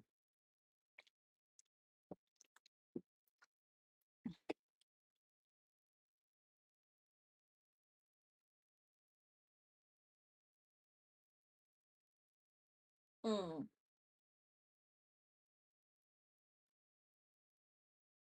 Yeah, I just feel like in the official English post, if there was a streaming restriction, I feel like it would be the first thing on this. Is the UK one different? No.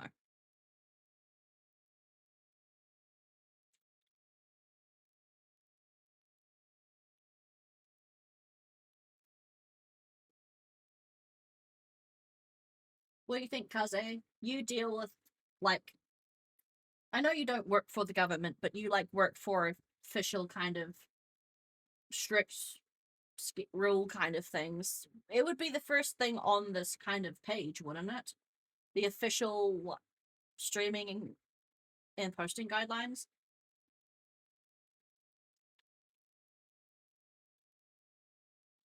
Let's look at YouTube. Actually, I'm gonna open up YouTube and see if there are Let's Play videos out already.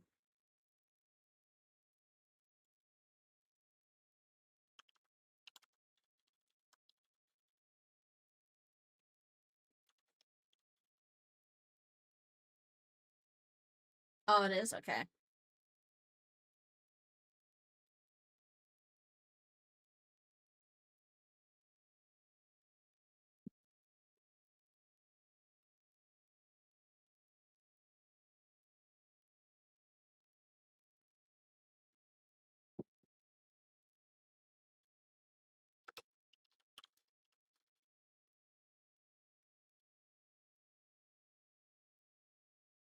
Hmm. Well, it's day one of its release, so it also makes sense there's maybe not anyone playing it yet. Is no one streaming this game?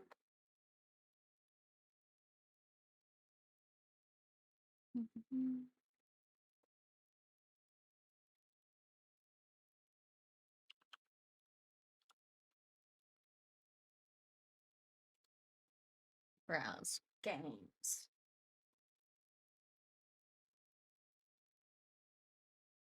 Because if even one other person is streaming this game, then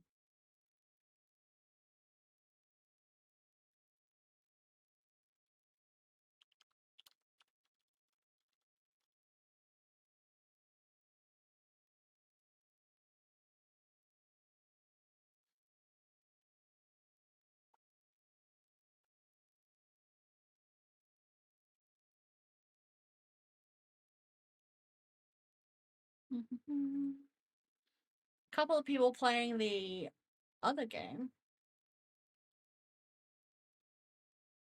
Okay, I am the only person streaming this game right now. When you downloaded it? Yeah, but nothing popped up telling me.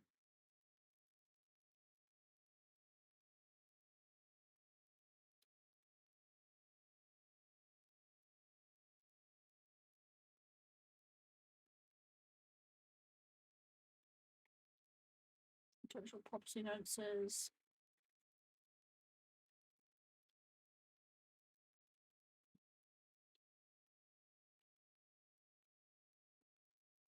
Copyright. Notices.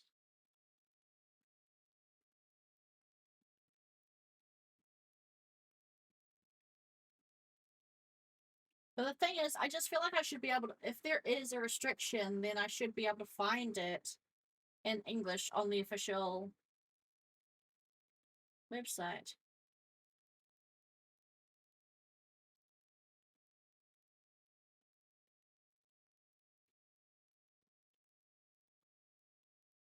No, it's okay. I'm sorry. Like, I don't mean to. There's dates in the guide. There's guidelines in the Japanese one. Let's look. Let me Google it.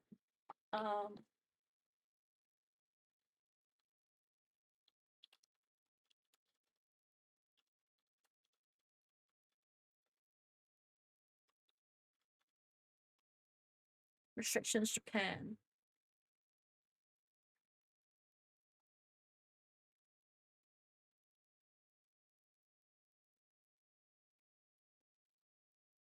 Oh, how do I get onto the Japanese website? I'm bad at Googling in Japanese. I can only switch between the UK and US one. Can I open this page on the Japanese website? Change country region, UK. I'll do the Nihon. Page does not exist. I'm shit at typing in Japanese. But yeah, I'm assuming since it's not mentioned in the English restrictions page, do you have a link?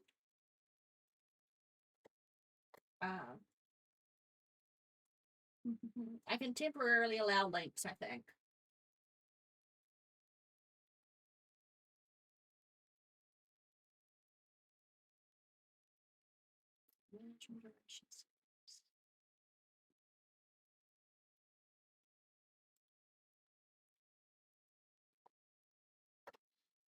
Tele permissions.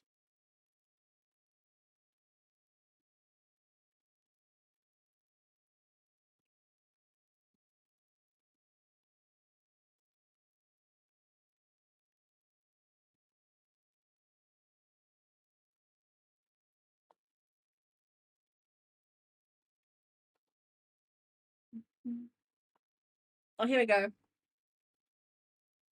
Okay? I've temporarily turned on link sharing. If you have a link to the specific page you're thinking about, freeform, please post it.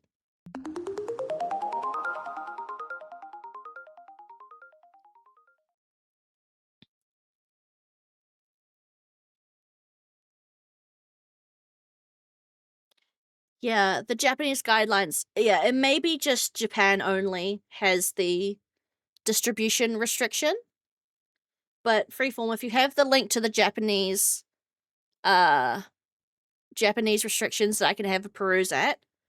But yeah, if I'm assuming that there's nothing. Well, I mean, I don't mean to attack Square Enix, the multi-billion-dollar company here, but if there is a streaming restriction that concerns streaming outside of Japan, and it's not on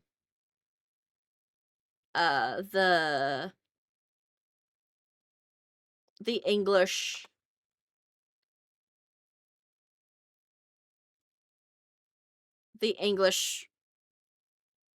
restriction site, then how can they expect people to follow it if it's not on the official streaming guidelines posted in English, you know?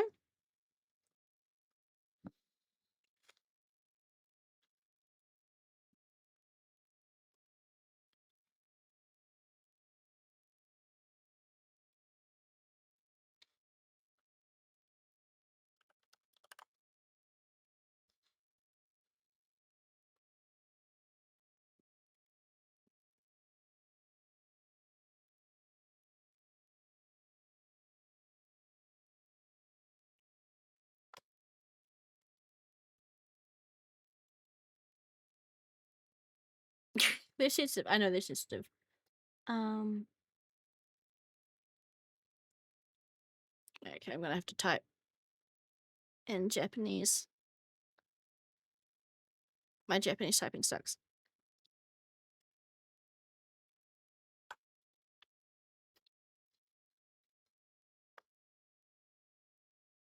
I don't even know how it's spelt in the Japanese. Noruma Saito.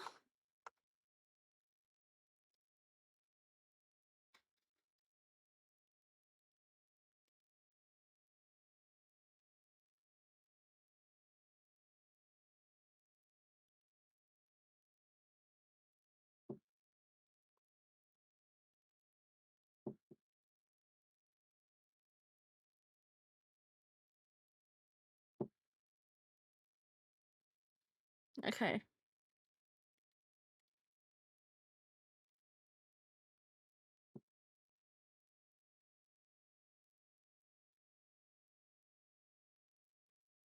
What's the Japanese word for restriction?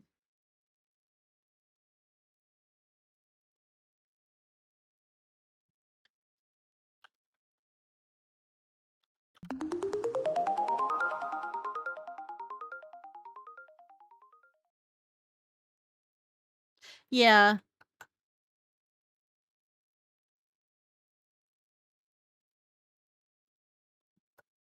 Namahaishin Kinshi?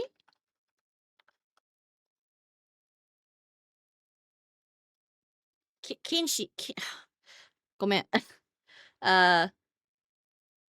私の日本語はちょっとあまり頑張って。Thank you for the link. Paranormasight.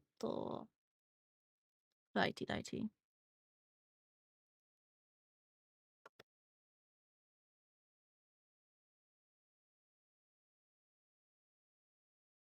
Okay, so this seems to be the same page as what I was reading on the English site.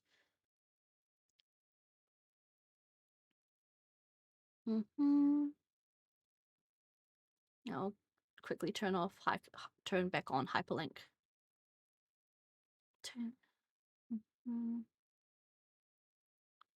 Media allows you to post videos.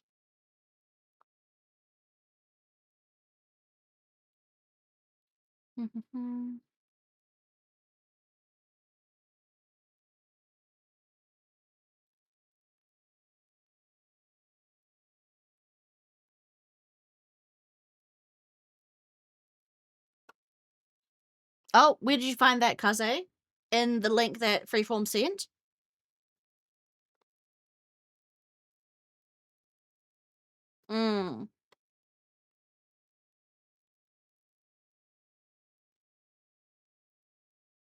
Okay, but that's missing from the English one. So that is... Where is that? That is right under the terms of use. Applicable users.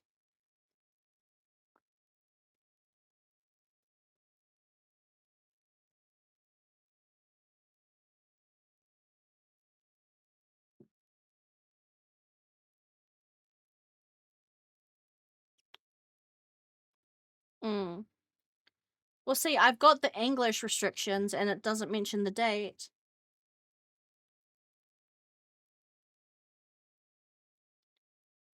Yeah, on the English terms of service, it says only to mark content with a spoiler warning for major points in the game's story to prevent ruining the experience for people who've not played it yet. It does not mention any date. It's this. So the English link I sent is the same document, but it does not have the date in it.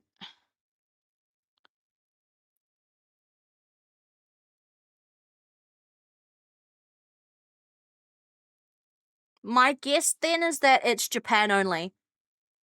That's my gathering from this. The fact that the Japanese file has the restriction date and the English one does not makes me think that the restriction is Japan only.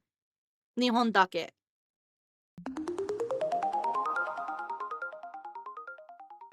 That is true. Yeah, I think either way I'll save the game and end stream here. But I'll see how it goes in the next few days. So tomorrow's stream after my dentist appointment will probably be trails in the sky. But thank you, Freeform, honestly, for bringing it up to me. It's a bit of a grey area, I guess, right now of whether or not it's Japan only or not. But yeah, thank you very much. I'm a very small channel, so it'd be very easy for Square to nuke my channel. So I'll be privating the VOD after the stream as well, just to be safe. But yeah, either way, I think stream is done for today. I don't want to risk playing more and getting nuked. There is there's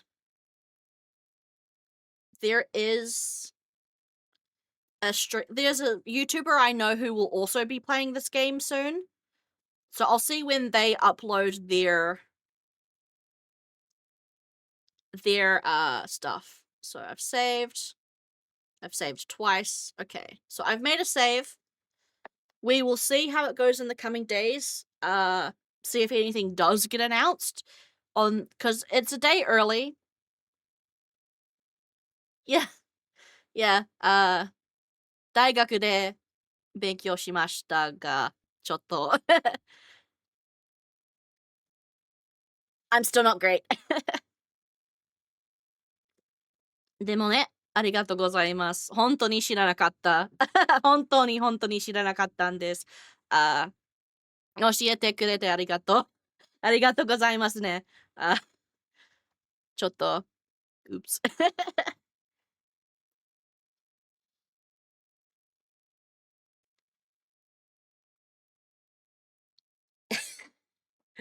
No. You can't get it that way, Kaze. You need to rack up the points yourself. でもね、全然知らなかった。OK。じゃあ、終わり。今日は終わりかな。Today, I think we'll finish. Thank you. Okay, sweet. We'll end today. End it today and see how it goes. See if anything is announced, because it will be released officially tomorrow for America. So maybe a different announcement will come out tomorrow. But yeah, afterwards I'll be privating the VOD. Sweet. Okay. I'll see you tomorrow.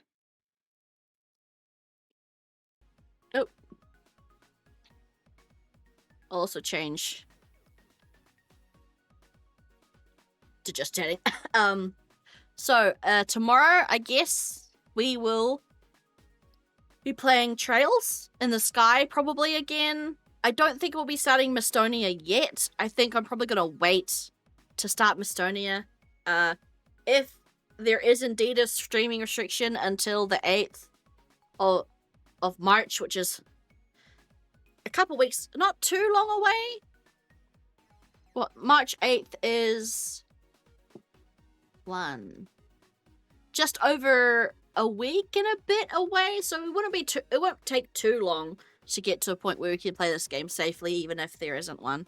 But thank you very much for joining me for perhaps maybe... Yeah, I did.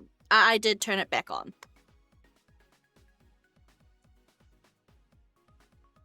Oh, also, Kaze, I will mention that because you're a VIP, you can post links. VIPs, moderators, and admins can post links. But, yes. I need to finish the stream, hide the VOD for now. Yeah. So, until then, stay electrifying, and I'll zap you later.